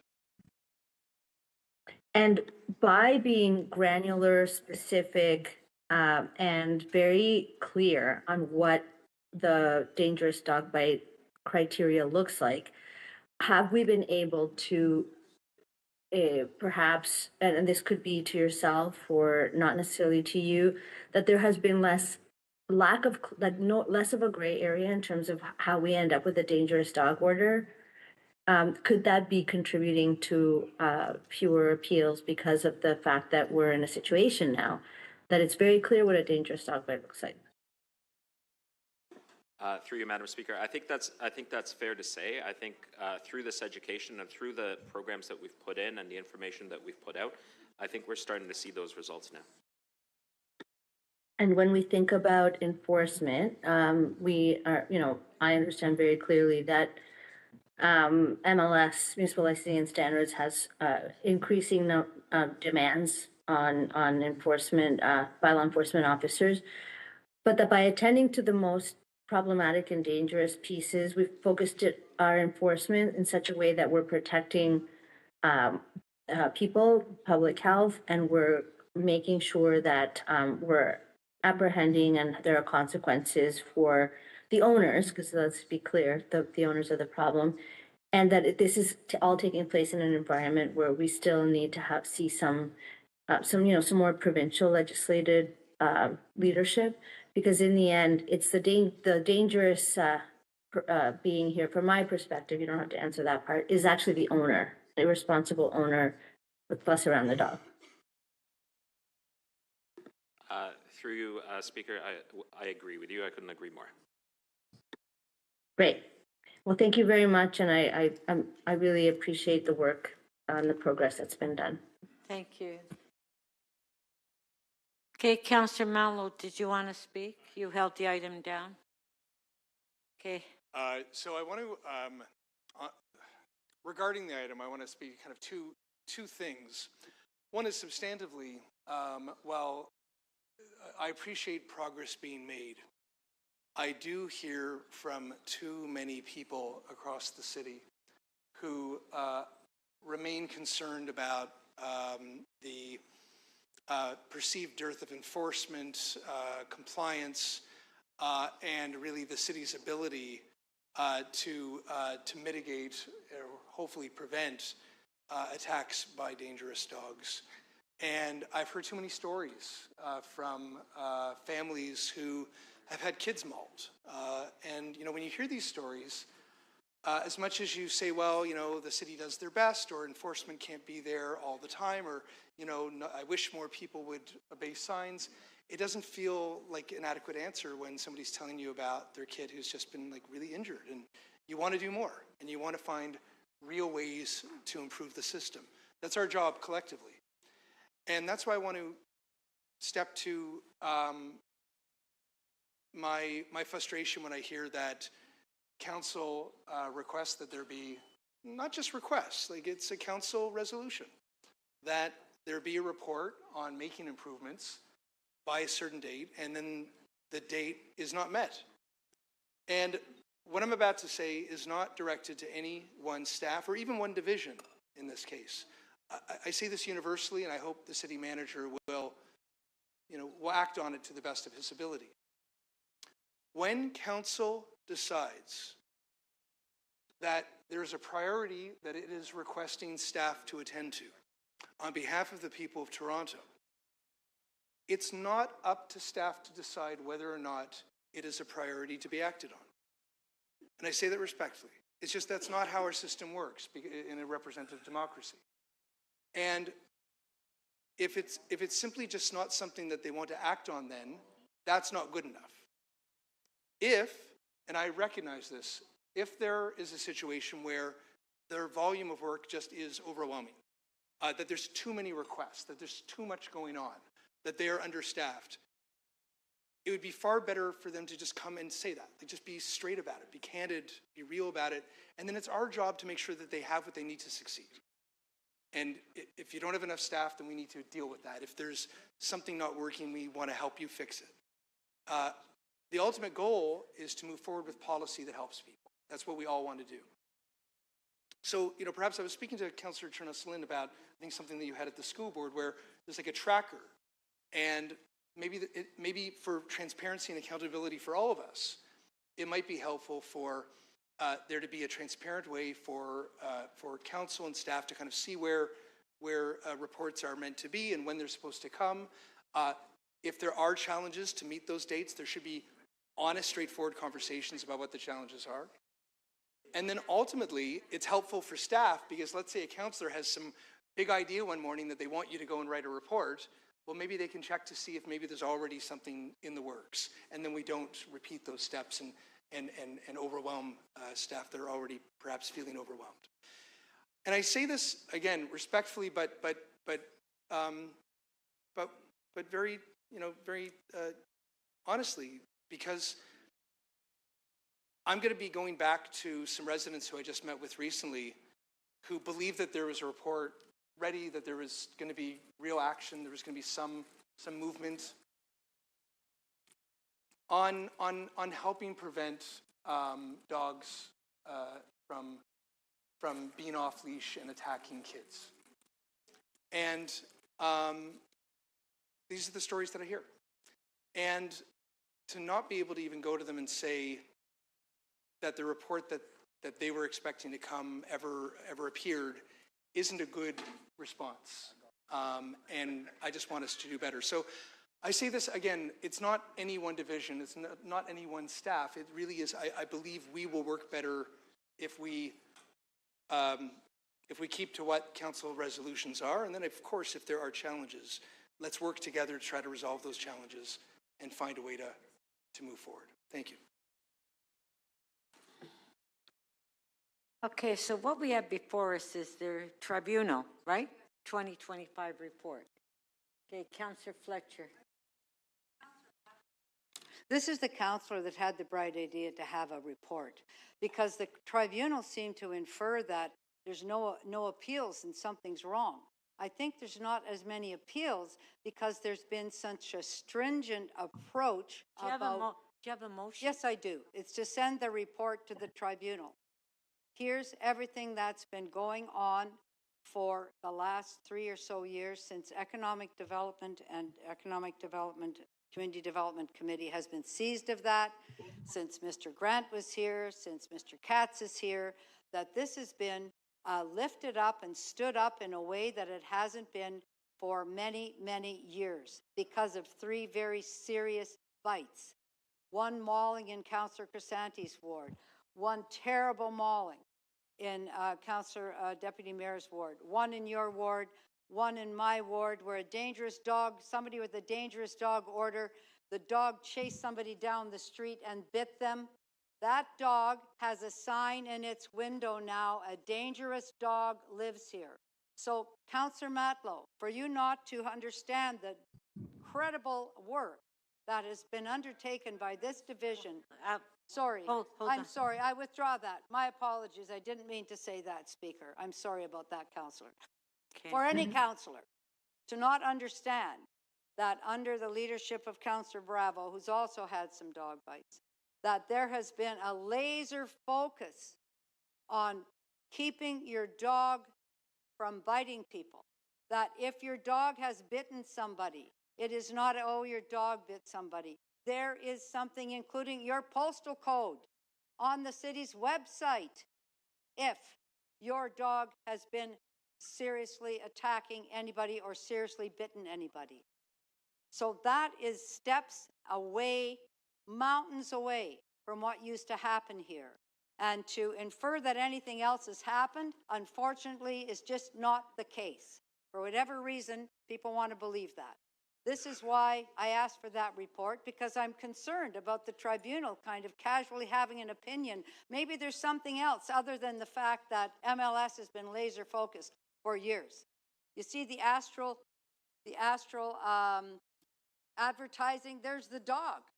There's no, you have to have your dog on a leash, but let's be really clear. Your dog off a leash and your dog mauling somebody aren't always the exact same thing. So the focus is on keeping people safe from dangerous dogs, from our staff immediately responding to dangerous dogs, to bites of any kind, to your dog getting an order. Should you wish to appeal that, the process from staff in defending that is much greater than it used to be, much more stringent. And then at the end of the day, should your dog do that twice or have a severe bite, you are now in a different category. Your dog is in a different category. This is no fooling around. And I want to thank the staff for no fooling around. And I want to again thank Mr. Grant, who's no longer here, for his work in advancing this. And Mr. Katz, while you were in that position of advancing it as well, it is at a point where it's never been before. And I happen to know because I've watched this for 20 years, starting with licensing pets, starting with dangerous dogs, starting with pit bulls, other breeds, the whole thing, up until the point where we have a very stringent, focused program. So I'm sure there's a report to come out, and I'm sure there's a dog off leash here and there. Call 311. Call 311. Let's see. You can easily ask. Any counselor can look up 311 and see that themselves. Number of calls about off leash, number of calls about dog bites. You don't know how to do it, I'm happy to help you. The data's all there. So I think it was a good idea for you to redo that and put in one place everything that you've managed to do. I think it's good for the tribunal to understand that. I think it's helpful that the city solicitor has clarified what the role of the tribunal is in reporting to council. And with that, thank you very much. And I might not be here for the vote, but I trust you'll support that. Any questions? Okay, just a sec.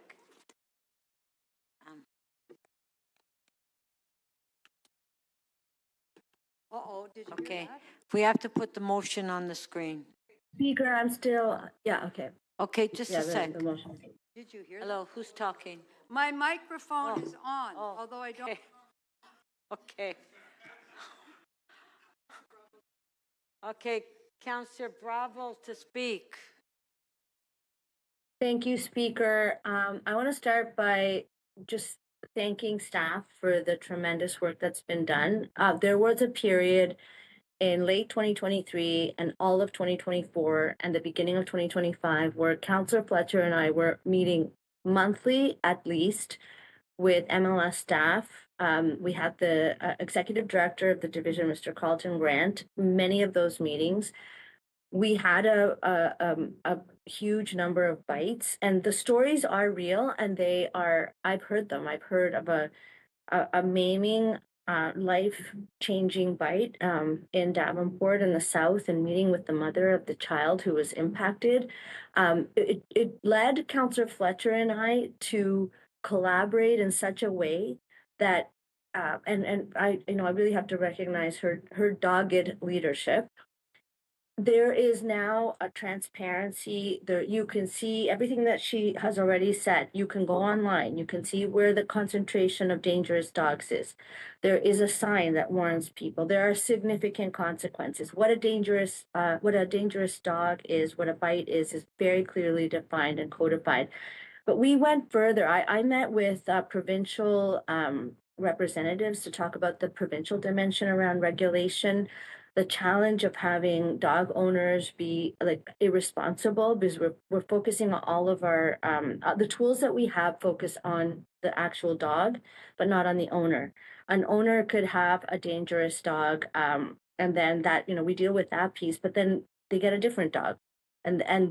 So there is right now there is no way to hold the owner of the dog, the dangerous dog owner, accountable or responsible. So the level of detail that we went into is really crucial, and the partnership of MLS staff was crucial. And if we're not having as many appeals, I think it has to do with the fact that that the work has been so well done by MLS. So the idea that there isn't consistent work in communication and transparency, that is absolutely available to any counselor who wanted to engage in this the way that we have. We were regularly receiving reports at ECDC around this. Progress has been made, and I am going to be supporting Councillor Fletcher's motion because I think there really needs to be clarity on what the purpose of some of these comments could be in relation to our policy making and also the choices that we're making about where to focus enforcement, right? We did a very specific piece of work at the City of Toronto, which is to deal with dangerous dogs. Yes, there is a problem with dogs in the city in general. That is why MLS was received some funds to run a really great campaign, which actually was hard hitting and helped homeowners to understand, or at least sending the message in a very clear way. That it doesn't matter how cute you think your dog is or how it hasn't bitten anyone before, dogs belong on leash. We have, since the pandemic, an explosion in the number of dogs per humans in this city. There's a lot of things that we need to deal with. With intensification, we have pet-friendly guidelines. We need to look more closely, and I've been talking to planning about this. It's like, you have a roof, put a dog run up there. There are some developers that are actually putting dog runs on site. This is a huge societal challenge that the enforcement arm that the municipal licensing and standards cannot solve alone. This is like a big societal shift. And so I want to say thank you so much for all of the MLS staff and the bylaw enforcement officers, and particularly our esteemed veterinarian who's heading animal services for holding really being a world leading expert and somebody that people come to from other jurisdictions to consult for and delivering the terrific outcomes that we now have in the City of Toronto. Okay. All right, on the motion by Councillor Fletcher. We'll put it on the screen. I know, but we have to have people look at it. Okay, the motion is on the screen by Councillor Fletcher. On favor, opposed if any, carried. Item is amended. On favor, carried. Our next item is pardon?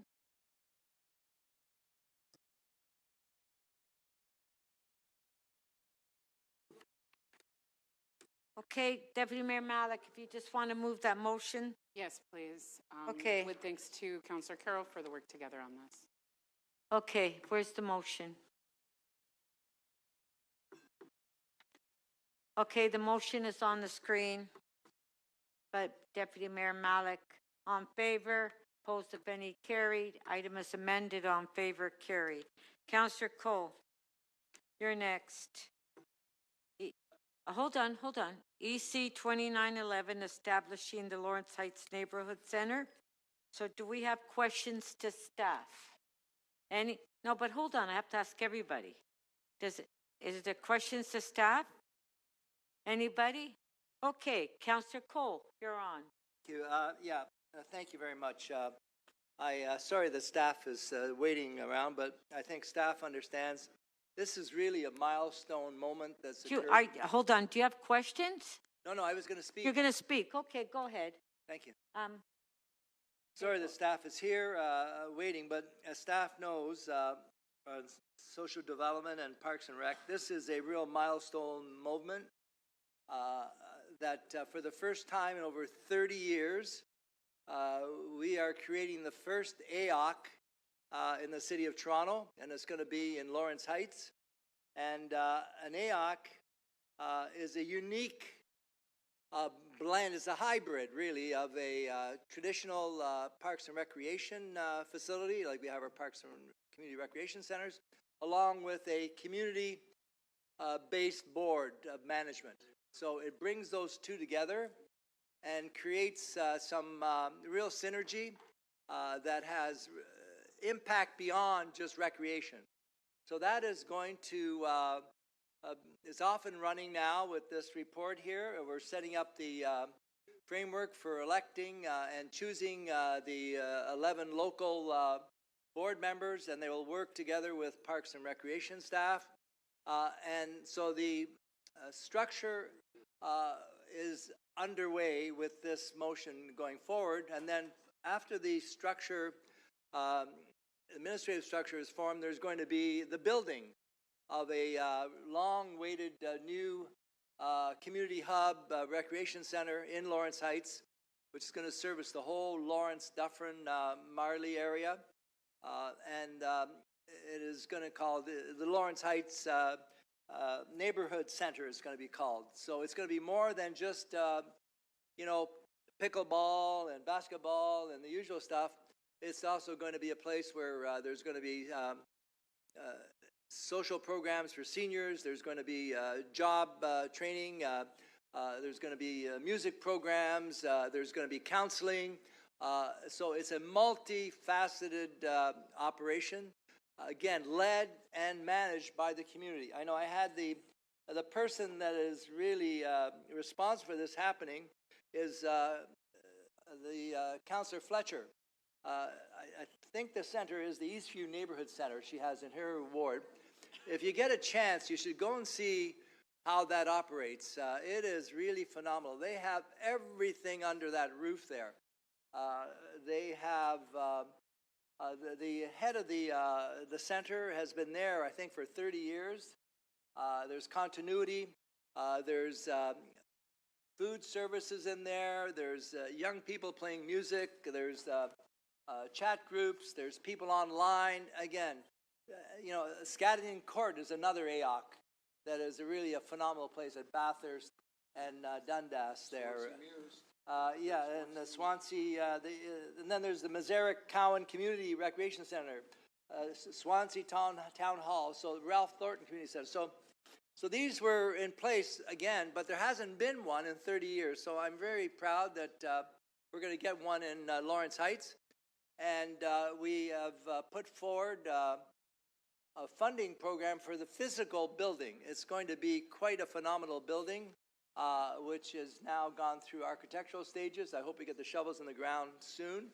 And we have some federal money and city money. The province backed out.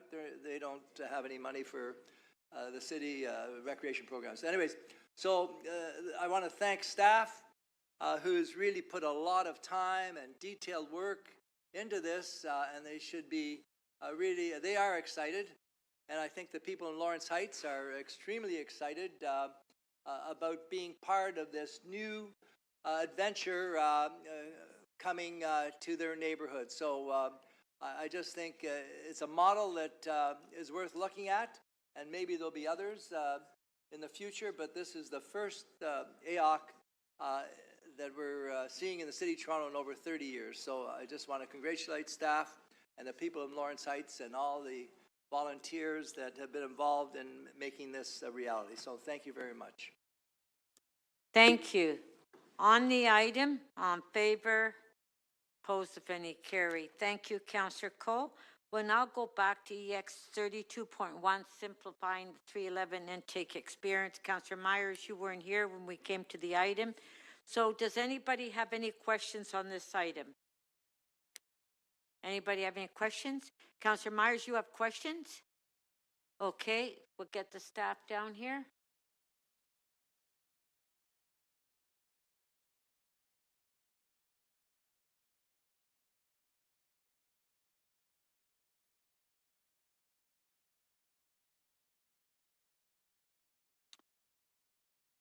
All the staff here?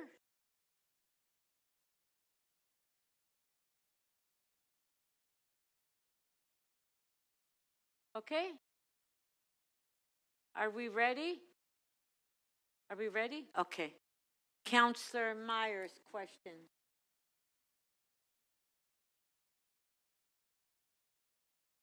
Thank you, Speaker. So through you, my first question is if staff could just please go over what are some of the new AI features in this new 311 intake remodeling?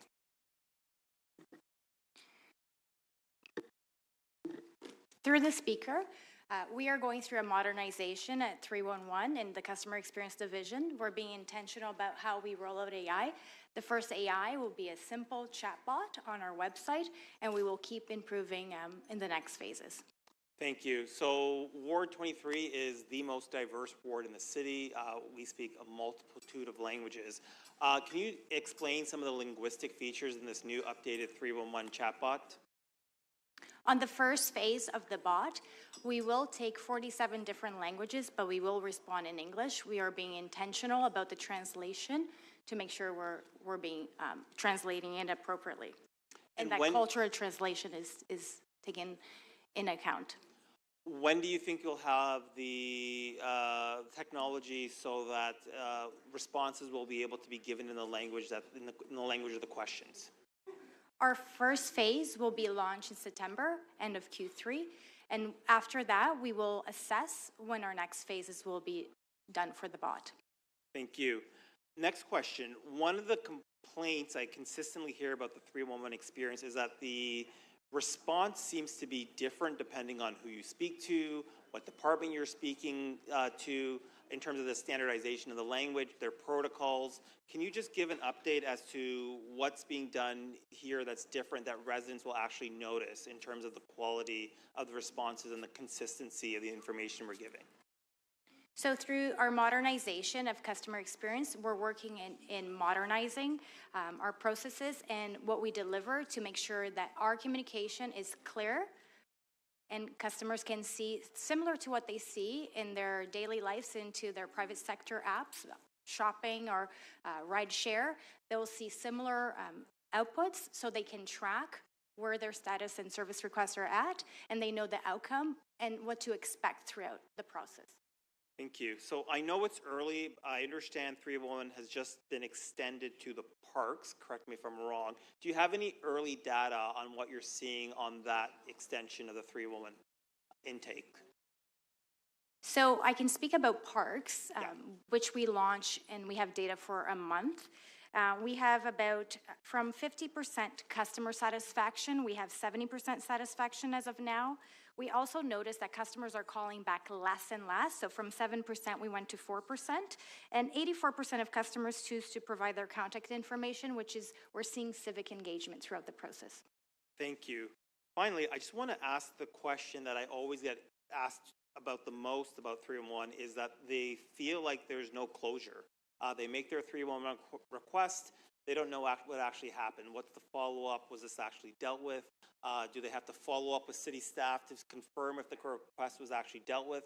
So what's being done to improve that process? I think you refer to it as close the loop. And what will residents actually notice?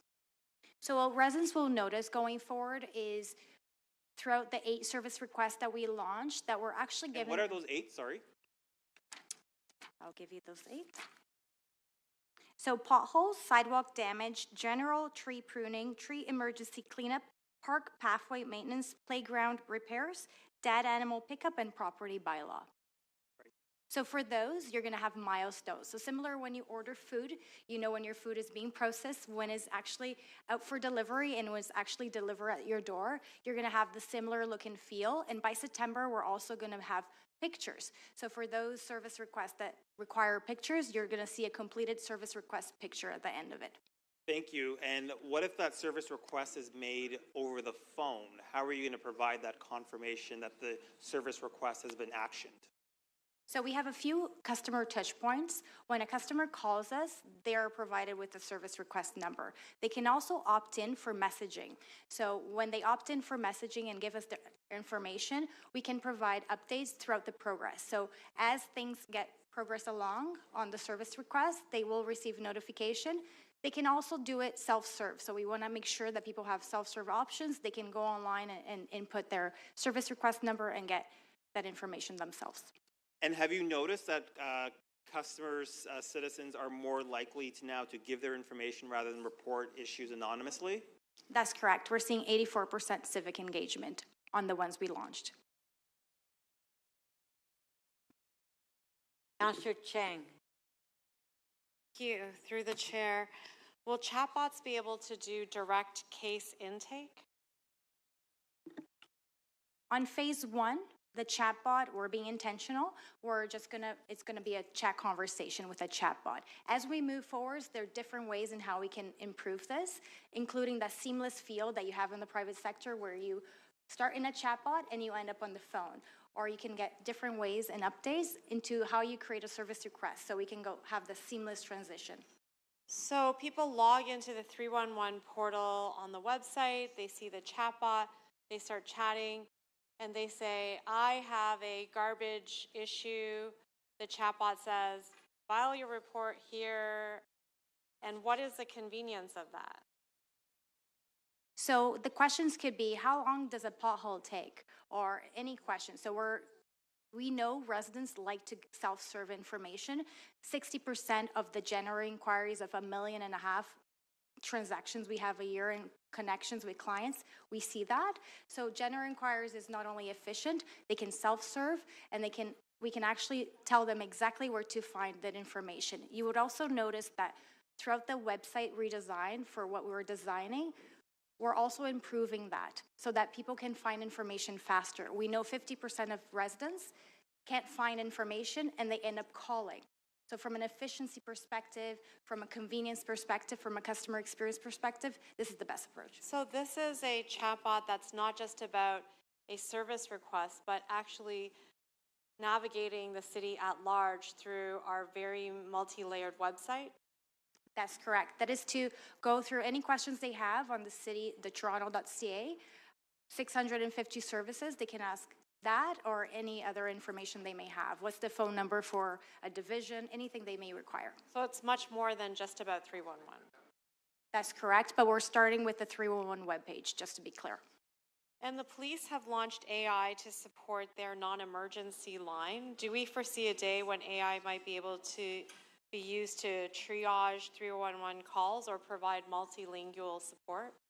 Absolutely. We've connected with the police. We also do a lot of benchmarking with similar cities like New York. So we're learning from the private sector, public sector, in best ways how to do this. And that's definitely something that we are considering.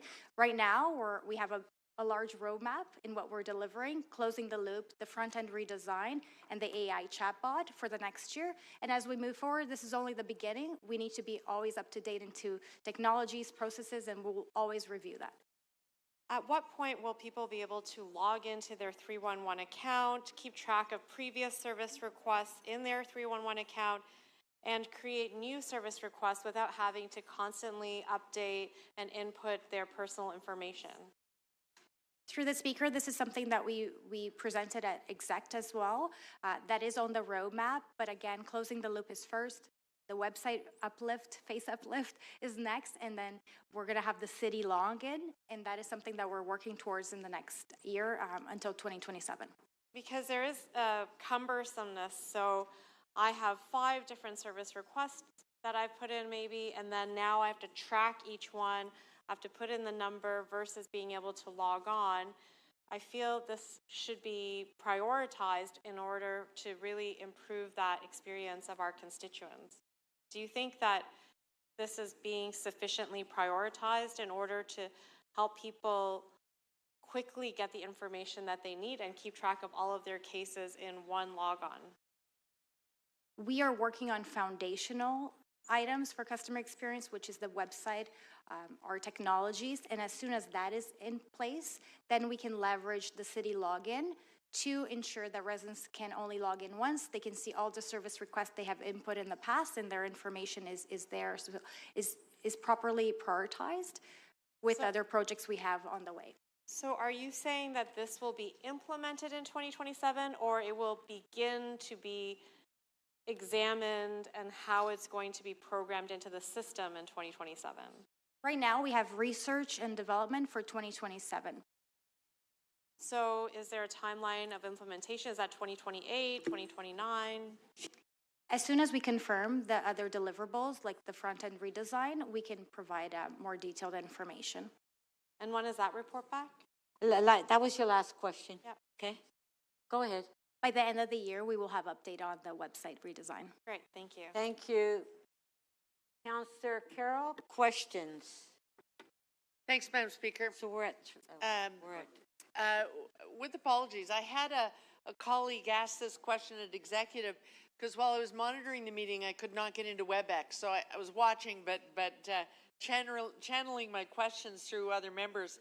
And one of the ones that I asked them to ask was, when will we be at the point where a service request is not closed without a contact with the either online customer or phone customer to tell them why you're closing the ticket?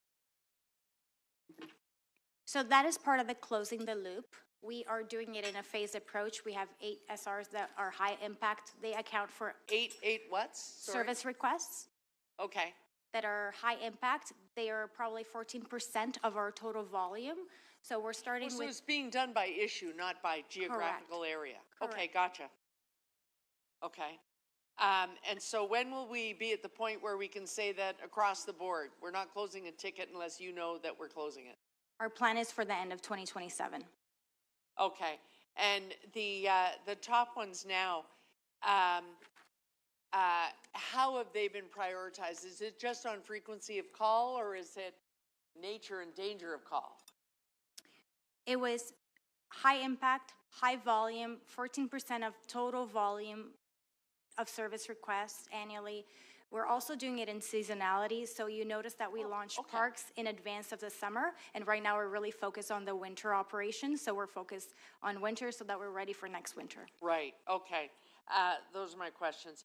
I just have one other one though, with respect to the using the chatbot.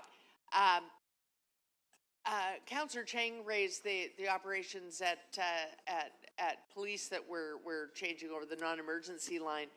Do we have a similar situation here where, while we have the chatbot helping us work through the volume, we're also we have a continuous learning apparatus, a human-driven. So are humans reviewing the calls so that they can then look at them and then teach the language model how to answer better next time?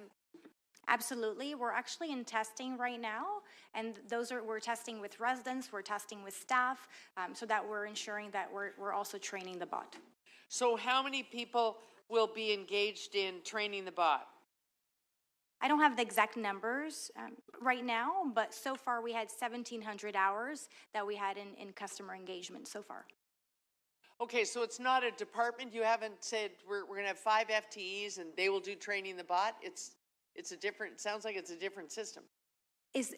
In order for us to train the bot, we have our own staff that is used to answering questions, so they'll be reviewing that. They'll be good at it. Yeah. Yes, yeah. We have our partners in technology that are also doing a major piece of work here for testing, and then we will also be in. You're going to see us in the City Hall starting in 2 weeks. We're in Metro Hall starting next week, in libraries. So we're having our customer experience designers and researchers out there hearing from the public.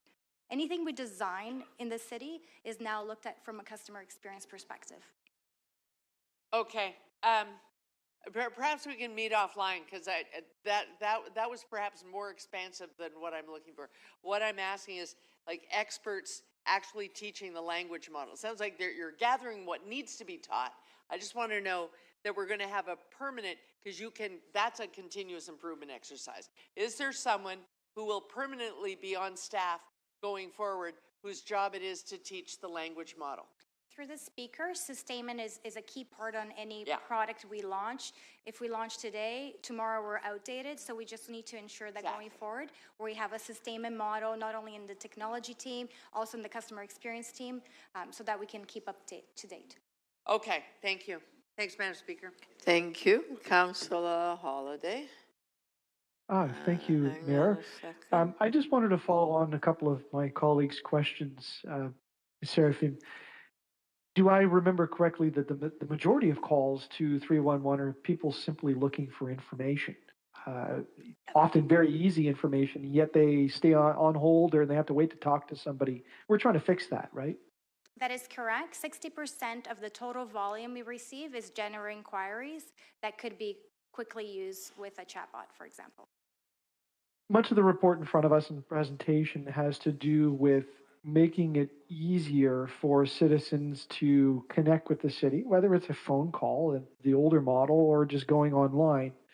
Those efforts are made so that that experience is better and easier, right? I'm more likely to report a pothole if it just takes me a few moments to report it as opposed to going through a gauntlet of forms and questions. Is that fair? That is correct. And we're also trying to offer some higher quality services back by reporting to people the progress of their requests so that they feel confident that their report of a pothole didn't go into a big box somewhere to be looked at somebody down the line. They can see that somebody's actually taking action on it. Through the speaker, that's correct. There's been a lot of interest in the questions about AI, which I guess AI is a really big word and it means a lot, but do I understand in the simplest sense you're talking about a computer that has very natural language abilities that is also very, very smart and adept at looking at the vast amount of information that the city has on its website and finding the answer quickly? And I think you used the idea of somebody looking for a phone number for a particular department. It's like looking for a needle in a haystack right now, and the computer does that very quickly through natural language. Is that a fair understanding? That is correct. So finally, do I understand correctly that 311 is the interface? It's the customer experience division, and it's about the connection between the customer or the citizen and the public service. You bridge the information together. You don't create the information. Is that right? Through the speaker, that is correct. We work with the divisions. They provide us the information, and we make sure that the information is customer friendly before we give it to the customer. And that's what we're working on this transformation on. So, right, this is key in all of it. The computer can be really, really smart and really, really fast in its AI chatbot, but foundational is the quality of the information that is out on our internet site and in the computer databases. And that information comes from the divisions. Through the speaker, that is correct. So in addition to the work that Customer Experience Division focuses on, we as council should be cognizant and pay attention to the efforts made by the individual divisions and departments who are the subject matter experts in how they present the most modern and up-to-date information to the public. That's integral in all of this equation. And as a council, we should be mindful of that. In order for 311 to be successful, they must enable your success. To the chair, it is absolutely critical that not only do we look at it by division, but we look at it holistically. There's quite an aggressive process that's happening right now, Chair, where we have been going through different, we call them knowledge-based articles. We've literally, in the last few months, been able to delete redundant records up in excess of over 50,000. So it is very much a deep cleanse of the website, if you will, working in collaboration with the customer service division, but also with all the different divisions right across the city. Thank you. And I'm hearing a commitment that that work is going to continue. Even though it's not front and center in the report, there's a recognition throughout the public service that it's a collective responsibility. Is that fair to say? 100%. Thank you so much. Thank you. Seeing no other speaker, no other questioner, the first speaker is Councillor Myers. Go ahead. Thank you.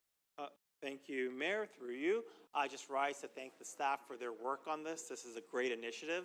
As I just said, Ward 23 is the most linguistically diverse ward in the city. So having chatbots, 311 that can actually speak and communicate with my residents in their mother tongues is going to be of great assistance in meeting the expectations of residents when they're calling 311 to get issues in their local communities fixed. I'm also very, very, very pleased to hear that we are finally closing the loop. This is one of the most consistent complaints that I've heard regarding the 311 process. They make a complaint, they raise an issue, and then they don't hear anything. It's crickets. And oftentimes, as many of my colleagues can probably attest to, that falls to the counselor's office to then follow up with the respective department to determine what actions were taken, if any, and then to follow back up with the residents, which can create a lot of extra work. This is something that is going to be simple, but it's quite meaningful in terms of residents feeling like their concerns, their actions are actually getting traction.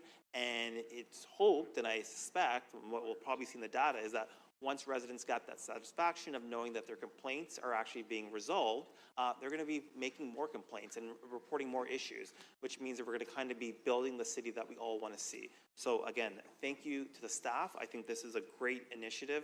I love the new leadership and the direction that this department has been taken. So thank you. Thank you. Councillor Carroll. Thank you, Madam Mayor, Madam Speaker.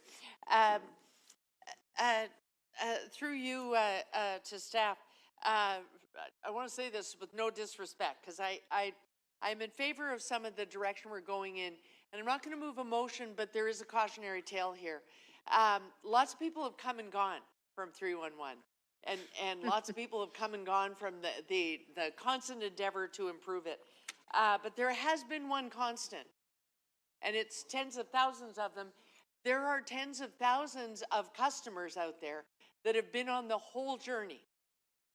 People whose doors I went to in the first term of office, Councillor Thompson probably did too. There's only you and I and Councillor Nunziata and a couple others that did that.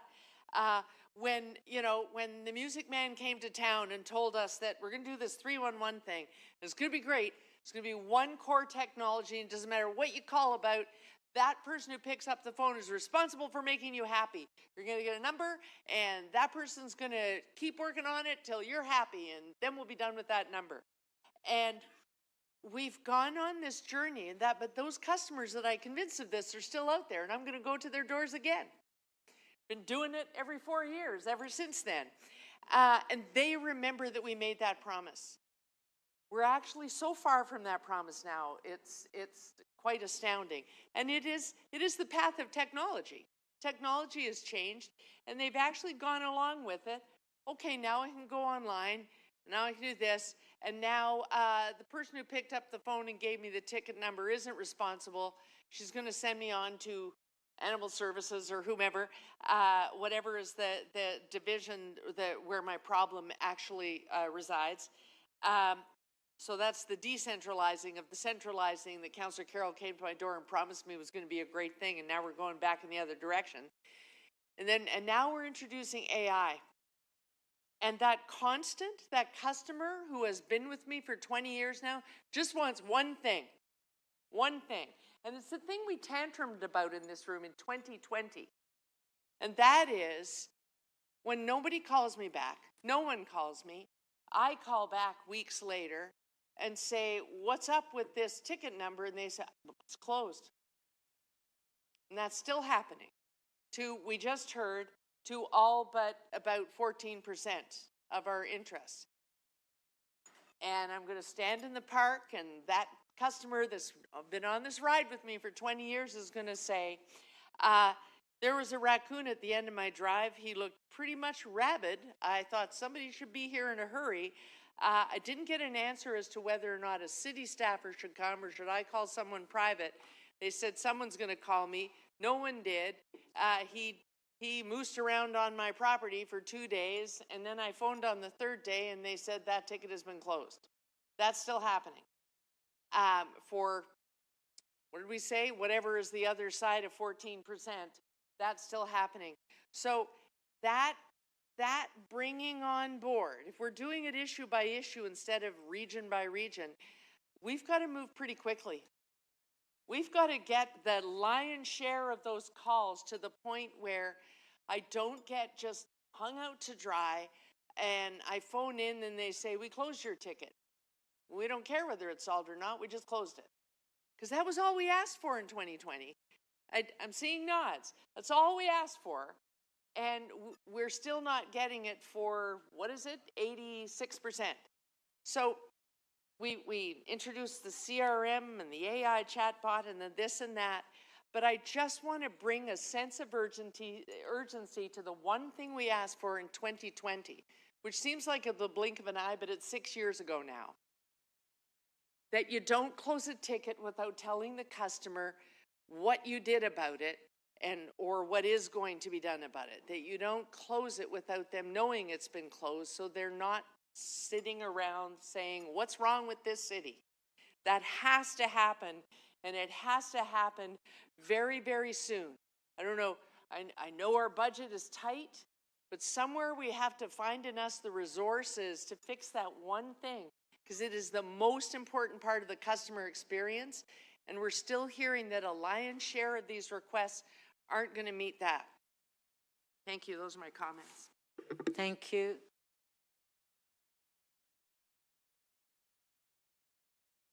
Councillor Chang to speak. Thank you, Madam Speaker. I just want to echo the sentiments of my colleague, Councillor Myers, about the importance of multilingual support. For many residents in our city, it feels inaccessible, the many services and information that we have, and having a chatbot that is multilingual is going to be a game changer for many residents in our neighborhood.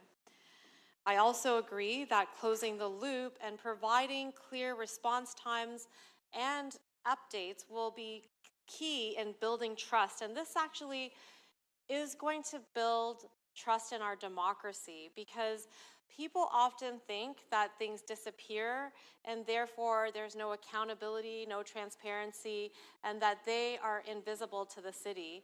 When really it's just the volume of things that are happening make it hard to close the loop, and a good system can solve that. So I actually think every step we take towards improving our 311 experience is going to increase trust in our city and trust in our democracy.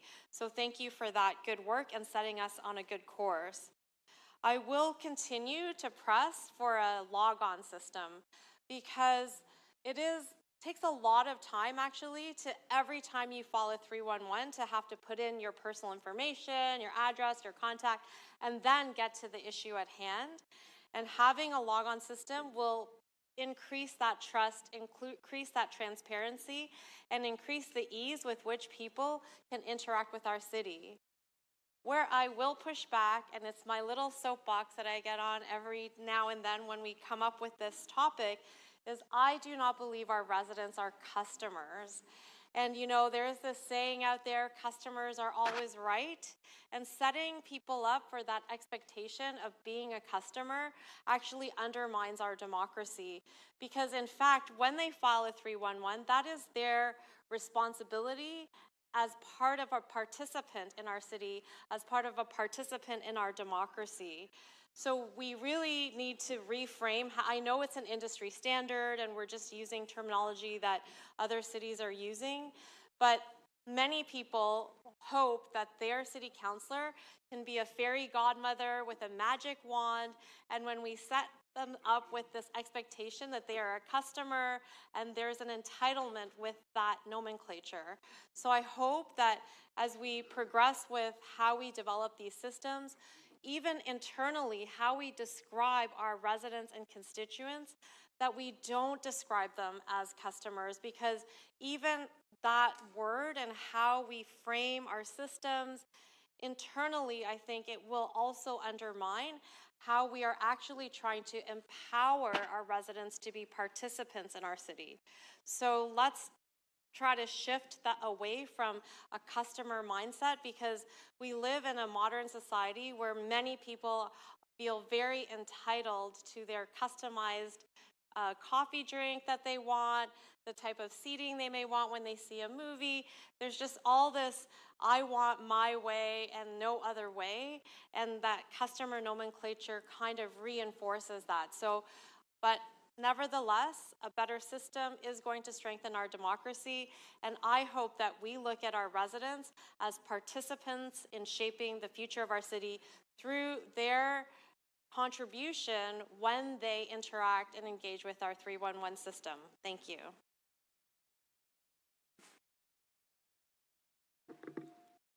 Thank you. Councillor Holiday. Thank you, Speaker. 1.5 million contacts a year. It's a staggering amount. If you think about it, that's 1 out of every 2 citizens calls per year. I know some people may call more than once, and maybe not everyone calls every year, but it's still a lot. And what we know is that the vast majority of those calls are people just looking for information. So why would we not want to try to get the information to them faster? It makes them happier, it satisfies their needs, and it reduces the cost and burden on our system. There's a second component to that, though, is it unclogs the system to allow people that have to deal with calls to handle more complex issues. I think that might be even more satisfying work for the public servant that's involved, but it puts their best abilities and our assets to the highest and best use. So all of this evolution in technology and process all works towards a better system and better outcomes for people in the city. I think it's very exciting. And I mean, I appreciate the comments from Councillor Carroll about how we would see the ultimate world of every single interaction as a complete documentation of the journey right until the end. But I think what we're seeing is a very good understanding of the most frequently made requests as the starting point. And I think if you analyze the data, we do some really great things at the Service Excellence Committee and talk about this. There are very, very large examples of the most frequent calls. And as you work your way down the list, you find them become finer and finer and finer in terms of detail. So there's a logical place where it's starting, understanding there's a tremendous amount of work that happens quietly in the background with changing the process in order to have that information come forward. So if anything, the takeaway is that there's a logical approach to all of this. And absolutely everyone is working their way down the list. The last point I would make, though, is what do we know about these 1.5 million calls? There's an incredible amount of analytics that goes on. All counselors have access, if you want it, to some really sophisticated reporting in the terms of a dashboard. The public has some very sophisticated reporting that tells people temporally about what happens in our city. And one would think that it probably reflects their observations of the world around us. I don't know if members know this, but if you go on to channel 96 of the internal cable system, you will find the city's dashboard broadcast right there, telling you all about what is happening right now in our city. And that thing is constantly being worked on and improved, but it gives you a really good sense of the heartbeat and the pulse of the city. And that changes with time through the day, through the seasons. And I think that is a tremendous opportunity that adds value to those 1.5 million calls and interactions to us. Not only are they each in their individual sense important, but as an aggregate, they tell us so much about the city, and that allows us to make better decisions as members of council about what the priorities are for citizens and how we help shape the services that are provided. So I'm really appreciative of everybody that has put their time and effort and their heart into this work. I think we are a better Toronto for it, and I am really appreciative of the opportunity to be a part of this entire process. Thank you. Thank you. On the item, on favor, opposed, if any, carried. Okay. Next item. I know. EC 2913, authority to enter into agreement with the Ministry of Long-Term Care. Councillor Myers, you held the item down. Do you have questions to staff? Councillor Myers? You have question- I do. Okay, does anybody else have questions to staff? Please put your name on the list, and we'll wait for staff. And can you put your name on the list, please, Councillor Myers? And we'll wait for staff to come down.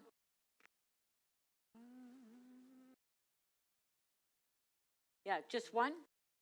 Oh, okay. All right. So we have staff here. Councillor Myers. Thank you. Through you, Speaker. So there's a lot of excitement growing in the community about the long-term care home. I know you've heard some of it yourself. In particular, residents are really excited about the prospect of potentially having culturally appropriate care for Black, Caribbean, and African seniors. Can you just explain a bit about what that actually means? Because I think there's some confusion. Through the Speaker, so we will be working with the province and the Ministry of Long-Term Care. They have a cultural appropriate programs. Currently, we run one at Bendale Acres, which is also in Scarborough, and it's for French language. So this program, we are planning to offer services that are specific to this community, to the Black, African, and Caribbean diaspora.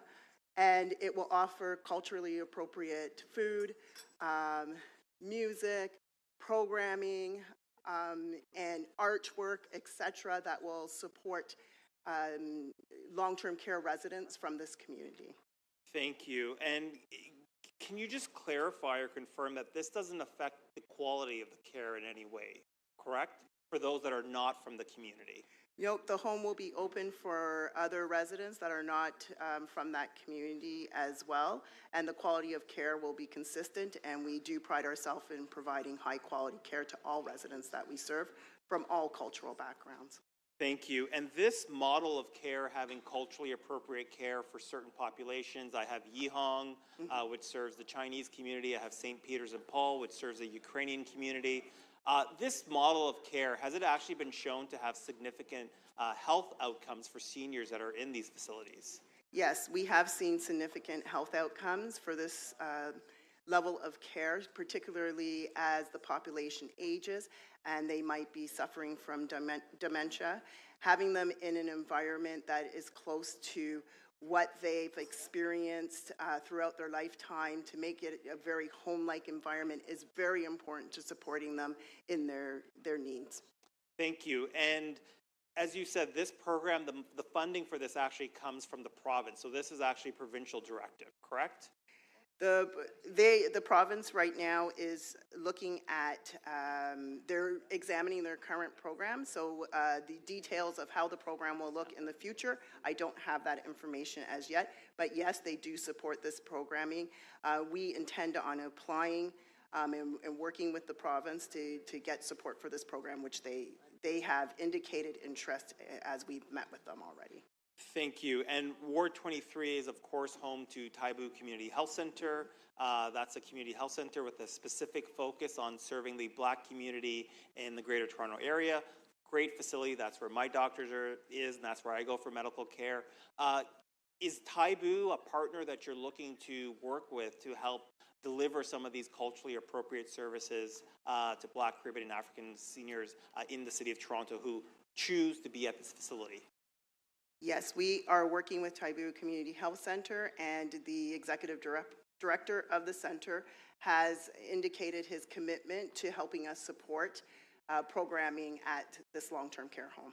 Thank you. And when do you anticipate having a final answer as to whether or not these types of culturally appropriate care would fit under the province's funding model for this pilot? The province has asked that we re-engage with them 1.5 years to a year prior to opening of the long-term care facility. So when would that be roughly? We are hoping to open the facility in 2030, 2031, so 2028, 2029. Great. Thank you so much. Thank you. Councillor Thompson. Thank you, Speaker, through you to staff. I'm curious, I mean, there are many different cultural groups that operates and actually long-term care services are being provided to them that are culturally specific. Would you agree? Through the speaker, yes. And this being a Black thing, is this unique? Nick. Is this the first time that Blacks are being, I guess, recognized in this way? You talk about the diaspora, but I mean, why is this a thing? Why is this isn't something that it's naturally done? Is this unique to the Black community? It's unique to the long-term care. There is not a long-term care home in Ontario that currently supports this community. Some time ago, and I realize it may predate you, and I'm not sure if you're aware of it, there was a group that was trying to organize a long-term care home. Dolores Lawrence, I think, was the person who was part of that, and a number of others. And it didn't happen. Are you aware of that? I'm not aware, through the speaker, I'm not aware of Dolores, but I am aware of a group, and through the... yeah, I think I know who you're talking about. Yeah, I remember that name as well, but Dolores. So could I ask, and perhaps because you're an expert in this area, and I'm not, as a member of council, I am dismayed to be having this conversation because it seems unique or special interest, but it's not special interests and it's unique. And so what is it that you think has caused this problem that Blacks in this city do not have long-term care specifically dedicated to their interests, cultural sensitivity, and so on? What are some of the concerns that would sort of jump at you to say to me, Councillor, here are some of the reasons why that has not come to date in 2026? I don't know if you can answer that. I hope you can. Through the speaker, I don't have the details on exactly why it has taken this long for it to be recognized and for development to happen. We do have our Confronting Anti-Black Racism Action Plan that the city has been working on quite a few years. And I do know from significant work on that plan that improving health care for this community is very important, including the care that we provide to seniors. So with respect to this agreement that you're looking to enter with the province, what more can or should the city be doing to ensure that, in fact, that this is not going to be more pacification, but it's going to be more focus on centrally addressing the issues that are facing the Black community? Because at one point in time, there perhaps soon enough, I'll be a senior. I may need one of the services that we need to have in place. What more should I be doing for my interests, if I can actually term it in that way? Through the speaker, if you're asking what more you can do, and I think as... Actually, this whole council, quite frankly. Ongoing advocacy to support the actions that are dedicated to confronting anti-Black racism in our community, and it is very important. So I would encourage, ongoing advocacy around those actions, including those to support seniors living in long-term care home or residents living in long-term care homes. Let me ask you this question, and I hope you can answer. We're not talking about racism here. Would you think that we're talking about perhaps the lack of advocacy from many fronts about an important issue facing the Black community? Would you suggest, or would you perhaps help us to understand what more should we be doing if we're not talking about racism to ensure that this group of Torontonians, Ontarians, and Canadians are recognized in terms of their long-term interests to survivability, long-term care, and respect and dignity with respect to the service that are needed for them? Through the speaker, I think the ongoing support for initiatives such as this one are very important to ensure that we have equitable access of services, particularly health services, to those in our community. Thank you. Okay, we'll go to speakers. Councillor Myers to speak. Thank you, Speaker. Through you, I rise just to share my enthusiastic support for this initiative. The long-term care home at Finch and Brimley will be home to 378 residents. And we have also initiated in the community a petition to actually name the facility after Bernice Redmond, who was the first Black nurse in Canada. She was born and raised in Toronto. She was denied admission to nursing school in Canada simply based on her race. She had to go to the States. She got a scholarship. She came back, and she became the first Black public health nurse in Nova Scotia, eventually moving back to Toronto to be closer to her family. It's a remarkable story. Her brother, Herb Carnegie, actually has a community rec center also on Finch. So these two trailblazing siblings will have buildings named after them on the same street, which I think is quite remarkable. This will be something that is so badly needed in the community. Ward 23, in addition to being the most multicultural ward in the city, also has the highest percentage of Black, Caribbean, and African residents, almost 10% of the population. So many people have been asking for these types of culturally specific services for seniors for such a long time. And it's wonderful that staff are working with Taibu Community Health Center. And we already have great models in Ward 23 to work with. We have Yihong, we have Mongshan, we have St. Peter's and Paul, and we know that there are other these types of facilities throughout the city of Toronto. So this is a great day for healthcare in the city of Toronto for our seniors, and this is a particularly great day for seniors of Black, Caribbean, and African heritage who will have a facility that offers them the type of culturally appropriate care that other seniors in the city of Toronto are able to access. Thank you. Thank you.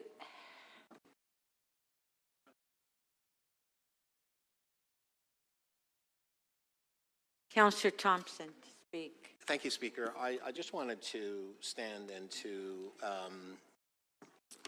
support the report that's actually in front of us. I wanted to say that I think there's a lot more care and a lot more attention that has to be paid to this particular issue.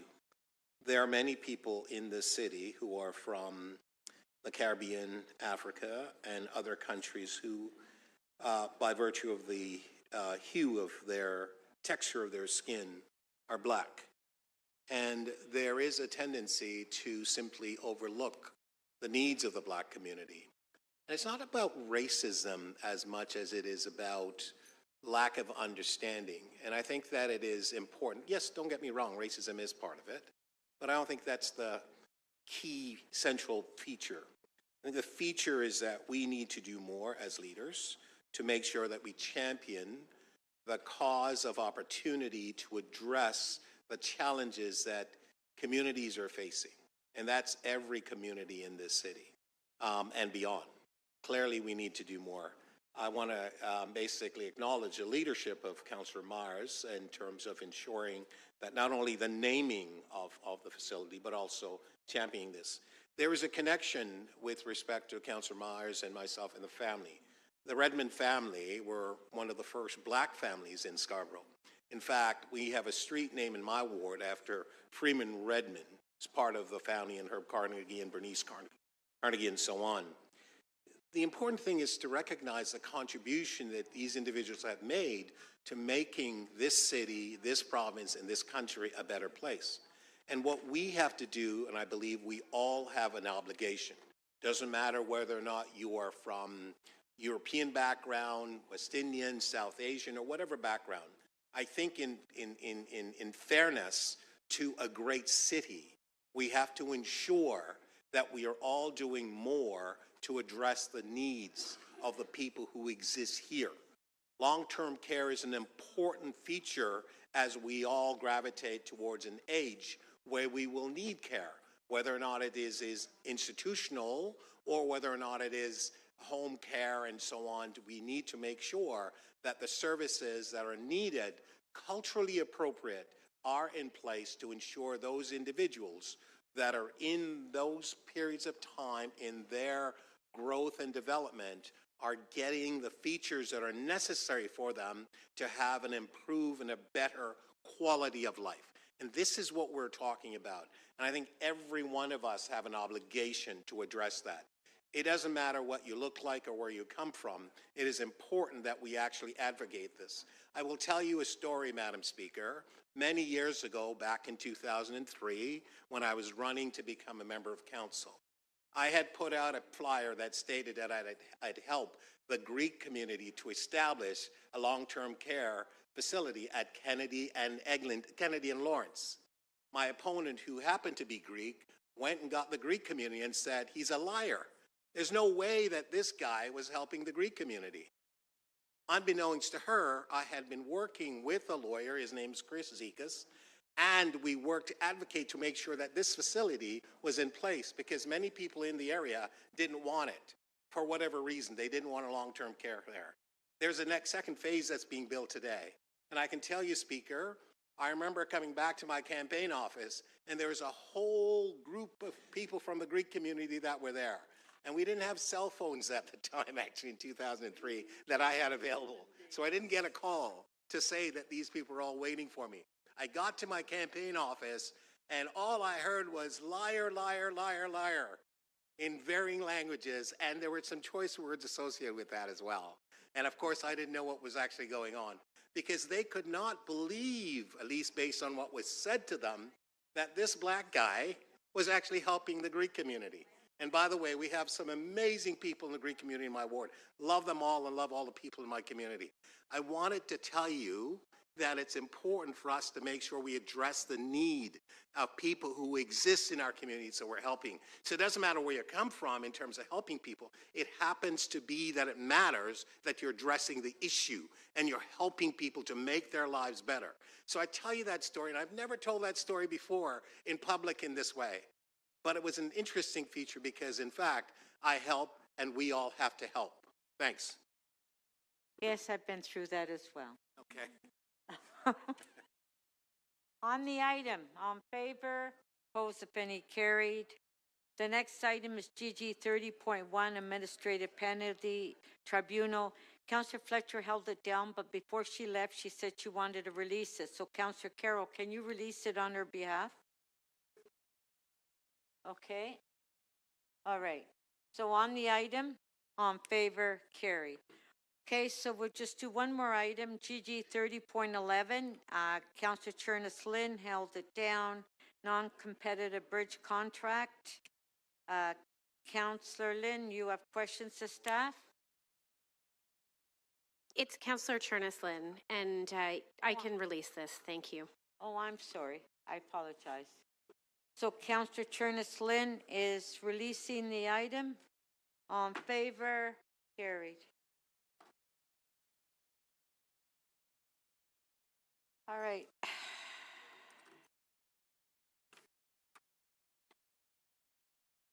Deputy Mayor Malik, are you ready just to deal, we'll just do that one more item. The item you held down for GG 30.25, animate Nathan Phillips Square? Sorry, I'm not ready. It's here without a recommendation. Yeah, I'm not ready yet. I was working on it with Councillor Fletcher, and she had to leave before we... Okay, so the rest of the items are Councillor Fletcher's. All right, so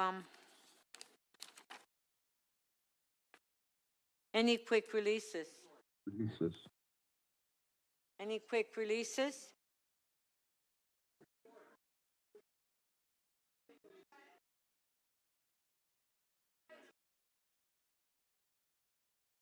Because we'll just do quick releases and then we'll recess to tomorrow. Okay. Because the rest are all Councillor Fletcher's, most of them. So Councillor Perks, would you like to release? Boy, would I ever. Okay, just, pardon? Yes. Oh. Yeah, apparently we have 18 councillors, so we can move some members' motion on the thing. So well, let's do the Councillor Perks first. Councillor Perks? I'm just looking up the number. Pardon? Okay, it is PH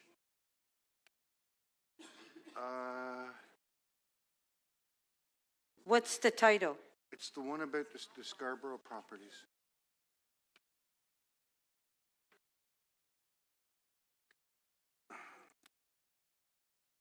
PH 31-3 Housing Action Plan Incorporating Low-Rise Residential Lands into Zoning Bylaw 569-2013 Scarborough District Final Report.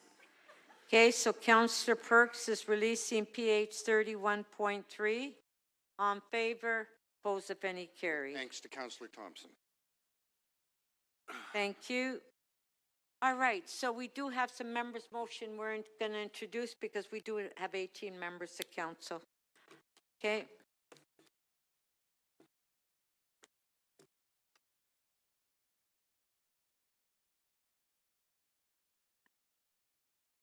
Councillor Sachs, you have a motion to introduce? Yes, I do. Thank you. Yes, exactly. Toronto Transit Commission needs to install some ventilation equipment, but they've improved the schedule. Okay, just.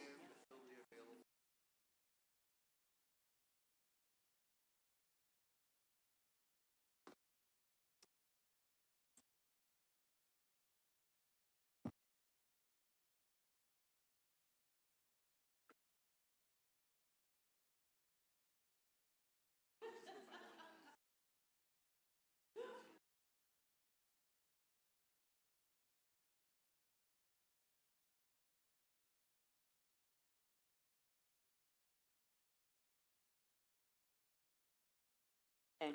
All right, that's fine. Okay, Councillor Sachs, so you'll introduce that member's motion?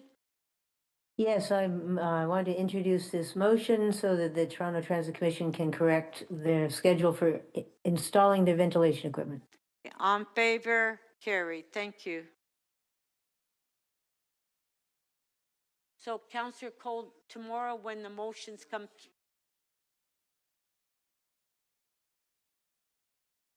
All right, okay.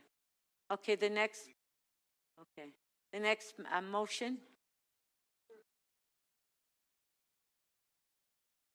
Councillor Thompson. Thank you, Speaker. I want to introduce the following item, which is authority to enter into agreement to facilitate the implementation of a FIFA World Cup 2026 Indigenous Legacy Initiatives. On favor, carried. Councillor Matlow.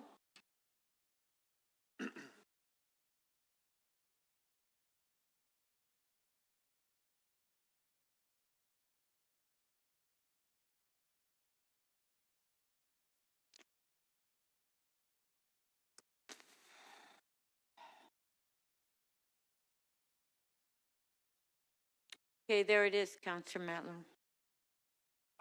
I would like to move without notice a referral of urgent laneway renaming to the Toronto and East York Community Council, public lanes south of St. Clair Avenue West. The reason for urgency is that it's time sensitive and urgent because of the timing of the submission. This will be the last opportunity before the election. On favor, carried. Thank you. Councillor Cheng.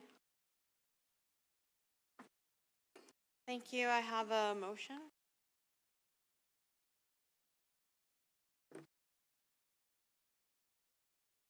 (447) Horsham Avenue, request for city solicitor to attend a T-Lab. On favor, carried. Okay, so we're recessed to tomorrow at 9:30. Thank you.